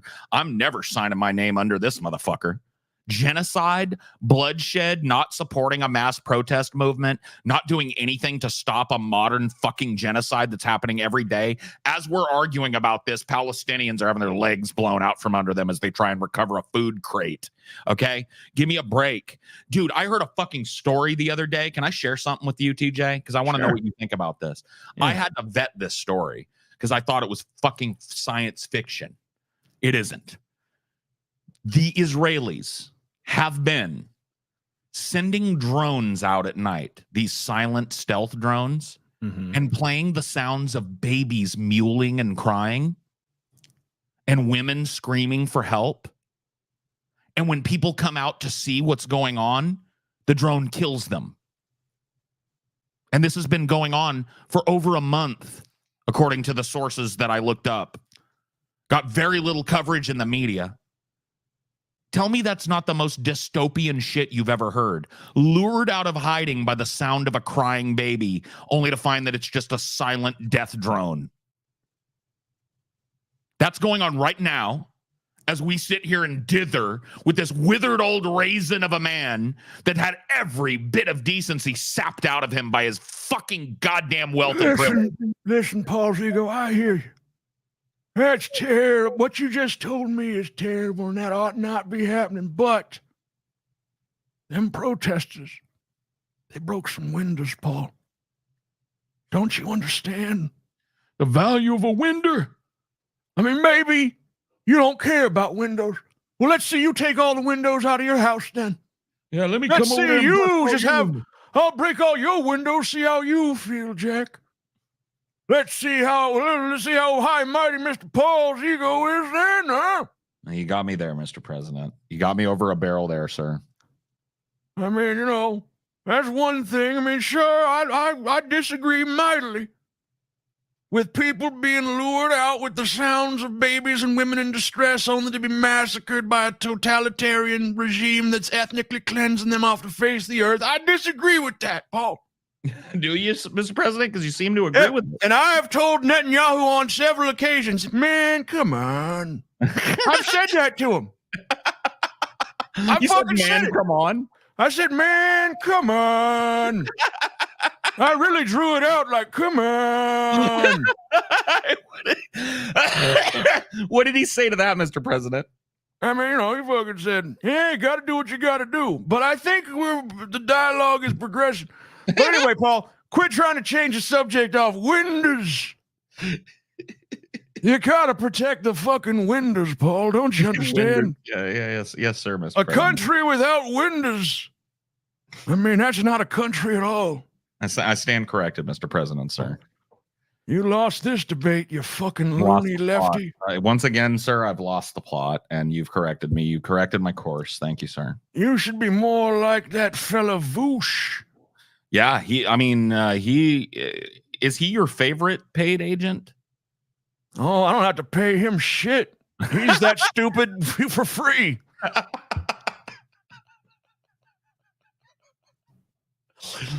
I just fucking shit in his face and he says, thank you, Mr. fucking President. I pay him in fucking dick whips across his fucking face. And he fucking loves it. He loves it. Oh, man. Wow, Mr. President. Thank you. As always. But it doesn't mean anything goes. It needs to be done without violence, without destruction, Great. without hate, and within the law. Without any inconvenience to the system at large, Jack. You know, there's a problem with all you protesters. Keep trying to fucking disrupt things. That ain't what protesting's all about. Let me tell you how you ought to protest. What you ought to do is go in your closet and just whisper the stuff that makes you mad. Real quiet like. That'll get it out of your system, Jack. You know, make no Do mistake. you remember the Disneyverse where you get to go in the scream box for an hour? Go on in the scream box and yell. We were all stoned that one night in the fucking tender box. We were sitting Yeah. out in the old studio, and I was telling you about my Disneyverse. You remember that? Yeah, I do. The fascist dystopia where Disney Yeah. takes over the country. Yeah. And everybody Or the lines world. up at a certain time every day, and you get to go into a pod that's like hermetically sealed, and you can say and scream and cry if you want. All your emotions Say out. whatever you want. You Wink, got wink. freedom. Feel free to express yourself to the cold, uncaring void. Awesome. And I will always be just as strong in standing up for the rule of law. Awesome, dude. I love That's it. my responsibility. You know what? You know what is also a law? First Amendment, right? Isn't that a law too? The Isn't that rule like, of law that states that the government can't fucking kill you in the streets for protesting. That one, yeah. I think there that are a might lot be. of laws Isn't that like one of those like cornerstone kind of laws? Like I think one of it those kind of big is. ones. Well, kinda, it's actually you know? more settled than law because it's an amendment. So the judiciary can't even really turn it over. It requires a plurality of states to even get it turned over. So yeah, it's actually like even more than law. You would have to Wow. say. Crazy. Why don't we uphold that? Let's uphold that. Well, here's the problem with that, TJ, is if we upheld that and the cops were just there in small numbers to maintain a peaceful environment, this movement might grow and it might hit the streets, and then we might not be able to just ignore it anymore. And we might actually have to do something crazy like back in the 60s when we had to end Vietnam. You remember that? Because people fucking just wouldn't take it anymore. Or, you know, back in the 60s and early 70s when we had to give that whole Bill of Rights to the darkies. Remember that? Oh man, that was a terrible day. What a terrible day for America. Remember that when we had to do like the Civil Rights Act and shit and had to do all that stuff? Oh, you know, That's what horrible. happens when we let these protest movements get a You critical can't mass. fucking let them do it, Jack. No, you so just you got to can't. send in the stormtroopers, right? You got to tamp it down. Look, the rule of law, man. Like you said, Mr. President, Winders, you know? They're breaking windows. And maybe it was the cops who broke the windows with their rubber bullets, or maybe it was an agent provocateur Look, sent by the cops to the if you gotta break a few windows to protect all windows, then you gotta do what you gotta do. True. Yeah, that is true, Mr. President. Thank you. American people, my obligation to the Constitution. Thank you very much.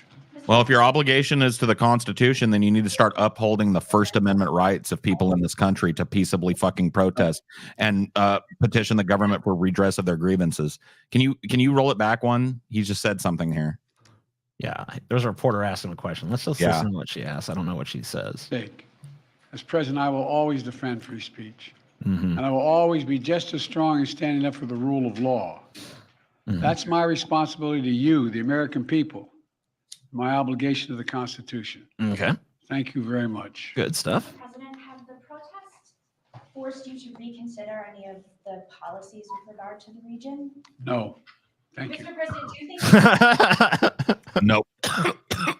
Nope. No, they're totally ineffective. I ain't listening to jack shit. I don't care what you little pissants say to me. I'll do what I do, Jack. No.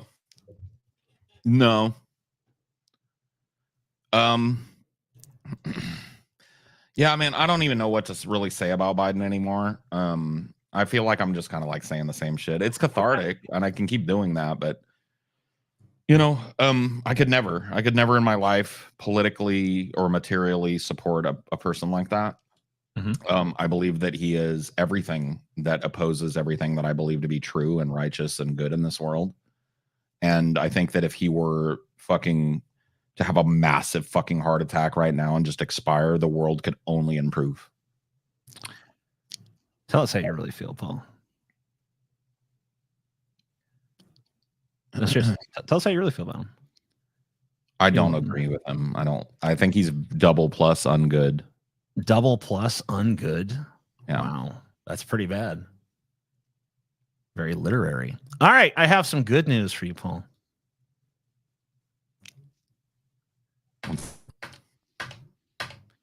Oh, no. Don't say it ain't so. Oh, we did it. Yeah. We got We there. have made Every goal but the last. We have just passed the amount. We have exactly 751 in the coffers. We have made all of our goals except for the worst music festival of all time. You know, I didn't plan this well because I'm pretty sure that after the Vosh segment, Paul's not going to give a fuck about the worst music festival of all time, but maybe he will. I might, yeah, I still want to see that one.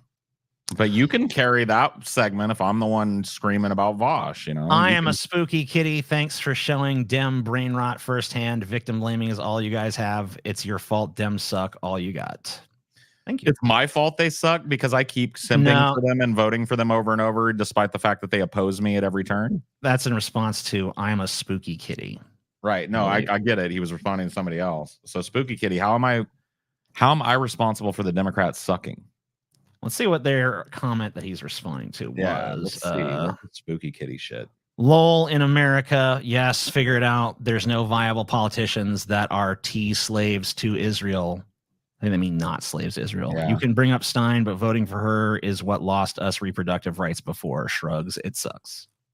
No, what lost you reproductive rights was the Democrats putting up failed, unelectable, shitty, corporatist, warmonger politicians and not motivating people to vote for them. You know, Hillary Clinton is responsible for Donald Trump. She stayed home and didn't do any campaigning aggressively in any of these states. Oh, it's way worse than that. She actually materially supported Donald Trump during his that is true. primary campaign. She created him. Yeah, she created him and then lost him. The ultimate fucking, I didn't do that to them. You did that to them. I think that might be the ultimate hoist by your own petard in human history, by the way. Yeah, let's fund Trump to delegitimize the chances of the Republican Party because the world will never fucking accept a Trump presidency and then lose to him. Wow. What a belly flop. What a fucking organization that sounds like they know what they're doing. I wonder if they're doing any of that right now. Trump's unelectable right now, so let's keep pumping him up in the polls and stuff, and let's get a little information out there that's pro-Trump. Because, like, we want Trump. Our worst nightmare is anybody but Trump. Yeah, and then he beats this crusty old fucking disgusting proto fucking plasmic piece of old shit. Been a while, friends. Glad to be back. Thanks, man. I don't. I remember seeing your avatar around the way. I don't really remember what you say or do, but you know, it's glad to see you back anyway. He's the guy that attacked us with a giant dildo, and we ended up fucking just taking it in the keister for the lulz at that one. Oh, that was fun. Yeah. Yeah, well, I'll never forget him because he kept saying Martin crank while he cranked it in and out of my asshole. Suffer, pig, suffer. Well, I wish we had a change of pace coming up, but unfortunately have more reaction to these protests. But I think that seems to be the main through line for tonight. That seems to be the biggest thing going on in the news, and rightfully so. I'm going to go get a squirt of water. Okay.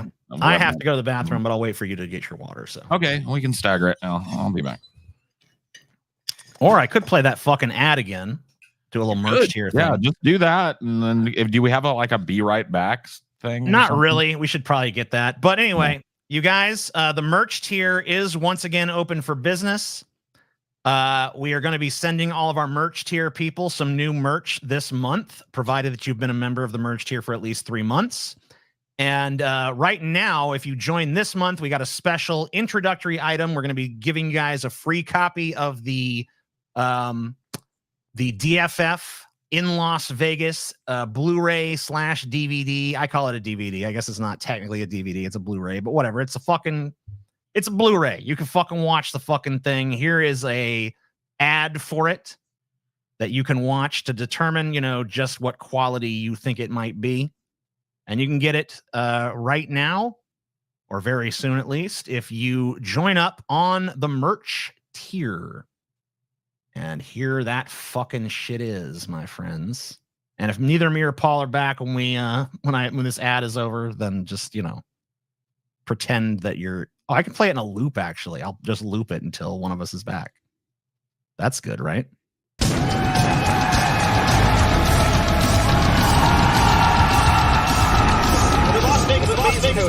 Finally get to look out the window. What's out there? Oh, it's the view. Air conditioning on the roof. Beautiful. Jumping again. Am I go? No. I wasn't doing that. Hey, TJ. TJ had an accident. I've noticed the knights and crew. But you know what we're gonna be? You gave me a three musketeers. That's officially size up. Paul has crippling depression.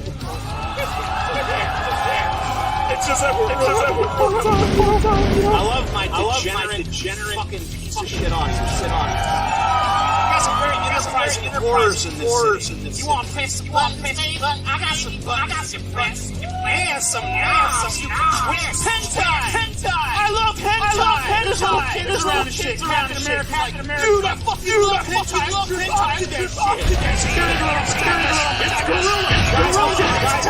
Security gorilla. Hide behind security gorilla, you guys. Gorilla. No. We gotta do it.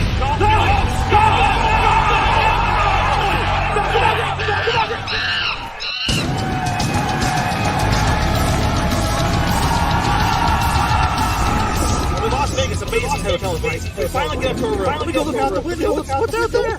Oh, it's the view of an air conditioner on the roof. Beautiful. You're jumping off the Starship Troopers again, bitch. No. I wasn't doing that.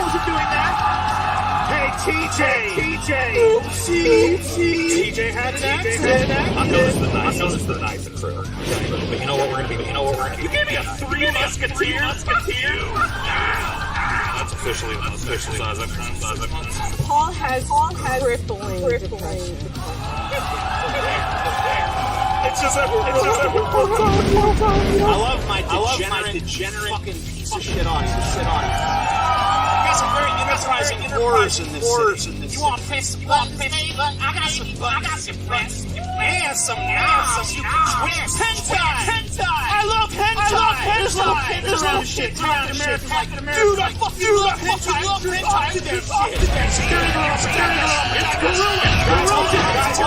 Security gorilla. Hide behind security gorilla, you guys. Gorilla. No. We gotta do it.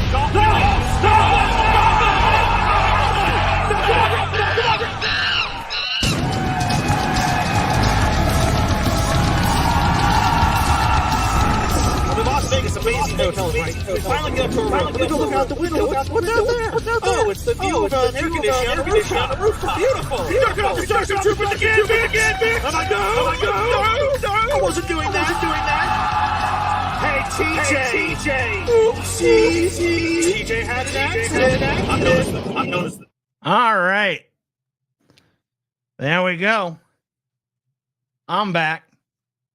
Hope you guys enjoyed that trailer being played on a loop for you.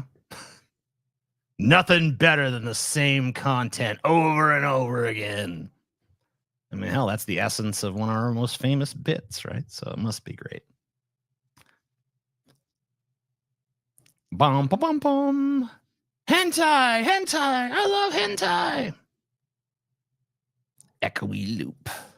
It echoed the whole time. Well, whatever. Sometimes in life, you gotta echo, baby. Sometimes echoes are just what you need. On loop, on echoed. Love it.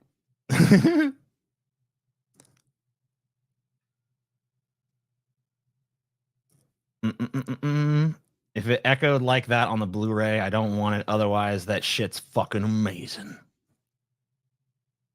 TJ is totally unaware, LMAO. What am I unaware of? Tell me what I'm unaware of, you bastard. Make me aware.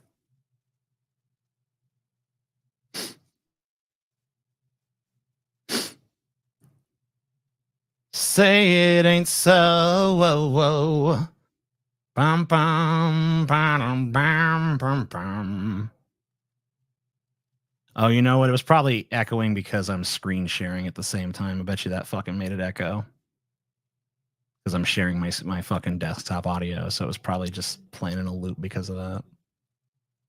So whatever.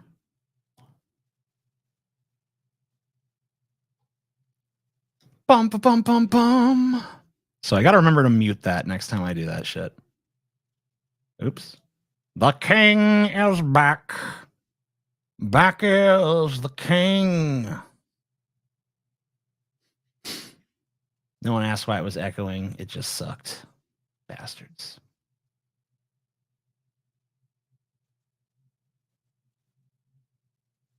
No one asked why it was that.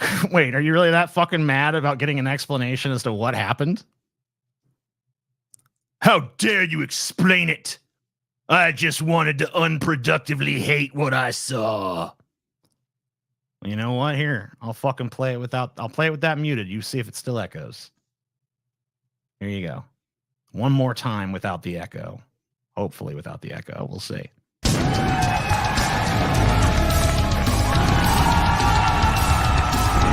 I'm in Las Vegas, amazing hotels, right? We finally get up to a room. Let me go look out the window. What's out there? Oh, it's the view of an air conditioning on the rooftop. Beautiful. You're jerking off the Starship Troopers again, bitch! I'm like, no! I wasn't doing that. Hey, TJ. Oopsie. TJ had an accident. I'm known as the nicest version of the crew. Okay? But you know what? We're going to be mean tonight. You gave me a 3 Musketeers? Fuck you. Ow. Well, that's officially the most exercise I've done in 6 months. Paul has crippling depression. It's just that we're having a hard time, you know? I love my degenerate fucking piece of shit audience. We got some very enterprising horrors in this city. You want to press some buttons, baby? I got some buttons you can press. And some knobs you can twist. Hentai! I love hentai! There's little kids around and shit. Captain America's like, dude, I fucking love hentai. I jerk off to that shit. Security Gorilla, protect us. It's Gorilla. Guys, hide behind Security Gorilla. Hide behind Security Gorilla, you guys. Gorilla? No. We gotta fucking, don't do it. No! Stop that! No! Come on. And then we were beaten to death. Yeah, I do remember that. That was crazy.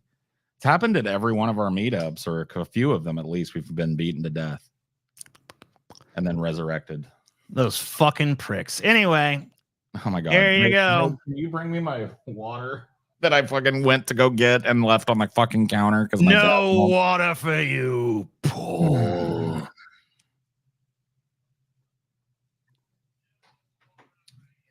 I can't hear any of this, by the way. That's because I had to mute it because it was causing an echo in the fucking video clip. So let me unmute that shit. With that, let us bring in South Carolina Congresswoman Nancy Mace. Congresswoman, you work in the beautiful hallowed halls of Congress. Right now, you're looking on your screen. Welcome to America. What can Congress do besides, and I'm not saying this wasn't a significant step, but besides changing the definition of anti-Semitism to be broader, and besides curtailing funding to schools that allow this kind of unrest to happen? Isn't changing the definition of a word to like affect political change like literally? I'm not even this guy that does this constantly, but isn't that literally straight out of 1984? Yeah, I know. War is peace. Yeah, I mean, fuck me. You know? What else can you, as a congresswoman, do? I hate to be the 1984 guy, but like, seems a little 1984-y to me. I don't know. To stop these scenes on our screen right now. Well, first, I want to say this is Joe Biden's America. This is the Democrat Party. Remember when there was no social unrest under Trump? Yeah, I do. I remember when that was just a smooth sailing domestically. Yep, there was no giant protest movement that happened when Trump was president or anything. It's not like this is an ongoing thing. I mean, I'm not saying this to defend Joe Biden, by the way, obviously. I'm just saying that, like, the idea that both of these parties have that everything is hunky-dory when they're in charge and then everything just suddenly goes to shit when the other guy is in power is nonsense. It's dog shit across the board, folks. Yeah. There's a big old shit streak that fucking spans multi presidencies now. Oh yeah, it's the police, we ought to defund these Ivy League colleges, these schools where these students are desecrating the American flag, disrespecting the American flag. Is that what that knowing? Did you say the American fag? I thought she said frag. I heard fag. Let's hear it. Let's hear it again. We ought to defund these Ivy League colleges, these schools where these students are desecrating the American flag, disrespecting. I don't know. It's kind of in the middle. The American. Desecrating the American flag. The flag had been desecrated. Flag desecrating college campuses because they hate America. Wait. Desecrating college campuses, so let's defund the colleges? Does that make sense? They're desecrating our sacred universities. Let's defund our sacred universities. Okay. Totally fucking makes sense as a position. And they hate Jews. These are Jew haters. These are terrorist-loving Jew haters, terrorist-loving Jew haters that hate Jews and love terrorists. You see, that's what's going on here.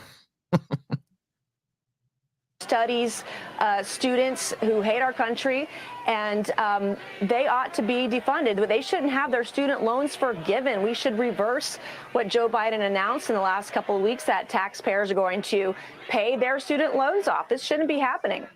In addition to not making a statement, the aforementioned Joe Biden is well, I guess this is before Joe Biden made his statement. reportedly thinking of placing Palestinian refugees in our country. Congress. What? Not over here. No. Sorry, I can only just be so left. Not over here. We don't want to bring that. Come on now. How is that going to help quell this unrest? Well, it's not. And what I would like to see, if these terrorist-loving kids and students hate our country so much, they should loving terrorist sympathizers. If you don't love our country, you should just get the fuck out of here, you know? Don't be a terrorist-loving terrorist supporter. Love it or fucking leave it, you fucking pieces of shit. Get out. their terrorist flags. They should go to Gaza in their crop tops and nose rings and see how long they would last, because Hamas aren't would women, according to the fucking Christian conservative worldview, supposed to stay quiet, speak when spoken to, and handle the house affairs? Why are all these bitches on Fox News talking all their bullshit, man? Get them back in the kitchen where they belong. They're part of the degeneracy that's tearing this nation apart. Get me a newsman, please, on my Fox News. Thank you. Get your ass in the kitchen, like the Bible fucking says. off their heads, throw them off the roof of a building before they ever had the chance to tell them their pronouns. I mean, yeah, I don't know, fucking scathing thing. I'm pretty sure if these people showed up in Gaza, the main threat that they would face would not be from Hamas. No, it would be from fucking the IDF blowing them to bits, thinking that they're a roving band of Palestinians. Absolutely great episode on Tuesday, guys. Paul, was some of your best work since you took down Brett on episode 166. You are the GOAT. Thank you. Thank you. I mean, this is what's going on in this country. I want to know where the adults are on campus putting a stop to this kind of violence. They are preventing. They're dressed in stormtrooper gear and they're beating the fuck out of everybody. That's where the adults are. Where are the adults to stop these no good, very bad terrorist lovers? You're going to tell me you're an adult when that's how you fucking view this shit? You see a bunch of people protesting a fucking bunch of war crimes going down, a fucking genocide and ethnic cleansing, and your fucking reaction is they're terrorist-loving Jew haters. That's what you think is going on here? That's the narrative you're trying to fucking spin, you stupid bitch? And you're going to fucking talk about adults in the room as if you're one? As if you have any fucking business comparing yourself to an adult with that fucking childish kindergarten insult level rhetoric? Shut up. I think that this guy right here might have put us above the top goal. Another $100 from the Air Force to me, to you. Does this make you war profiteers? I've always wanted to be a war profiteer. Basic training sucked, by the way. I'm sure it did. Yeah, but you know we're being what? funded in part by a fucking age of force. We are war profiteers now. Yes, and you do have the distinction, good sir, of officially making our final goal. So thank you. Wow, we did it. We did Nice it. pronouns talk. This is 90% of the same talking points from Republicans after 9/11. Isn't this bitch a Republican? I'm assuming she is. Yeah. She talks Nancy and Mace. walks and quacks like one. Yeah. But I mean, what does that mean these days? So does Joe Biden. So Jewish students from going to class. They are trashing these college campuses. This is not what. saw a girl with a cool Nirvana shirt and said, "Nice shirt. What's your fave album?" And she said, "Oh, don't know this band. I thought it was just a cool shirt." I didn't believe him, but Paul was right. Well, there you go, Paul. There's some vindication for you. It's on a pretty small scale subject compared to what you want to be vindicated on, but still, got to take them where you can get them. But America stands for. I take a W wherever I can pick one up, And liberty of all people. But this is what this is what the left and Democrats, the Democrat Party created this mess, and they need to own it. A University of The Democrat Party did not create this mess. The Democrat Party fucking opposed these people at every fucking turn, you stupid bitch. Like, there's a reason why. Like, there's no one on either side of the aisle that's willing to actually fucking take a position of Israel is committing a fucking genocide. Israel is doing ethnic cleansing. Israel's doing war crimes. Like, the most we can get is some tepid sort of like, this is a little harsh, Israel. Come on, man. Cool your jets, bro. Like, that's the fucking level of opposition you get within the mainstream Democrat Party. Okay. It's not like, oh my God, they're not fueling the fucking flames on this one. All of these fucking crackdowns on these students are happening under the Biden administration with Biden's fucking explicit support in that speech. Yep. So shut up. Well, you don't need his explicit vocal support, even if you took that speech away, because he's absolutely done nothing, and his administration has done nothing to quell any of the violence that's being perpetrated against these protesters at these fucking events by the police and by pro-Zionist fucking forces. So Biden is as complicit in this as he is in the devastation and slaughter going on in Gaza. And for you to still be out of one side of your mouth trying to coyly criticize him and appeal to the better angels of his nature, and out of the other side of your mouth full-throatedly endorsing him for fucking the most powerful office in the world for another 4 years, is just like self-defeating on the face of it. And I really feel like I don't have anything else to say about the subject other than you're fucking retarded. Tehran professor, by the way, for those of you geographically not inclined, that's in Iran, said in an interview that Iran likes seeing protests on U.S. college campuses, adding those are their supporters if there is ever a conflict. And, from Iran, we're hearing that they love these protests and they think it's awesome. And it gives comfort to the enemy of America. What do you say to that, Republican mouthpiece? Between the two countries. How come our leaders, the quote unquote adults that are supposed to be in charge, not only of our government, but also of our major institutions like UCLA, don't seem to see that, Congresswoman? What do you want them to do? They already fucking have done everything in their power to squat. Like, are you just literally do a Kent State, please? Yes. They want them to be shot. Can you fucking shoot these people? They're terrorists. Dude, I saw a haunting piece of video. They love Iran. Iran loves them. They hate America. They hate Jews. They're demons. Kill them. I saw a haunting piece of news footage from Just Post State massacre, and it was in the South, and it was a bunch of white ladies, and they were asking them what do you feel about the Kent State thing? And those ladies said, well, I think they ought to killed more of them, honestly. No, they're sympathizing with the enemy and they're against America, and we just don't cotton to that here in America.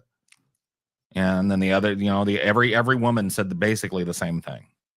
So this is not a new phenomenon in America. There are a group of ghouls and just absolute fucking Nazis that just smile from ear to ear when they see this kind of crackdown happen against brown people. And that's what this is about more than anything. Don't let anybody get it twisted. When you find people that are unaffiliated with any political machine talking about this shit and being pro-Zionist, 99% of the time what they want to be saying is, get rid of these dirty Muslim fucking mudbloods and fucking wipe them off the planet. Get them out of the way so we can build more Jewtopia, That's just not the way it works, according to international law. And the fact that the United States has repeatedly, under the Biden administration, by the way, blocked numerous resolutions that would have led to an immediate ceasefire in order to justify Bibi Netanyahu continuing to slaughter people over there, you can't pin that on anybody but Joe fucking Biden. And if you try and pin it on anybody else or give me a this would have been worse or that would have been worse, you're a deeply unserious child that can't have a fucking political conversation with me. How about Right. that? And Iran said the quiet part out loud. These are terrorist sympathizers. They are waving the flag of Hezbollah.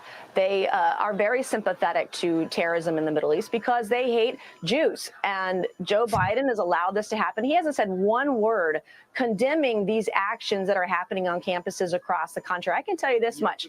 I'm giving the commencement address at the Citadel Corps of Cadets on Saturday.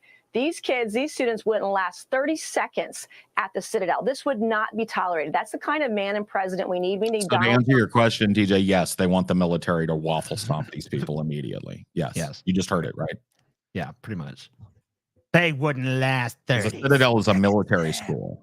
So that's the implication. The White House. Yeah, even if Trump can't campaign because he's in court again today at around 9:30, scenes of this kind of do the campaigning for him, because you have to ask yourself, when you go vote in November or earlier, as Yeah. Try to make some political hay out of it. Good luck. What's next? Scumbag Central. Here we go. A little change of pace for a minute before we get back into the politics. Oh, yeah. I don't agree with this title. It's called Awful Product Placements That Ruin Great Scenes. Most of these scenes are not all that fucking great, in my opinion, but whatever. Sure. It's still awkward product placement. Yeah. All right, so here's the first one. Hawaii 5-0. I don't believe there was ever a fucking great scene in Hawaii 5-0 that was just ruined because they saw Bing, you know? Yeah, like, oh shit, seriously. Bing. In the 1990s, numerous search engines vied for power, blah, blah, blah. Anyway, yeah, they just we don't have to fucking read all this horse shit. No, we can just don't. fucking react to It's this our shit. commentary that matters. So yeah, Hawaii 5-0. I'm assuming whatever the rebooted fucking version of it. Yeah, There wasn't no they used to Bing. use There wasn't the no Bing. Bing back in the day. So They had a lot of cell phone stuff in it. And so wait a minute. Why are they saying the 90s, so they didn't even have a picture of where they got the Bing? Because this is like a smartphone here. That wouldn't have been in the 90s. yeah, they're going over the 90s to kind of explain, like, there used to be a bunch of search engines, but now Google dominates the market. But in the This is a more show, modern show with smartphones, and they used to use scenes where they had the Bing browser open. and everyone's fucking using Bing to do their searches because fucking Bing gave them some fucking money, right? Right. So, Microsoft or whatever paid them off so that they didn't use Google search. They used Bing search in a fucking vain attempt to try to get people to fucking search with Bing. Microsoft Dynor. wanted people to use the term Bing it instead of Google it. I'll Bing it real quick. Good luck. No one wants to say that word. It doesn't even sound good. Bing it. I'm gonna go Bing it. That doesn't sound right. Superman 2's fight scene on the streets of Metropolis. Superman 2 expanded, Man of Steel, blah blah blah. There was a bunch. Yeah, there was there's a scene right here where he's fucking popping out of a Marlboro truck. I mean, if they really wanted to fucking make this over the top, though, Superman should have come out of that truck smoking a fucking cigarette, dude. True. He should have come out there. I mean, like, what's it gonna do to him? He's fucking Superman. There's no way a fucking Marlboro is gonna fucking do shit to Superman's lungs, right? He could fucking smoke 1,000. He could smoke 100 fucking cigarettes a minute, and it wouldn't fucking do shit. He's cancer proof. So no problems there. See, I disagree vehemently with this one. This is actually one of the best. Good. Yeah, this is good product placement because it was funny and like relatable that the last remaining restaurant would be a Taco Bell. You know what I mean? Like it's just great. This is an example of really great product placement, I think. Yeah, I mean, this is because they wove it into the story in a way that didn't really seem forced. It just kind of like they played it off as a fucking joke, and the joke is actually pretty funny. Yeah, the joke landed. It worked. That all of the fucking because we see more and more consolidation of media and food brands and stuff. So it kind of, in a way, makes fucking some twisted sense that eventually it would just be whittled down to one fucking brand of restaurant, and it's Taco Bell.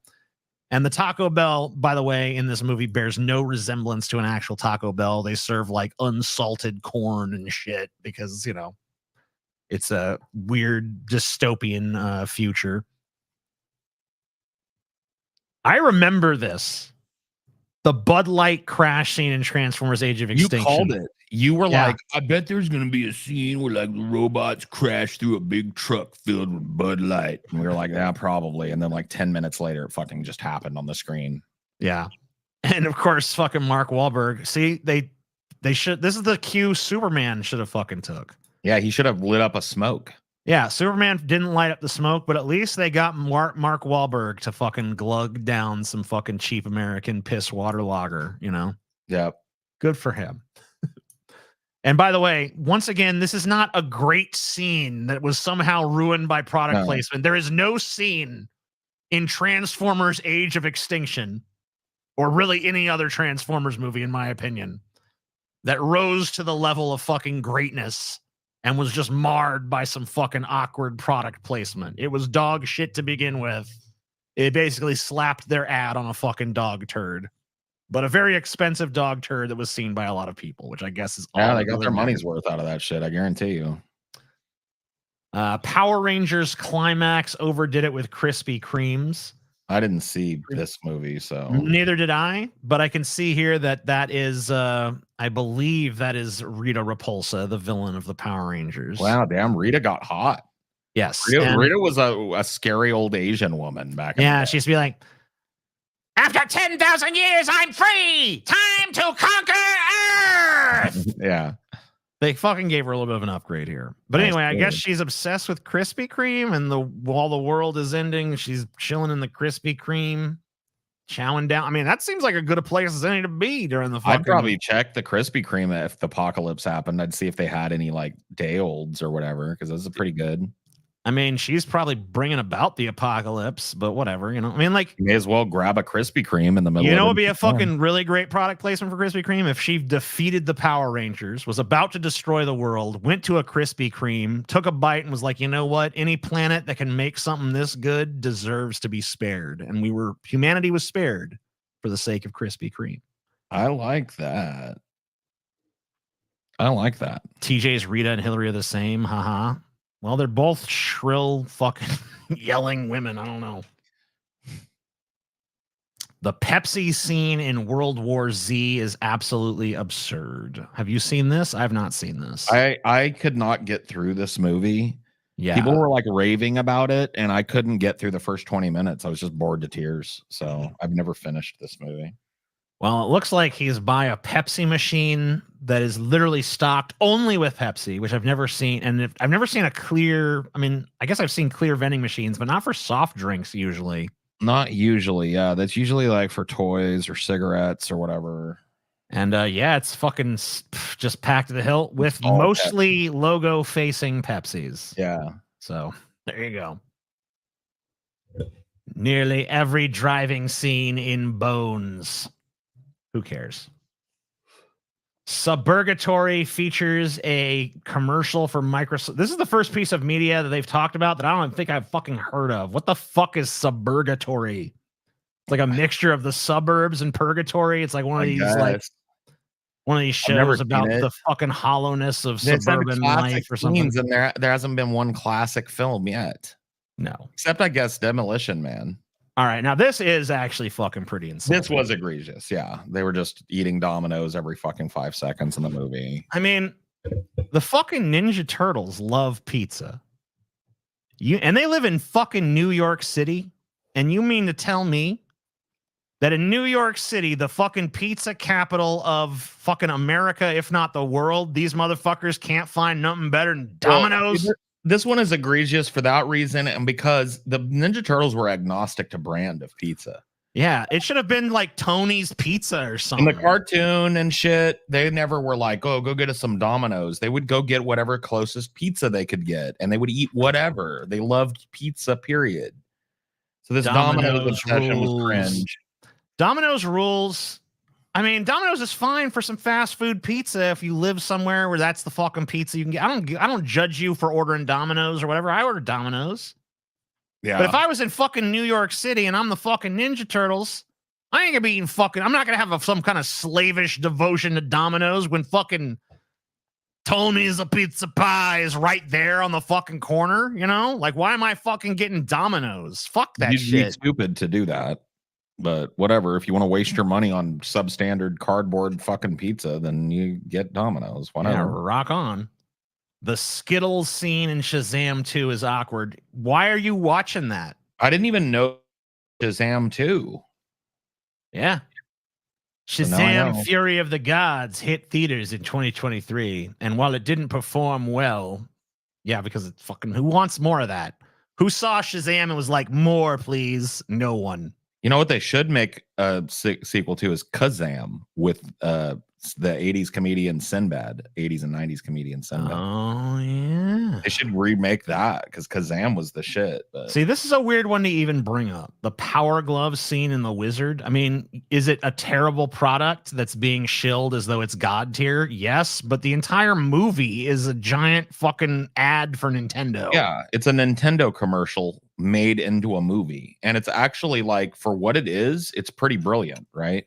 It's advertainment, okay? The Power Glove scene perfectly set up the fucking douchey villain in the movie because he's using all the gadgets and he needs all the extra shit. And this other little kid, the little autistic kid, Jimmy or whatever, all he needs is his old school controller and a fucking, minute to figure things out.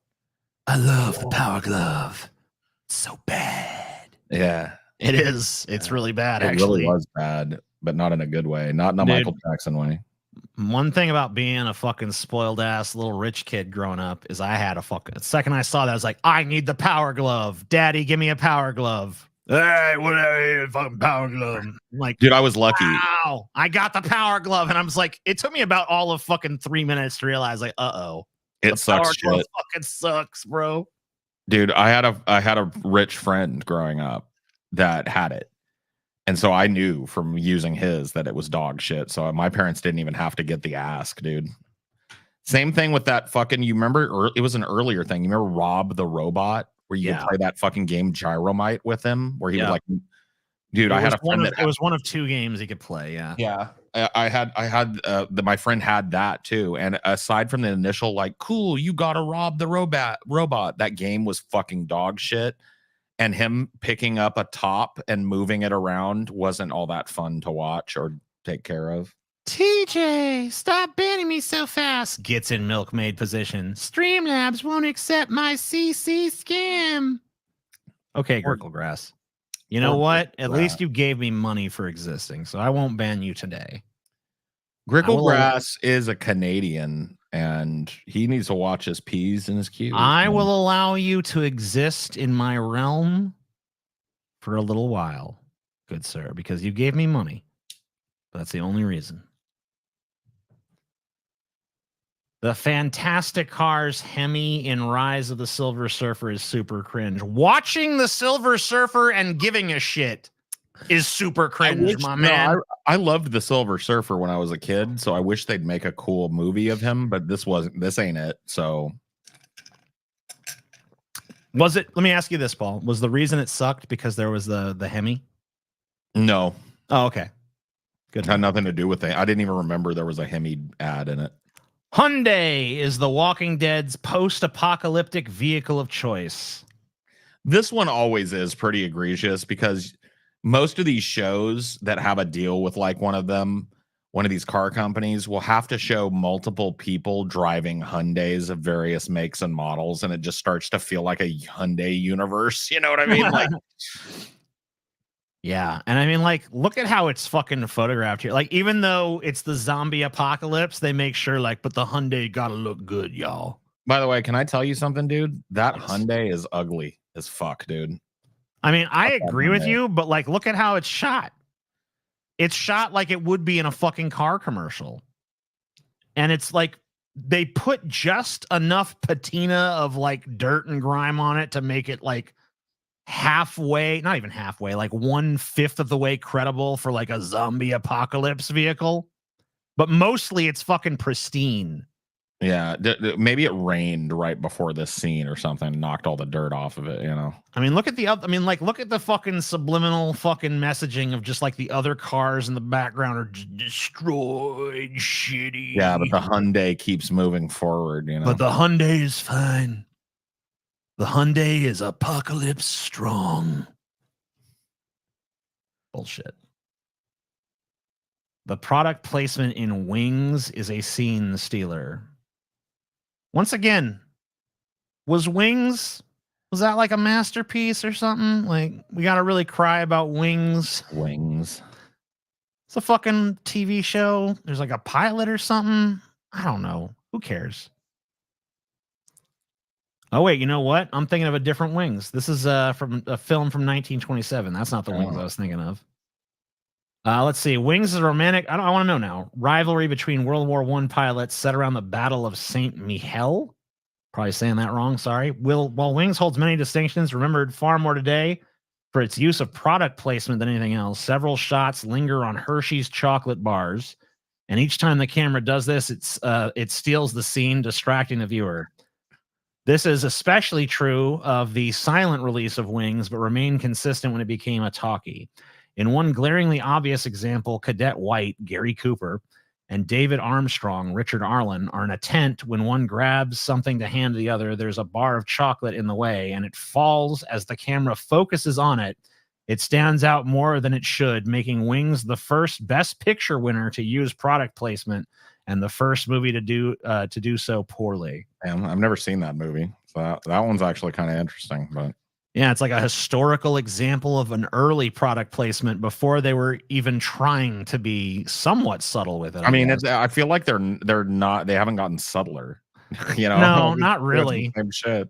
They don't necessarily fucking. I mean, it sounds like they just focused outright on it. Like, here's a Hershey bar, which now they're a little bit more subtle. Like they'd have the character eat the Hershey bar and like, chocolate, refreshing, chocolatey goodness. Thank you. My favorite thing making fun of product placement was that shit in the Truman Show, where the wife is constantly trying to interjecting product placement, even when it's wildly inappropriate to do so. Yeah. Oh, honey, why are you breaking your back mowing the lawn? Get yourself a new micro rotor. I saw this. Did you hear that, Fall? Oh, it's the Vosh alarm. It's the Vosh accidentally exposed his lolicon alarm, everybody. Oh, there it is. Here you go. Everybody prepare. Paul's ego versus Vosh. The battle of the ages, foreseen by the sages. Paul's ego versus Vosh. Man, I wish somebody would make that fucking intro happen. That's pretty I'm sorry, Paul, but I want to unleash my cream on your specs. Please don't, man. I don't want to. I'm gonna fucking just. I'm just gonna hang back on this one. I can just fucking pretty much take it easy now. You think so? I mean, I think you should, because if I remember correctly, in the first half of this, they talk about you too. Not really. Mostly you. Is it? Okay. It's pretty Paul centric. All right. They love them some Paul. All right, here we go. I saw this on my subreddit. It's the Deep Fat Fried Boys going over a video of mine. A Thermia video, actually. Thermia, as always, fronting the very best of my channel. Thank you, Thermia. Yeah, of course, Voosh. Leftism is failure. Voosh. I remember saying that. That's true. This is his so his opinion is talk. The only people that Yeah, Paul, why are you so mush mouth? Wow, but you'll fucking defend Joe Biden and say he's got a stutter. You fucking barefaced idiot. I have a little bit of a stutter and you make fun of me, huh?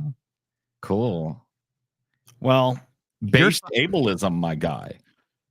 You're a YouTuber. Joe Biden's the president of the United States of America, so true.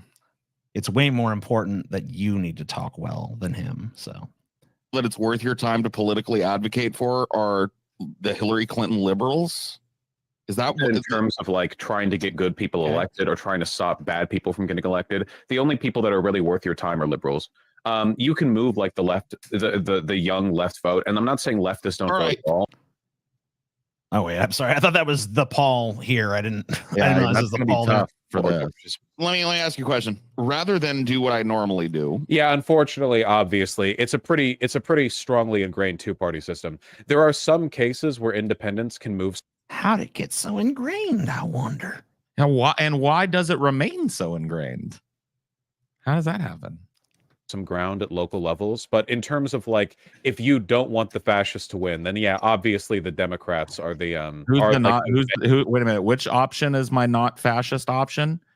The guy perpetrating an open air genocide, or the guy that you claim would do it but worse? Which is my non-fascist option, my dude? and you by which you would The guy that just said that your First Amendment rights are subverted by the rule of law. That guy? Is that fascist, the one you're talking about? Which is our non-fascist option again, TJ? I don't remember. Okay, well, let me just think here. Okay, so we have a guy that is clamping down on protests with a draconian police state and materially funding a genocide versus a guy who would probably do that worse if he were in charge. I guess, I mean, Which by is a fascist and which is not fascist. Definitionally, the guy who would do it worse has to be worse. So Well, I guess maybe he's a bigger fascist. But is there an?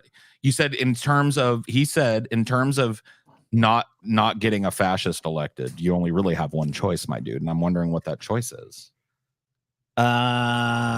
Vote blue. No matter. No, that can't be it. Vote blue no matter what, no matter who. It's such a cyclical argument too. Third parties are just not viable. Why? Because nobody votes for them. Why? Because third parties are not viable. Why? Because nobody votes for them. Why? Because third parties are not viable. Why? Because nobody votes for them. Just like I want the that inherent contradiction. I want that in a fucking eternal loop to be one. I want that for 10 hours to be one of our videos. Get on it, Crafty Andy, if you're here. What is the charitable interpretation of this take? I honestly, because you know what no idea. my instinct is. I was fucking paused for myself, like I know. Oh, TJ's trying to talk. Hold on. We're doing reactception right now, and this is never a good look. I wish Vosh would just talk about how he feels about what I said and not, not do the 3 layers deep and force us to go forward if I want to respond to what he says about me. But whatever, I guess that's the new way. I wanted 100 layers deep. I want it so fucking confusing. If he responds to this response, it will be 100 fucking layers deep. Oh shit. That's too many layers, bro. Is to immediately go like, well, that vindicates me because I'm on record 3 years ago saying I feel like Vosh is like pipelining radical leftists into liberalism. And I feel like he just kind of did that. Right?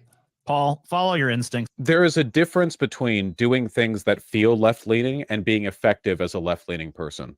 Going and joining up with your most radical local communist political advocacy group and doing a bunch of meetings where you talk about like solidarity and such, like that may feel really good, but there's no guarantee that doing that and committing yourself to that is going to lead to better outcomes. But wait, there is a guarantee that genocide will stop if you just elect Joe Biden, right?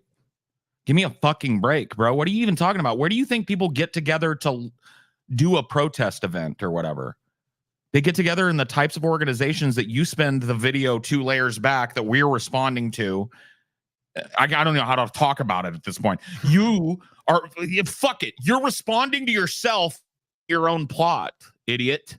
You were saying that going and joining the DSA was a waste of people's times, and really what they ought to do is funnel all their time and energy into supporting liberals because they're the only ones that get anything done. By the way, if I just did that in a different accent, I think people need to stop pouring money into all these radical leftist organizations that never get anything done and support your local liberal.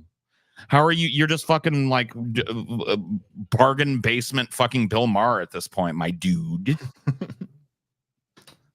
Sometimes the things that are the most effective don't really feel like they're very epic Twitter lefty woke or whatever. The Democrats are the most entrenched media. You're a fucking goddamn Twitter addict. I love how you go like Twitter lefties. Anyway, let me go post about something based on Twitter.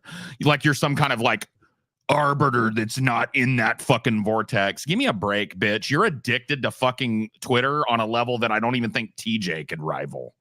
You're on there 24/7, 365 with your bullshit. So don't give me this Twitter lefties. There's a difference between Twitter lefties and me. You know what the difference is? Right now, Twitter lefties are by and large supporting the pro-Palestinian protesters on these campuses. And I bet you'd agree with that, but whatever. Because those Twitter lefties don't support your confirmation bias on another issue. They're all just stupid douchebags that aren't worth listening to. Right, my guy? Right, my guy? Damn, dude, you've been trained so well by the fucking 24-hour news media. I feel bad for your generation, Cal Poly. I feel bad for you, bro. Your parents paid for a fucking whole ass fucking $300,000 a semester education for you, and you didn't take media literacy 101. You didn't learn about how the media, the mass media manufactures consent in times of war. You're such a fucking easily led little douchebag, and unfortunately, you're like a Pied Piper because people think you're attractive or whatever and well-spoken. And so you got a bunch of fucking young people who don't know any better than to just follow the most attractive guy on the block. Fucking and you're leading them right down the fucking pipeline that led to the shit show in fucking Israel, because nobody ever gets elected that'll do it. Why? Because nobody votes for him, my dude. Why? Because they're ineffectual. Why? Because nobody votes for him, my dude. Why? Because they're ineffectual. Why? Because nobody votes for him, my dude. Why? Because they're ineffectual. At what point are you gonna fucking get the net, bitch? Can either of you point to a single time in American history when the political system isn't dominated by the two parties or their predecessors? No. He's not attractive. Don't give him that. I don't know, dude. I'm not into real mask type of guys or whatever like him, but I'm not going to lie and tell you I think he's an unattractive guy. He's definitely gone through a glow up too. Side shaved keloid fat Vosh has been replaced by like a kind of gay guy lounge around in an expensive hotel Vosh, which is way, it's an upgrade, right? Just finished working day 6 of Jazz Fest. Can't wait for that Blu-ray. Cheers. Thank you. Appreciate you. For any kind of left of center engagement in this country. That doesn't mean they're the only mechanism by which you can make change happen. So where's the revolution, Paul? You say you want a revolution. Well, if you want to change the world. It's just they're the largest one. And if nothing else, it can be useful to use them as a platform to build your own voice. Like what Bernie Sanders did. Bernie Sanders correctly identified. Oh, so now it's politically expedient for you to support Bernie Sanders, but when when people are opposing Joe Biden and saying we should write in Bernie Sanders, you poo-poo them and call them Bernie bros and shit on everything. You're such a fucking dyed-in-the-wool leftist, dude. You belong right where you are, homeboy. You've got a fucking growing army of fucking 18 know-nothings that just follow you around because you wear a hip sweater and fucking talk with a little bit more fucking verve than they can summon. And they'll just do anything you tell them to do, won't they? Go down and vote to depose. This guy's a fascist. Do I sound like a fucking fascist to you? I oppose the genocide going on in fucking Palestine. I oppose the ramping up and support of the Biden administration is given to the law enforcement community in this country. I oppose the military-industrial complex and its fucking efforts to spread war to every fucking inch of this globe. Okay, how's that fascist? Let me know how that's fascist, or shut the fuck up. As a more effective vehicle for pushing his social democratic policies than continuing to run as an independent when he made a shot for the presidency. He didn't join up with the Dems to like become more liberal or as a form of compromise. He did it because it was a more effective way of fronting his policies. For the average person in my audience, I don't think you guys are going to run for president. I hope you do. And if ever you do, I don't want you to run as like the most left-leaning, super duper, ultra communist party candidate. I want you to run as whatever candidate you think maximizes. Who's advocating for that? Who's advocating for there to be a super uber duper leftist hyper communist party? Because it ain't me. Who are you responding to in this? A hypothetical me? Of you affecting positive outcomes. Does that make sense? On this one? No, it doesn't. I don't get it. So standing still and slowly sinking into the quagmire produces more positive drowning experiences than struggling. Okay, and yeah, what I don't get about it is like if someone's going to run for office, shouldn't they, I don't know, have whatever political ideals they actually believe in and stand by? Like, this wouldn't that be preferable? These pussy motherfucker told everybody in their audience what they were about when they were on our fucking show. This pussy motherfucker came on our show and said, "I'm rich. I can fucking leave, and I will." He said it more than once. So this motherfucker ain't about the revolution. He's openly telling you there's no such thing as the revolution. Subvert your desire to change things quickly and just ride with Biden, my dude.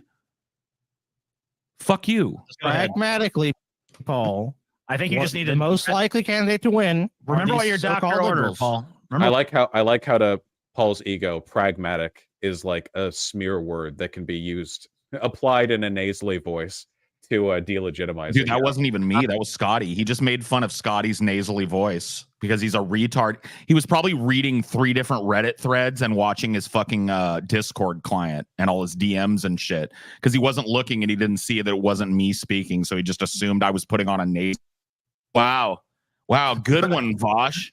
You're real astute, buddy. Remember like how when you were on our show and we were trying to talk to you, we kept hearing an echo because you were fucking turning us down and listening to some fucking news report or something. You tuned out, little fucking zeitgeist surfing little bitch. Go fuck yourself, bro. You're just a fucking goddamn LARPer.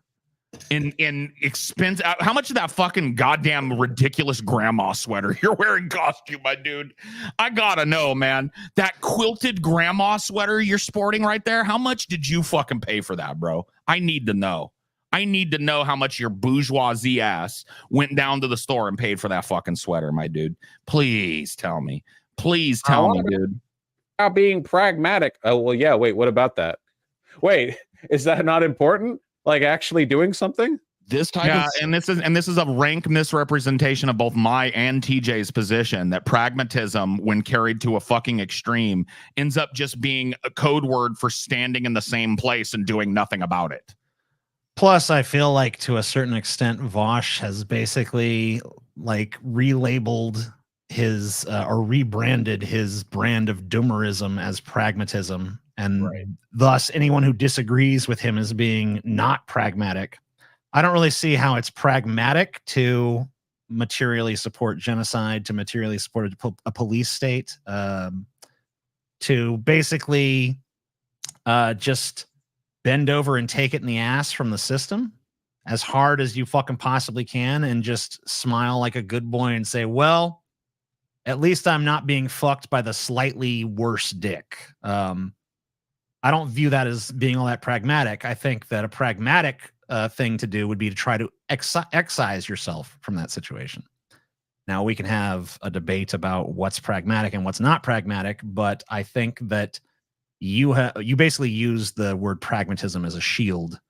You just think that every little whim that enters your mind and every piece of rationale that you can cook up is automatically pragmatic because you have said it. And I'm afraid to tell you that that's just not true. That's your ego distorting reality. Shit is so far outside of the socialist paradigm or the revolutionary paradigm.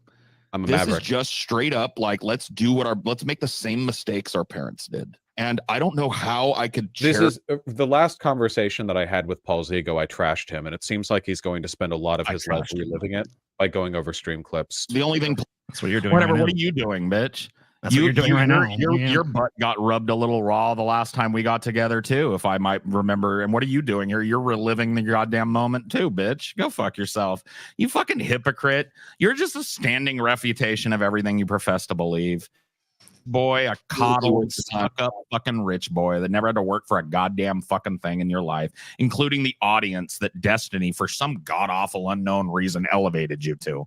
I wish that motherfucker would have had the foresight to flush you down the toilet when you were caught sending cringy, rapey DMs to a bunch of people in his fucking community back in the day. I wish he would have had the foresight to sever ties with you so that you could go down the skibbity toilet where your dumb fucking simp ass belongs. But unfortunately, Destiny deigned to give us the goddamn fucking abortion that is Vosh, a guy that dresses in a fucking $800 sweater and shows up and doesn't even have the temerity to fucking do what fucking the other $800 sweater lefty guy Hassan does and actually be based. You want to tell me that the based position is for us to line up and support the vampire corporatist that's ruining the world, and you want to tell me that anything outside of that is impossible and improbable and not pragmatic? Because you know why? You rich motherfucker and your ilk benefit from Joe Biden staying in power. You benefit from the overall stability provided by a status quo motherfucker. And you don't want to say that to your people. You just want to get as many of these young people that might otherwise be exposed to some actual leftism and herd them into the DNC to be crushed like everybody else gets done, to be mushed down into a piece of hyper corporatist, douchebag, fucking leftist scumbags like you. Okay? And I don't do that because guess what? There are no strings that hold me down. You know what people pay me for, motherfucker? To say what I believe. I don't have any side deals. I don't have any fucking people I care to fucking collaborate with if they don't want me saying what I believe. I'm not looking to build myself into the next most powerful leftist on YouTube or whatever fucking power fantasy your faggot ass is fucking obsessed with this week. I'm here to say what's right and to be right about shit, and you can suck on my fucking working class nuts if you don't like it, bitch. Tell us how you really feel, Paul. I was just cyclical voting for liberals. And that's what he advocated on this same show for hours. Right, I but he mean, didn't say it explicitly. He tried to dress it up with all of this, like, fascism is around the corner, my dude. to me, it's like splitting hairs. Because This is another way that you can delegitimize people like this. You know what the sad thing is? If he covers this, it'll be that faggot ass moment. He'll see, there's the fascist coming out. I'm a bisexual guy, you fucking piece of shit. I get to use the word faggot however honest I want, because you know what? I was called it my whole fucking life, bitch. Like, so go eat a dick. Democrats because they're preferable. Respond to the substance of my argument. Why do you think Pied Pipering young, passionate people into the fucking 80-year-old fucking octogenarian funhouse that is the DNC? You were one of the loudest voices that was pom-pomming and cheerleading Hoodie Jesus, whatever his fucking name. What's that fucking dork's name? Fetterman. You were, please, Fetterman, DNC, this is why. And I guarantee you, if I fucking went back through your streams, I'd find a clip of you going, see, my dudes, this is why you vote for the DNC affiliated candidate, my guy. And now he's just fucking revealed his true colors and showed what a fucking Israeli simp he is. And your piece of shit is just, you're responding to this old ass video of me. Where's your modern takes on what I'm saying, motherfucker? Why you gotta use a video that's 2.5, 3 months old?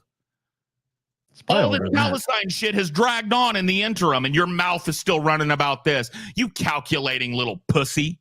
Have me on your fucking channel, motherfucker. You want to fucking do this back and forth fucking Inception shit? I'm done after this one. Have me on your fucking channel. You ain't got to come on this one, motherfucker. Have me on your channel, and I'll roast your lily white, rich, white bread fucking ass so hard that your fucking ancestors will feel it. They'll roll over in their rich, opulent graves and go like, what the fuck was that? It knocked the golden rings right off my fingers, you motherfucker.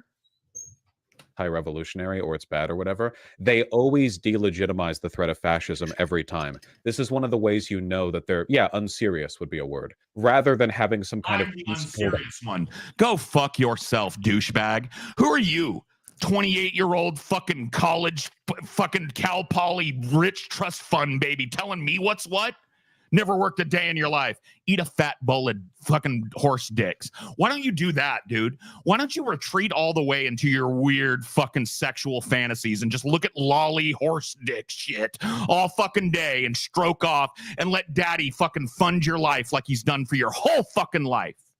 and spare us the nonsense. We don't need another one of you dyed-in-the-wool MSNBC, DNC twats out here LARPing leftism, okay? We've got actual workers' business to get about, and your coiffed fucking hairdo and $900 alpaca woven sweater ain't fucking getting it done, motherfucker!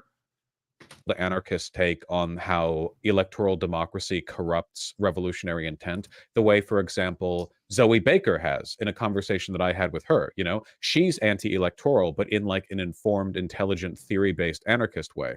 I don't agree with her on the subject. What do you know about my fucking position? You keep saying that the whole time I talked to you, you said my position was to sit around and do nothing.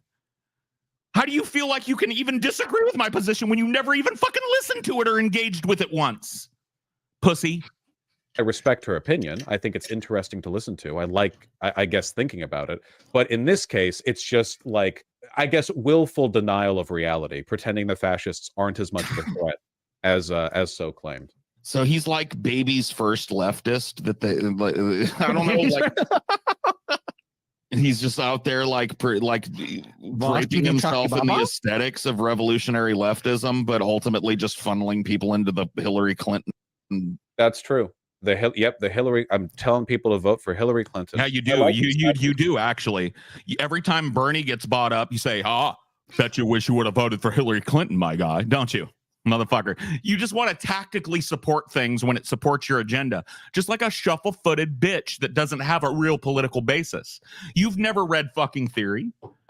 You don't know a fucking thing about leftist theory. You've revealed that by saying things that are just wildly out of wing multiple times and never correcting yourself in your fucking streams, by the way.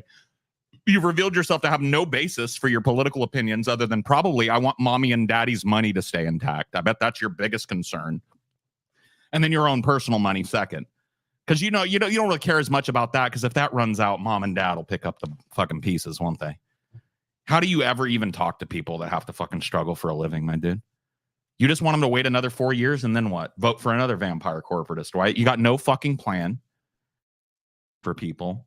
You won't engage with any questions about when the material conditions are ripe for us to take to the fucking streets. I'm saying now. I'm saying not only am I saying now, I've been saying now for the last 5 or 6 years. I don't know where you've been. I don't know where you've been. I don't know what we have to reach. Do they have to fire up the extermination factories and start rounding up transes?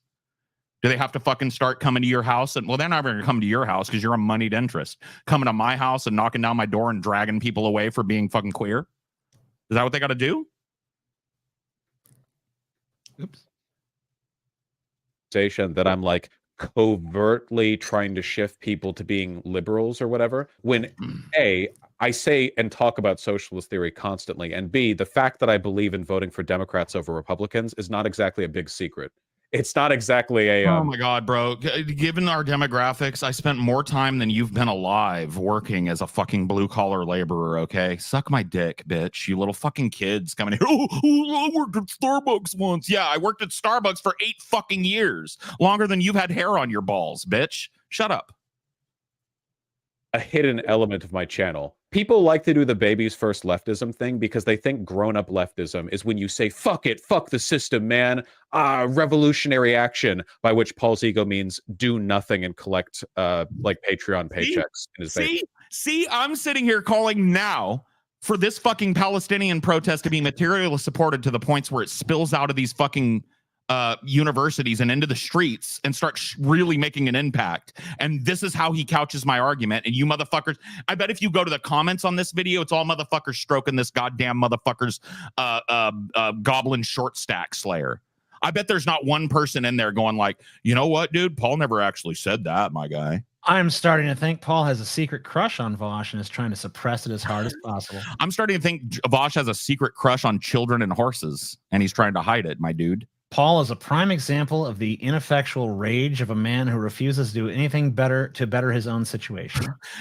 See, once again, 67 upvotes. I've probably lost a good 60 fucking pounds in the last 6 months. I've had a complete fucking turnaround, got on CPAP. I'm getting healthy. I'm exercising. I'm eating better than I have in my whole fucking life. Who's this motherfucker know?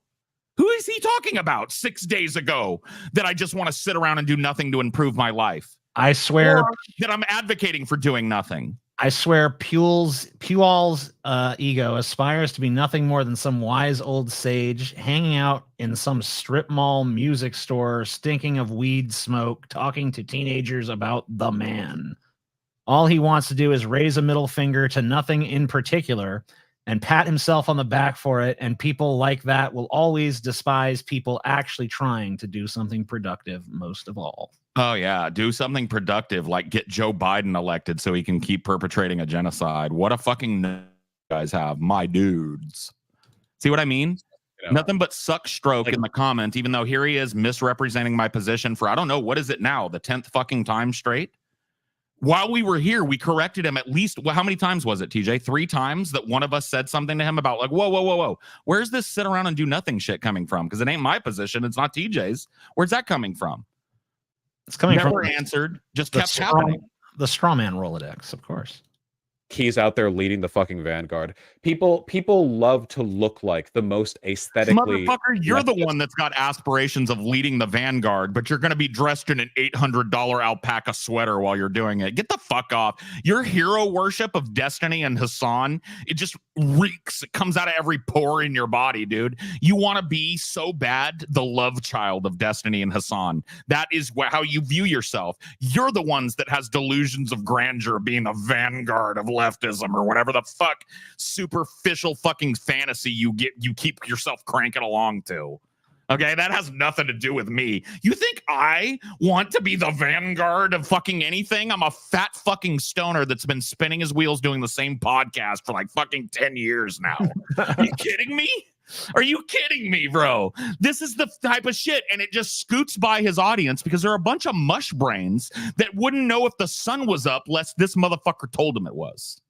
It's sad that this is the type of person that's talking to young people. And so, you know what? I will say something about that fucking comment down there. I would rather be an old hippie dude reeking of weed talking to young people about the man than a simp in an alpaca sweater fucking sucking up the Patreon dollars and the Dono dollars and turning it all into fucking churning fascist fucking proto-Republican nonsense like Biden has been churning out over the last 6 months. Undeniably, his whole fucking presidency has been nothing but that.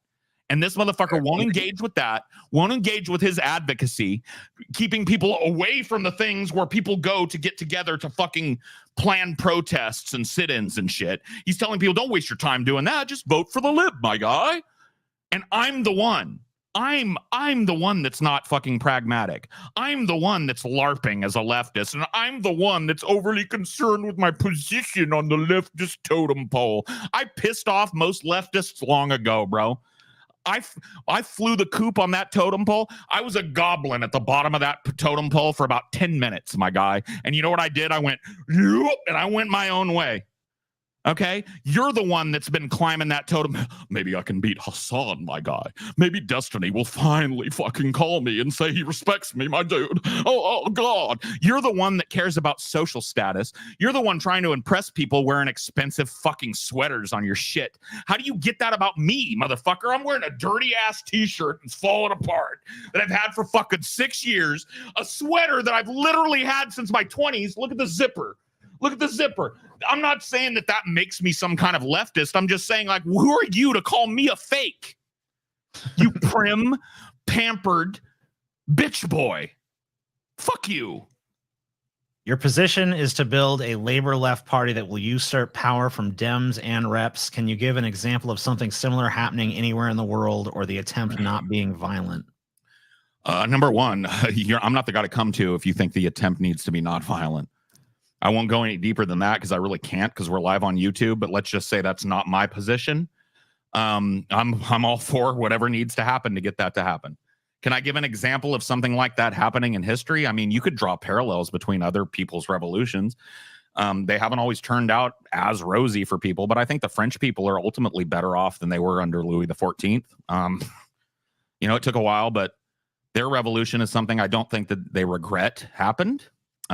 So yeah, there's an example. Does that work, or does that not work because it doesn't fit your framework? They don't do shit. And that's so common all over the place. The people on Twitter who call you a rad lib for thinking that Biden winning is better than Trump winning, they don't do anything. Is this the guy who threw a screaming tantrum when you called him childish? Yes. On which there are fulcrum issues in the United States. And you were the first one to have a screaming tantrum too, weren't you? Around like you were the first one to. I can leave. I'm rich. That doesn't justify your obstinance and sitting and doing nothing. You were the first one to have a fucking autistic rage session, my dude. But of course, that gets conveniently forgotten. Go fuck. Anybody that buys this guy's fucking bullshit is a lost cause any fucking way. That's how I feel at this point. If you can't see through the fucking bullshit after all the shit that's gone down with Vosh in the last 6 months, if you can't see what you're dealing with, I don't think you can be helped, my guy. And you're going to be a useful idiot for most of your 20s, and you're going to look back in your 30s and 40s when the disillusionment sets in, and you're going to go, God damn, I wasted my fucking time voting for a fascist piece of shit that exported genocide all over the planet when I could have been fucking, when I still had knees that worked and a back that didn't hurt every second of every day. I could have been out there humping and grinding, and I didn't do it. That's going to be you, motherfucker, and you deserve it. You deserve to be an old man like I am, looking back over the balance of his life and seeing a bunch of simping for the DNC and wishing to God I'd taken to the goddamn streets. So go fuck yourself, man. No. And all of you motherfuckers in his chat and all of you Voshite bitches that have been swinging from our nuts ever since TJ decided he was infatuated with this fucking faggot, you can go too. You can pack up your bags and go if you got anything to say to me about that other than I agree. Because if you do, you're just like him. You're feeding the same agenda. The money's going in the same wallet, and you're a simp. Shit. And liberals tend to be on the same side as the left on that. The only difference is that the left is less effective. Like, what answers are you going to get out of a DSP? Liberals, wait a minute. When's the last time a liberal seriously addressed an economic issue in this country? I'll wait. I mean, even with the Biden administration, all of the pro-union stuff, the child care tax, like cutting child poverty in half for a time, like obviously. I love how for a time was so under his fucking breath. Cutting child poverty in half. I mean, there are so many examples. Cutting child poverty in half is really what this motherfucker can't be real, right? That can't be real. I think he's got like social problems. I think the people that surround him he don't talk to people very often. And I think that he thinks he can just say, like, do shit like that, and people are going to go, yeah, my guy, when he ended child poverty, that was good for a time. You know what I mean? Like, what was that? What was that little under a breath for a time? That's my point. He didn't end child poverty. He deferred it for a couple of months, you bitch. You want me to vote for that? No. If you had to choose between Republicans and Democrats on economic issues, it's obvious the Democrats are better on them as a leftist. Like right, and those clear-cut examples that you gave, really unimpeachable examples that you gave, clearly underscored that. Thanks for not engaging with my question and tiptoeing around it like a fucking black swan dancer. I appreciate it, dude. Liberals do enough. It's me saying that if you want to move the country in a positive direction and you have two main like currents you can follow. You mean like the positive direction that voting for liberals has led us since fucking 2001? You mean that? You mean that positive direction? You mean the positive direction that the Obama presidency took the planet in? You mean the positive direction that the Biden presidency has taken the planet in the 4 years it's been instituted? You mean that kind of positive direction? Where's the positive direction? Workers make less now than they did during the Gilded Age. Okay, they're trying to come for our retirement age. They're trying to push that to fucking 75. Are you really going to look at me straight in the face and tell me children right now are better off than their parents were? Because if you do, you're a liar. So where's the fruits of your labor? We voted for the lib, didn't we? Why haven't things gotten better for people? If the Dems are such a clear choice over a fucking Republican presidency, then why does it feel like it's a Republican presidency?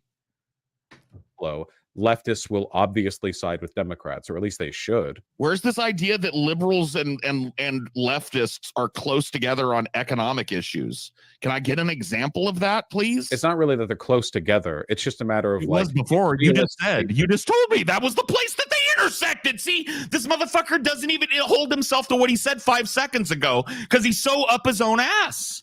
What actually can be done in this country. You know, as much fun as it would be to snap your fingers and make society better. Like, nobody's advocating for a genie snapping their fingers, motherfucker. Who are you talking about?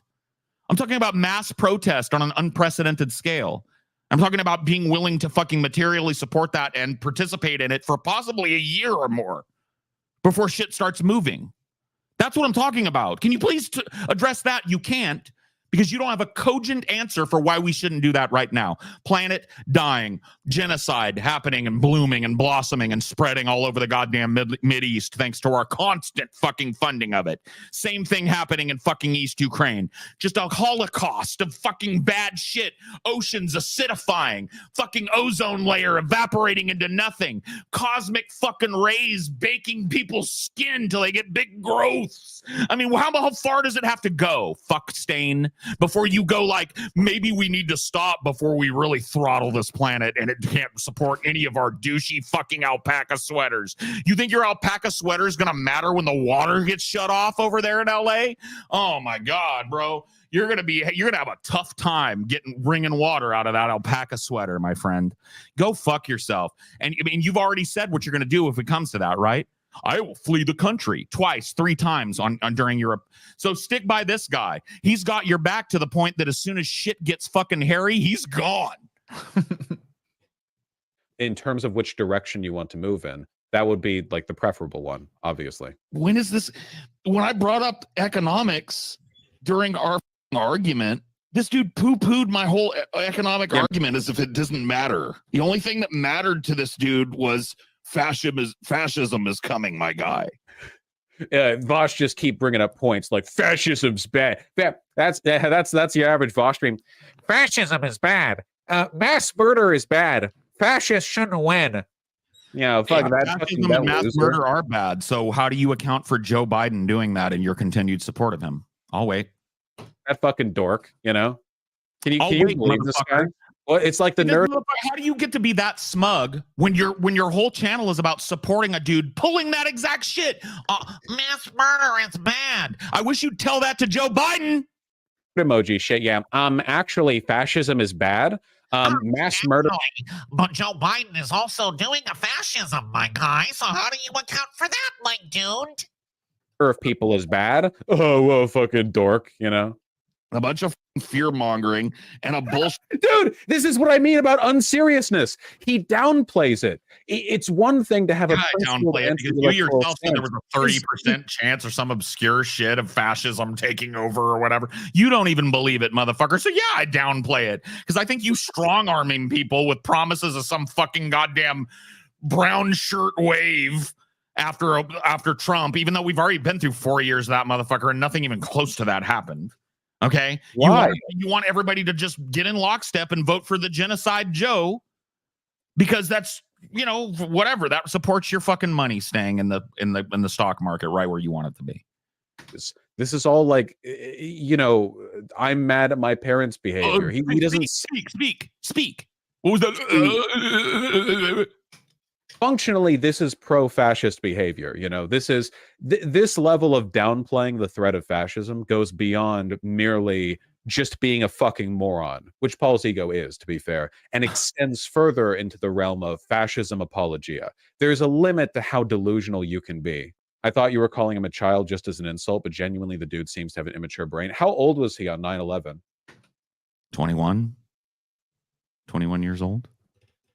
When he stopped growing. Maybe he was like a juvenile back then, and his brain, like that was like a juvenile brain that it got locked into. I was 21. Like 65. Okay, he got locked in at the juvenile age of 65 years old at 9/11. I don't fucking know. Looking Bosch. Yeah, I don't know either. I don't know either, man. I don't know where that point was going either, my dude. But I'm glad Thermia left it in and didn't edit that one out because that's definitely added a lot of spice.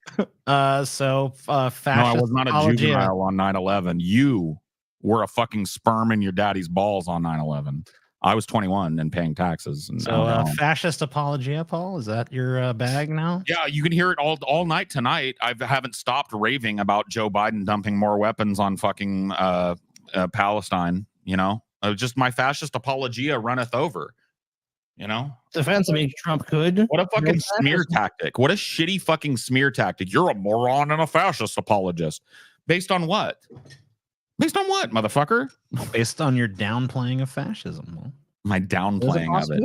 So I'm downplaying. He's not upplaying. He's not using it as a tactic to get people to ignore the genocide that's going on and vote for the non-fascist, my guy. No. Yeah, a giant ass could descend from the boundless reaches of space. Very serious political commentary here. Whatever. Isn't that coming from the originator of the coconut dick sucking analogy?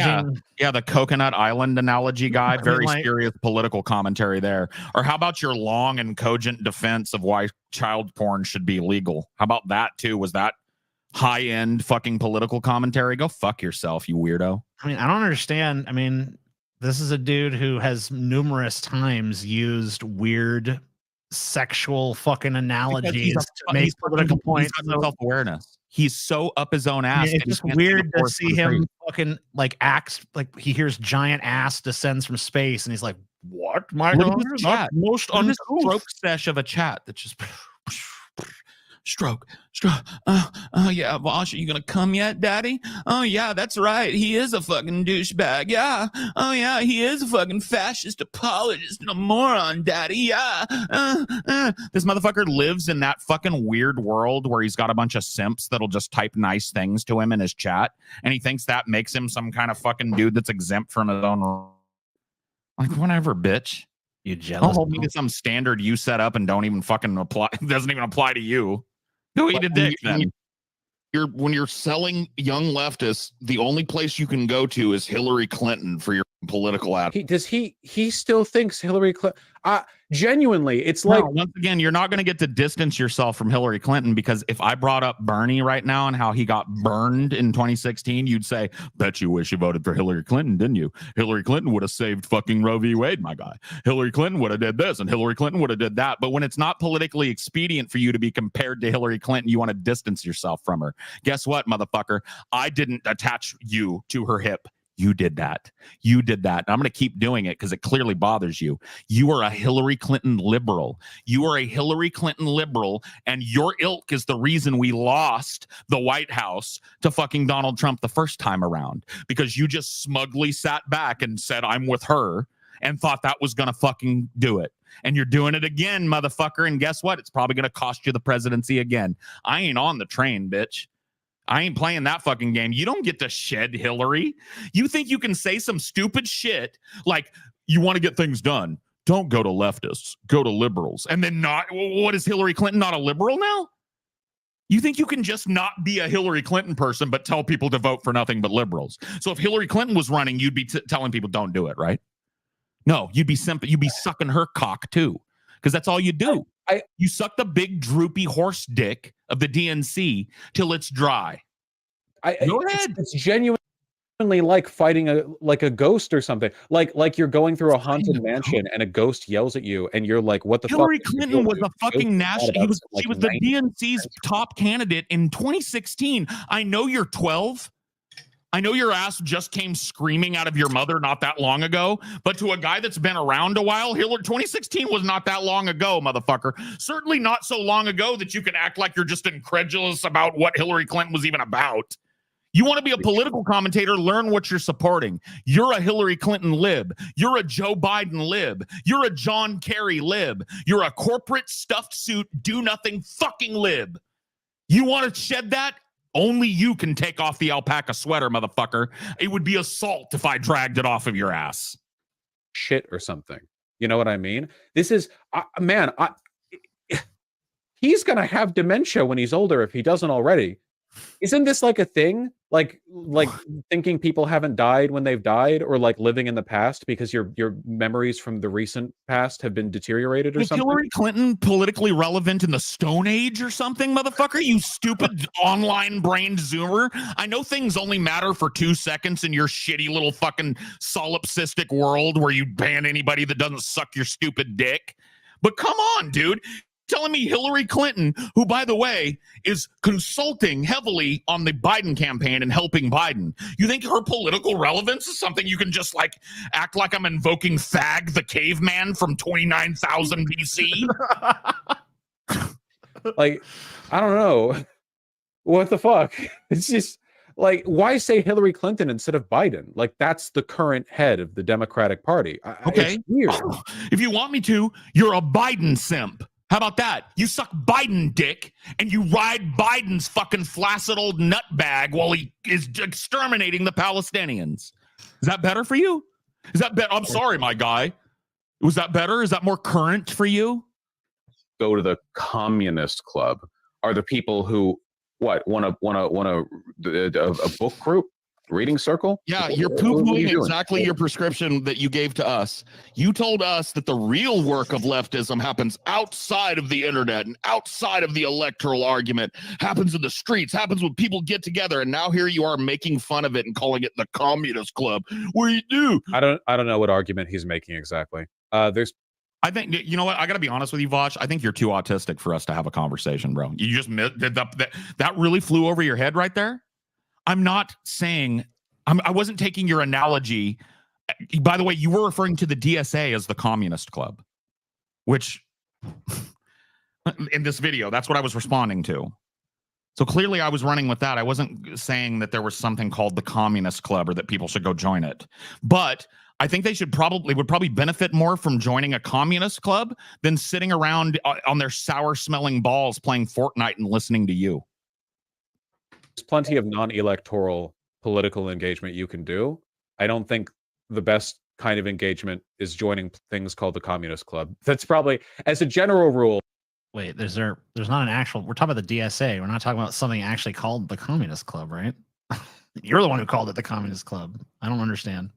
Well, and he never engages. That's his tactic. And he did it to us the whole time he was on the show. That's his tactic. And he's called other people out for this too, because he just doesn't have self-awareness, like I said. His tactic is to never engage in anything that's being said. Pretend you don't understand. Call me out for using Hillary Clinton like she's some ancient Stone Age politician and not the last time that the fucking DNC put up a candidate and lost hilariously. It's fucking retarded, dude. It's absolutely funny that there are so many people simping for this. It just goes to show you how broken these fucking people are. They can't be counted on because they've figured out from this guy that you can sit in your fucking DX racer chair or lounge on your fucking couch with your cell phone in your hand and do political activism. Sorry, my guy, you can't. You showing up and filling in the bubble for Biden is not political activism. My grandma does that, okay? My grandma does that shit. So give me a break. The Communist Club. I wonder how much work they get done. You know? Just a little bit. It's a feeling I have, perhaps. Honestly, I'd be fine. I would be totally fine with this being the last time we cover Vish ever. Oh, shit. I'd be totally fine with it. I would have been fine with that. How do you feel about that, TJ? The last section of this video is called the Vosh Free Zone. Is it over? Well, good engagement. We're going to skip that whole fucking thing where you said that you would materially support Biden even if he was personally slaughtering Palestinians or whatever. Yeah, that has nothing to do. We're not going to watch that clip, my guy. You weasel pussy. Yeah, have me on your show. I'll have some clips ready for you to account for. How about that? Have me on your show, bitch. Otherwise, shut up about me. I'm not the one that mentioned you most recently. This is you. I'm talked about you in over fucking couple months, probably. Not seriously and at length like that. So... yeah, have me on your show or shut up, bitch. You got nothing to avail me of. There's nothing you can teach me. There's nothing that you're saying to me that I haven't heard a million times from a million other DNC shills. You got nothing for me. So go fuck yourself and take your fucking shitty little fucking Zoomer audience with you. Bye. Or have me on your show. A couple months old, Paul. Well, it was only posted on Thermia recently, so. Do y'all think Vosh even remembers 5% of what he said on the stream he just finished? No, Unreal that he apparently can't remember. Because he's a hot take machine. He's a hot take machine. So, of course, he doesn't remember. He said very explicitly not to do some of the things that he does to me in this. And then the last video we watched. Don't straw man people. Don't go to fucking ad hominem attacks. He's called people out for that over and over. That's all he did. Oh, Paul, an old man. He keeps invoking Hillary Clinton like Hillary Clinton is some ancient Nixonian figure or something. She's fucking like 2 electoral cycles ago. And it was a hilarious failure that the DNC is responsible for. And he wants to shed that while he's advocating for the very organization that made that failure possible. And he wants us to do it again and again and again and again. It's people like him that get us Trump.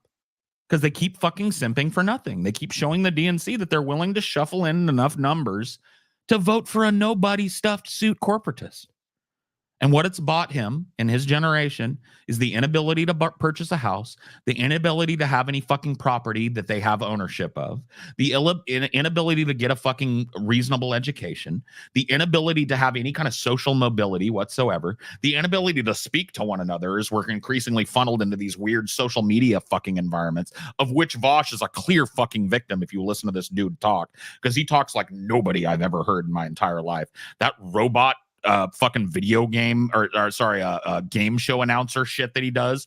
Hello, my guys. It's time for the Vosh show. I think that that fucking affectation that he puts on and the way he says rural makes me want to fucking slam his face in a toilet and flush it until he passes the fuck out. Okay?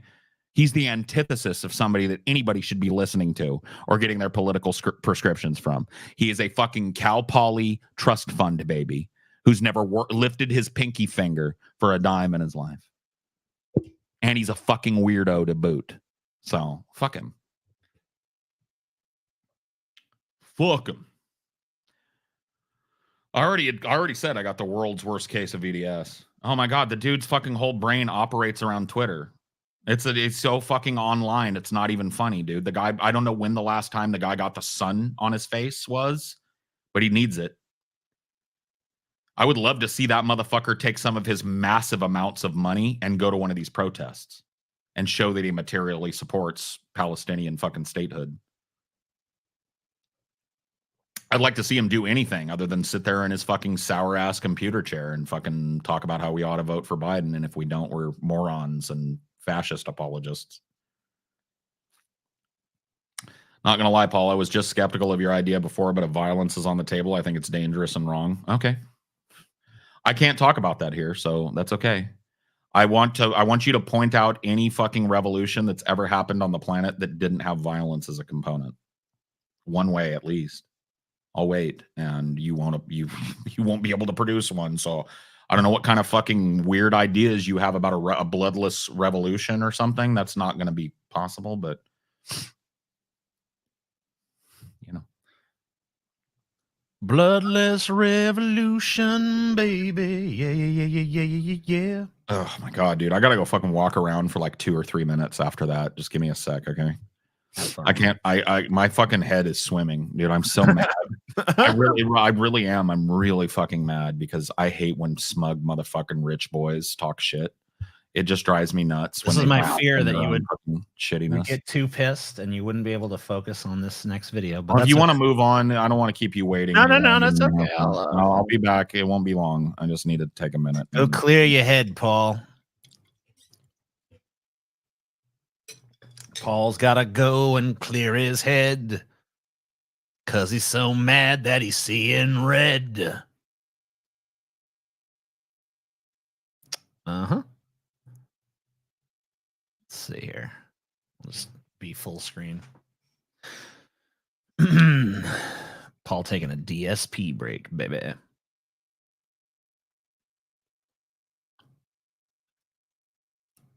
you send Paul a hug for me? I mean, you can send him a hug as effectively as I can. Neither of us shares a space with him.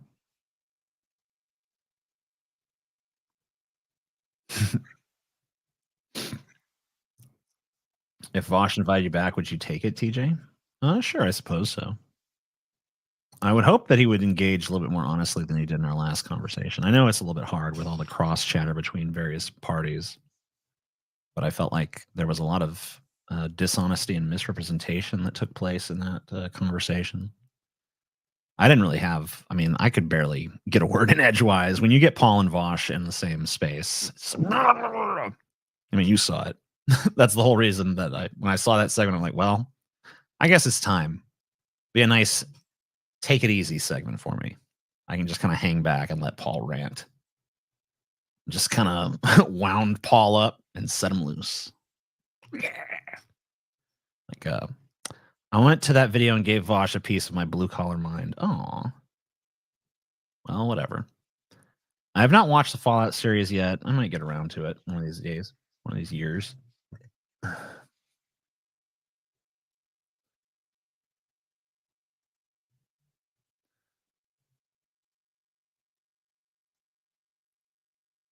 I feel like there's no point when he doesn't honestly engage with what you and Paul are saying. I don't feel like there was a point where he did honestly engage with what we were saying.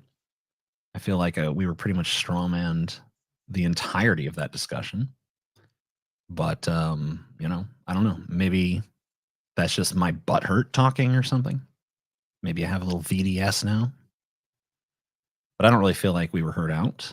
I don't really feel like the arguments we put forth were engaged in an honest manner. But, you know, that's just me.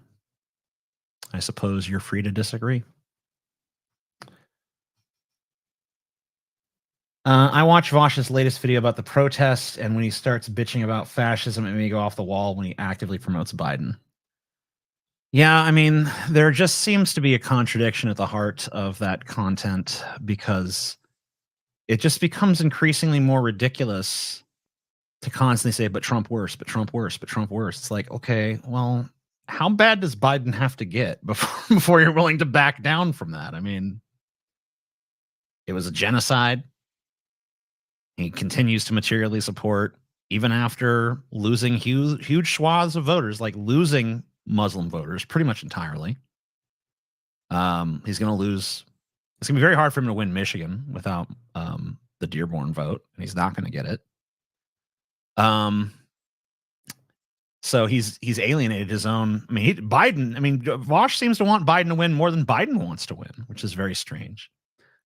Biden does not seem particularly invested in winning because he keeps doing things that are a detriment to his electoral success and alienating the voters he needs, which is a very strange tactic, in my opinion.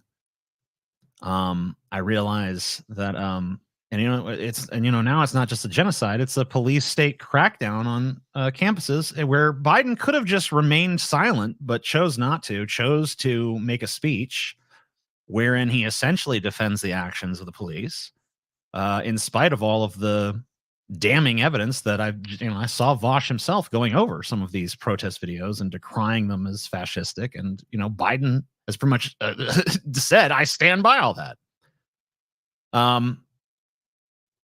Not to mention the fact that Vosh, a few months back when the Texas border dispute was going on, basically said that if Biden did not send in the National Guard to fight Greg Abbott and fight the unconstitutional, keeping up of the border wire, that basically if Biden did nothing in that situation, then Biden was every bit the grifting centrist lib cuck that, people like Paul have always described him as. And, Biden did nothing. And it seemed like that position of Vosh's just completely evaporated. Very strange. So I don't know. I feel like there's been a number of issues. I mean, I don't understand the continuing to carry water for the DNC at this point. I mean, if this were a normal lesser of two evil sort of scenario where you could at least draw a sharp distinction between the two parties, then that'd be one thing. But you have Biden explicitly supporting actions that Vosh himself characterizes as fascist. So how is he not a fascist? Doesn't really make sense. So, I mean, I don't have the sort of vitriolic anger for Vosh that Paul clearly does, but I think that so many of the positions he's taken on this matter just seem logically incongruent and, dare I say, unpragmatic.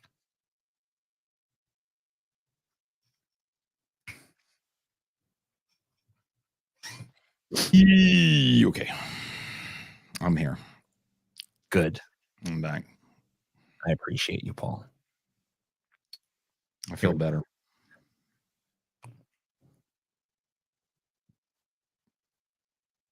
Another one of these. This is not even the video. It's not 2 minutes and 34 seconds. What is this doing? I don't fucking know, bro. It was billed. It was billed. There we go. As the Woodstock of the Midwest, a massive 3-day festival featuring the biggest names in rock and roll. 300,000 eager fans made the pilgrimage to a marshy site near Evansville, Indiana. lured by the promise of iconic acts like Black Sabbath, the Eagles, and Fleetwood Mac. Warning signs quickly came up as miles-long traffic jams ended with excited concertgoers arriving at a remote wasteland serviced by just 6 porta potties. It was clear the organizers had ambitions way beyond their abilities. Over the next 72 hours, as torrential rains flooded the muddy fields and open drug And this use is basically ran just what happened at public order. Woodstock too. What's that? This is basically just what happened at Woodstock too, like, but just on a more massive scale. So I don't know how this is the worst. See, I think that like they cover this type of shit, but people were built different back then, man. They weren't pussies about this shit. They would go to these music festivals and be filthy and dirty and shit on the ground, and they didn't give a fuck. Like, you know, like they didn't care. They came to do the music, and they were. Well, I don't know. They seem like they did. By the time this is over, it seems like they very much did care about the conditions that were subjected. Well, you'll see. Collapsed completely on Bull Island in a surreal spectacle that left attendees struggling to survive and not just to rock out. Indiana music promoters Tom Duncan and Bob Alexander had scored a success after hosting the Bossy Field Freedom Fest in July 1972. A crowd of 30,000 people converged in Evansville to watch legends like John Lee Hooker and Ike and Tina Turner. However, the event was not without its shortcomings, with police and thousands of angry fans clashing outside the stadium for free entrance. Despite the event's financial success, the city filed a suit against the promoters to confiscate the proceeds and receive reimbursements for the additional expenses it had incurred. The fallout from the 12-hour Freedom Fest was so devastating that the Evansville mayor vowed that a similar event would never happen in his city again. But for the 20-something promoters, visions of grandeur continued to dance in their heads. And barely a month after their previous festival, the duo announced plans for an even more spectacular event. They were going to put on something the Midwest would never forget, a 3-day festival to eclipse the iconic Woodstock. And with the lineup they had secured, Black Sabbath, Joe Cocker, Fleetwood Mac, Rod Stewart and the Faces, The Doors, Ravi Shankar and the Eagles, to name a few. Fucking Foghat. That's all I want. Foghat. Fucking Foghat's gonna be there. How could it be anything less?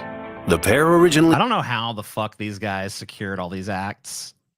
They must have overpromised some shit because it's pretty clear by the end of this that they have no fucking business being concert promoters. They planned to host the Mega Fest at Chandler Raceway in Evansville.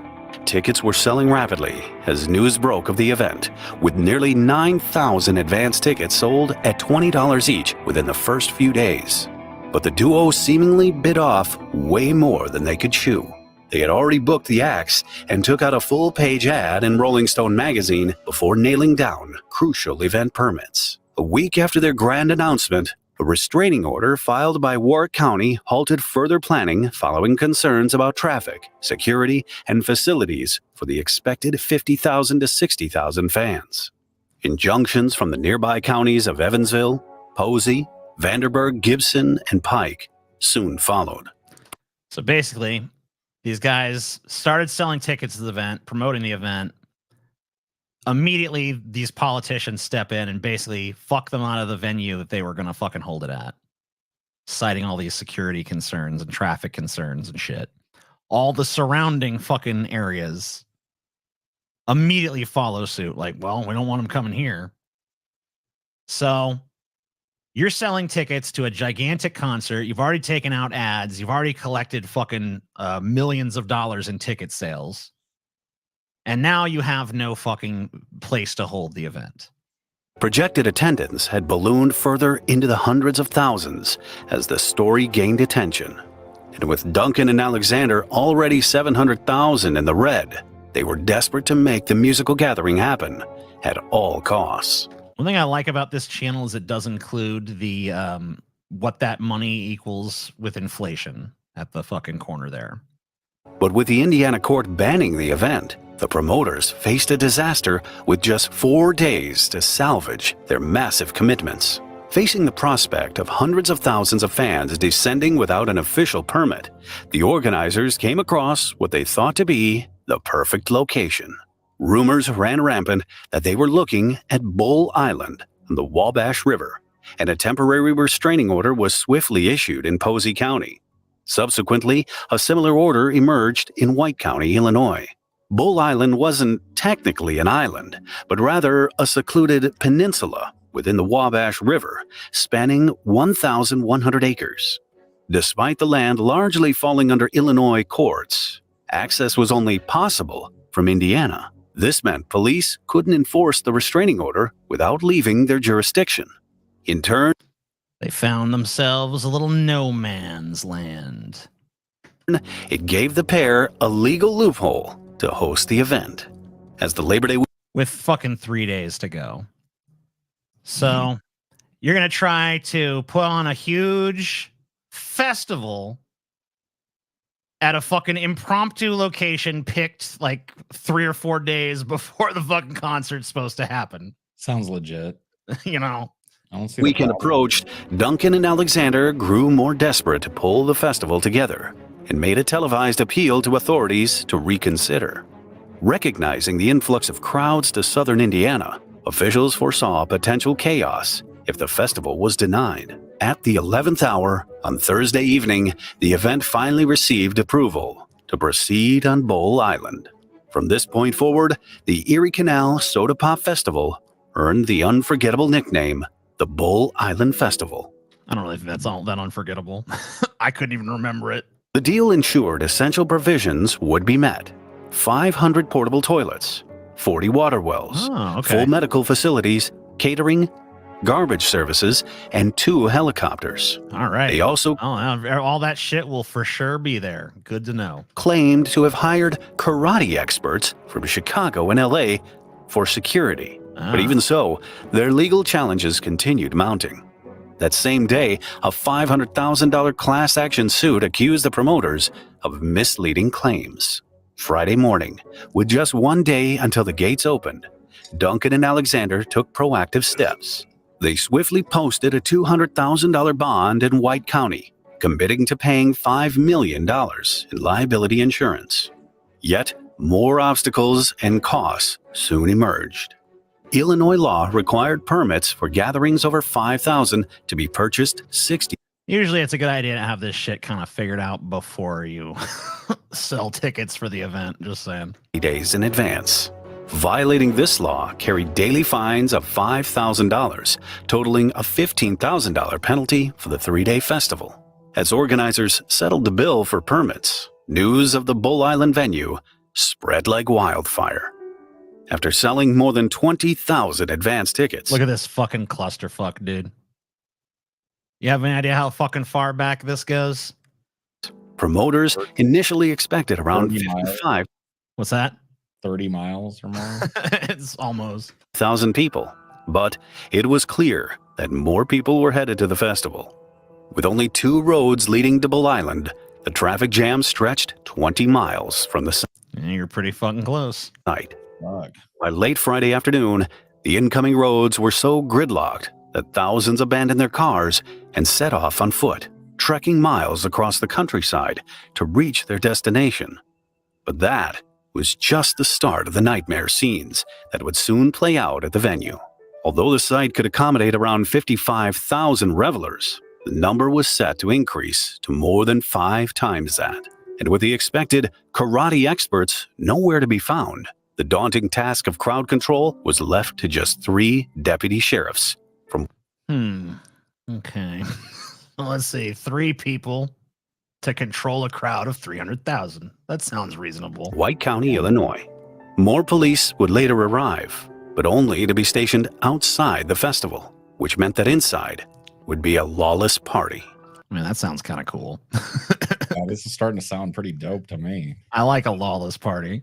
Yeah, The festival was due to kick off in less than 12 hours, and workers were caught in a race against time to get the remote location ready for the masses. I can't wait for you to see this janky-ass stage they built, too. However, the infrastructure and organization were abysmally lacking. No way. By Friday night, approximately 50,000 people had already arrived. Eager music lovers were camping in tents, sleeping bags, cars, or anywhere they could find a spot. To say that the facilities were inadequate would be a vast understatement. The level of sanitation was virtually non-existent. Organizers, however, made good on their word, bringing 300 wooden toilets to the site. Oh, okay, well, that's good. But the crowd quickly dismantled those and repurposed them as firewood. Oh. Well, I guess that's why I you mean, don't that's bring wooden they're toilets. fucking bad then. Like, Yeah. Who needs a fucking toilet? Let's burn that fucking thing. Additionally, promoters had initially planned to drill 30 to 40 water wells and create around 400 outdoor toilets. But punters ended up with a few stagnant or dry wells in just 6 bathrooms. That's right, 6 toilets for close to 300,000 festival goers. One attendee said that when he opened the door to one of the toilets, he could see human waste at least 2 feet above the toilet seat. Yeah, just shit in a field at that point. Just yeah, go dude, out. I wouldn't even fucking wait in line for that. I just go, look, there's trees everywhere. Just go behind one of those trees and squat one out. Yeah, take a shit by a Be tree. a pussy about it, then. I'd rather do that than take a shit on my Yeah, shit. maybe we more, shouldn't dude. have dismantled all the toilets and burned them. Soon revelers started embracing the great outdoors and relieving themselves on a stretch of land that soon became known as Turd Fields. Turd fields, man.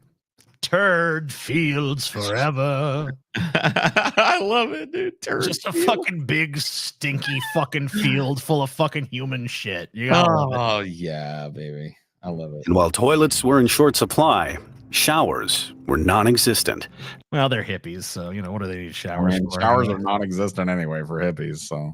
Yeah. Turning the Wabash River into a giant bathtub and sanitation disaster, with Cool. thousands of people taking to the river to bathe. People pitched tents wherever they could find a spot, while others set up shop. Everything from weed, cocaine, heroin, LSD, mescaline, and much more was openly Yes, please. freely.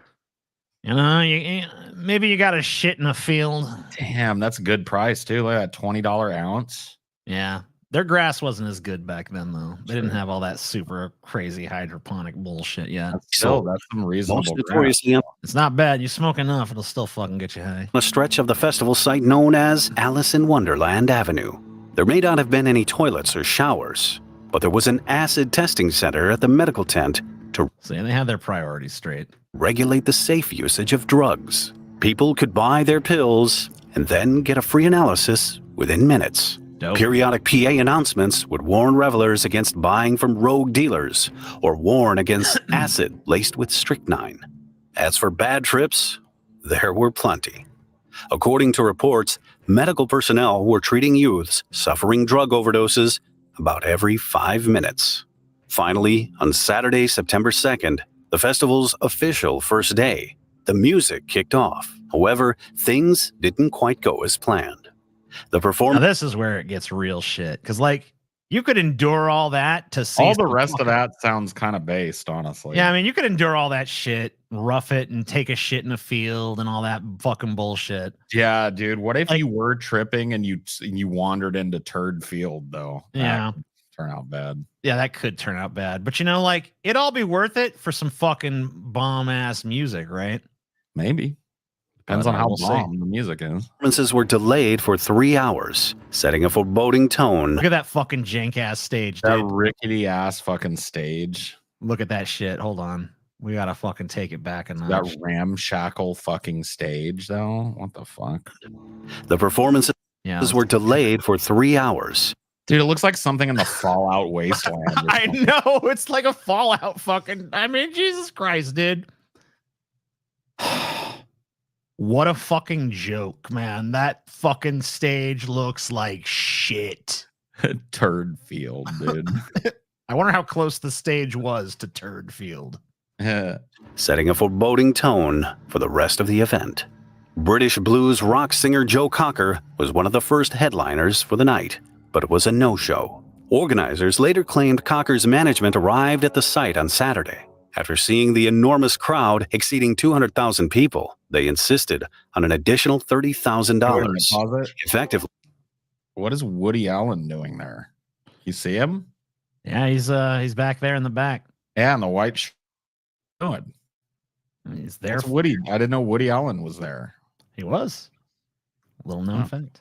Doubling the initially agreed upon fee for the singer. Cocker would not be the only headliner to withdraw from the lineup. Black Sabbath, featuring Ozzy Osbourne, also got caught up in a dispute, reportedly demanding another $30,000, which the organizers couldn't call for. So all the fucking bands start being like, I what? want fucking 30,000 more fucking dollars, or I ain't coming. Yep. And the organizers like, we can't afford that.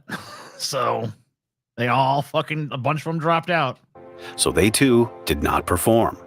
The festival was meant to rival Woodstock, but by this time, less than 20% of the headliners had actually performed, leaving long stretches of silence in between sets. As the second day unfolded, the food supply dwindled, and escalated prices fueled frustration among the queuing crowd. According to one event, vendors were charging $10 for a hamburger. $70 in today's money. Damn, dude.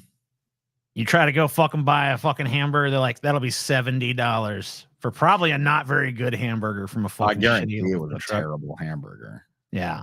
Equivalent to over $70 today. On top of that, additional food trucks couldn't get through the throngs of cars and tents, leading to one of the trucks being hijacked, looted, and burned. The lack of music was infuriating, adding to the ire of thousands upon thousands of hungry hippies. Soon, the situation turned volatile. In the early hours of Saturday morning, around 2,000 people looted the island's Soul Food Center, vandalizing 2 trucks in the process. But tensions around food shortages heightened even more by Sunday evening, when food trucks were torched by angry crowds, detonating the gas tanks and engulfing sections of the crowd in thick black smoke. They're just like, we want food. We want food. Just fucking burn the fucking truck down, engulf the fucking crowd in smoke. Amid the turmoil, 2 bakery trailers and a soft drink truck met the same fate. The food situation was so dire that there were even accounts of people killing one of the cows on the island and cutting it up for food. What? Yeah, they're just like Lord of the Flies, bro. Yeah, it fucking literally reverted that quick. Like, I'm hungry, man. There's no burgers, man. Aren't burgers like made of cows, man? Isn't that a fucking cow over there? We could have burgers by fucking. We'll kill that fucking cow, man. Fuck you, cow. Sunday also marked yet another lineup disappointment. The Faces, which featured Rod Stewart and was one of the biggest draws of all rock and roll at the time, failed to appear. Their manager had scouted the site earlier in a helicopter and deemed the location unsafe for the band to perform. They took one look at that shit like, nah. Nah, not doing that.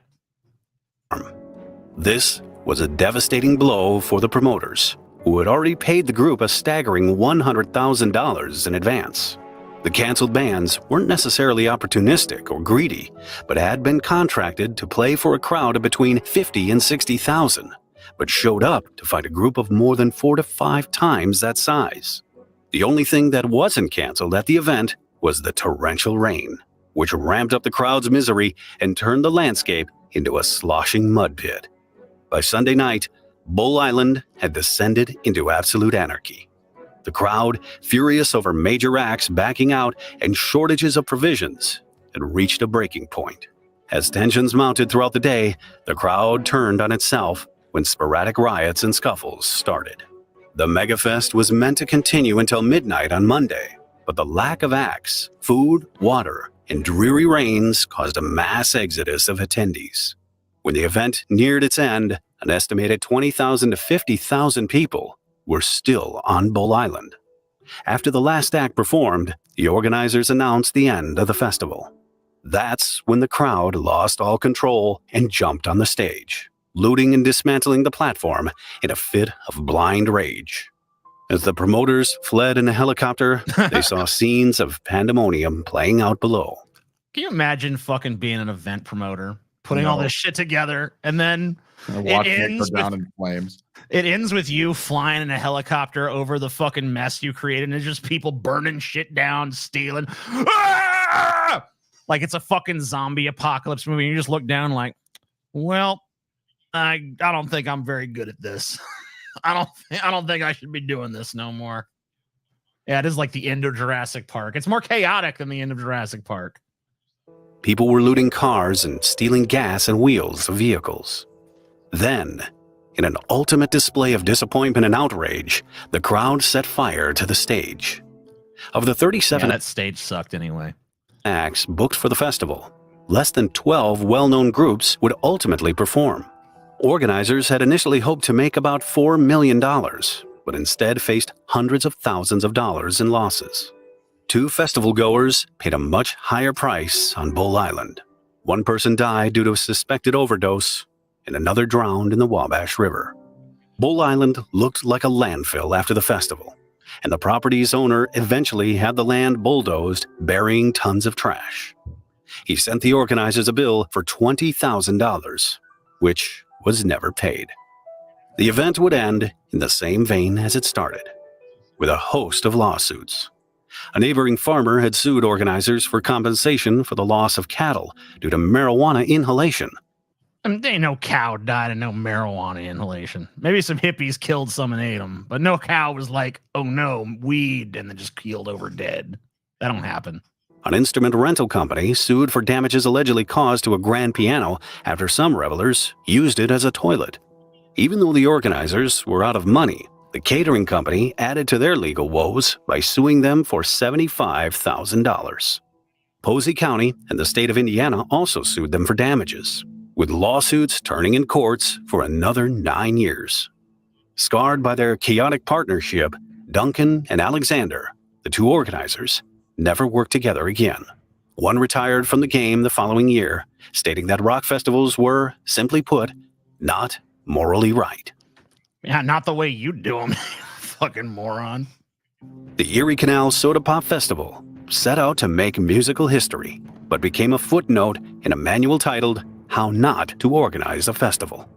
But unlike Woodstock, the only thing legendary about Bull Island was its ability to become an unplanned episode of Survivor, the Music Festival Edition.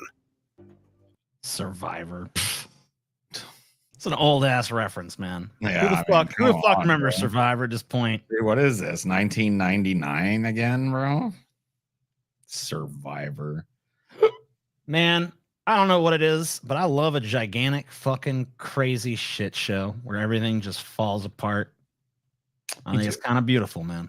It is. It's like I don't know. Dude, you should watch that Woodstock 99 documentary if you haven't seen it. Yeah, that shit's crazy too. I don't think I've seen that particular. I've seen some like short docs where Paul's just like, "No, I'm out.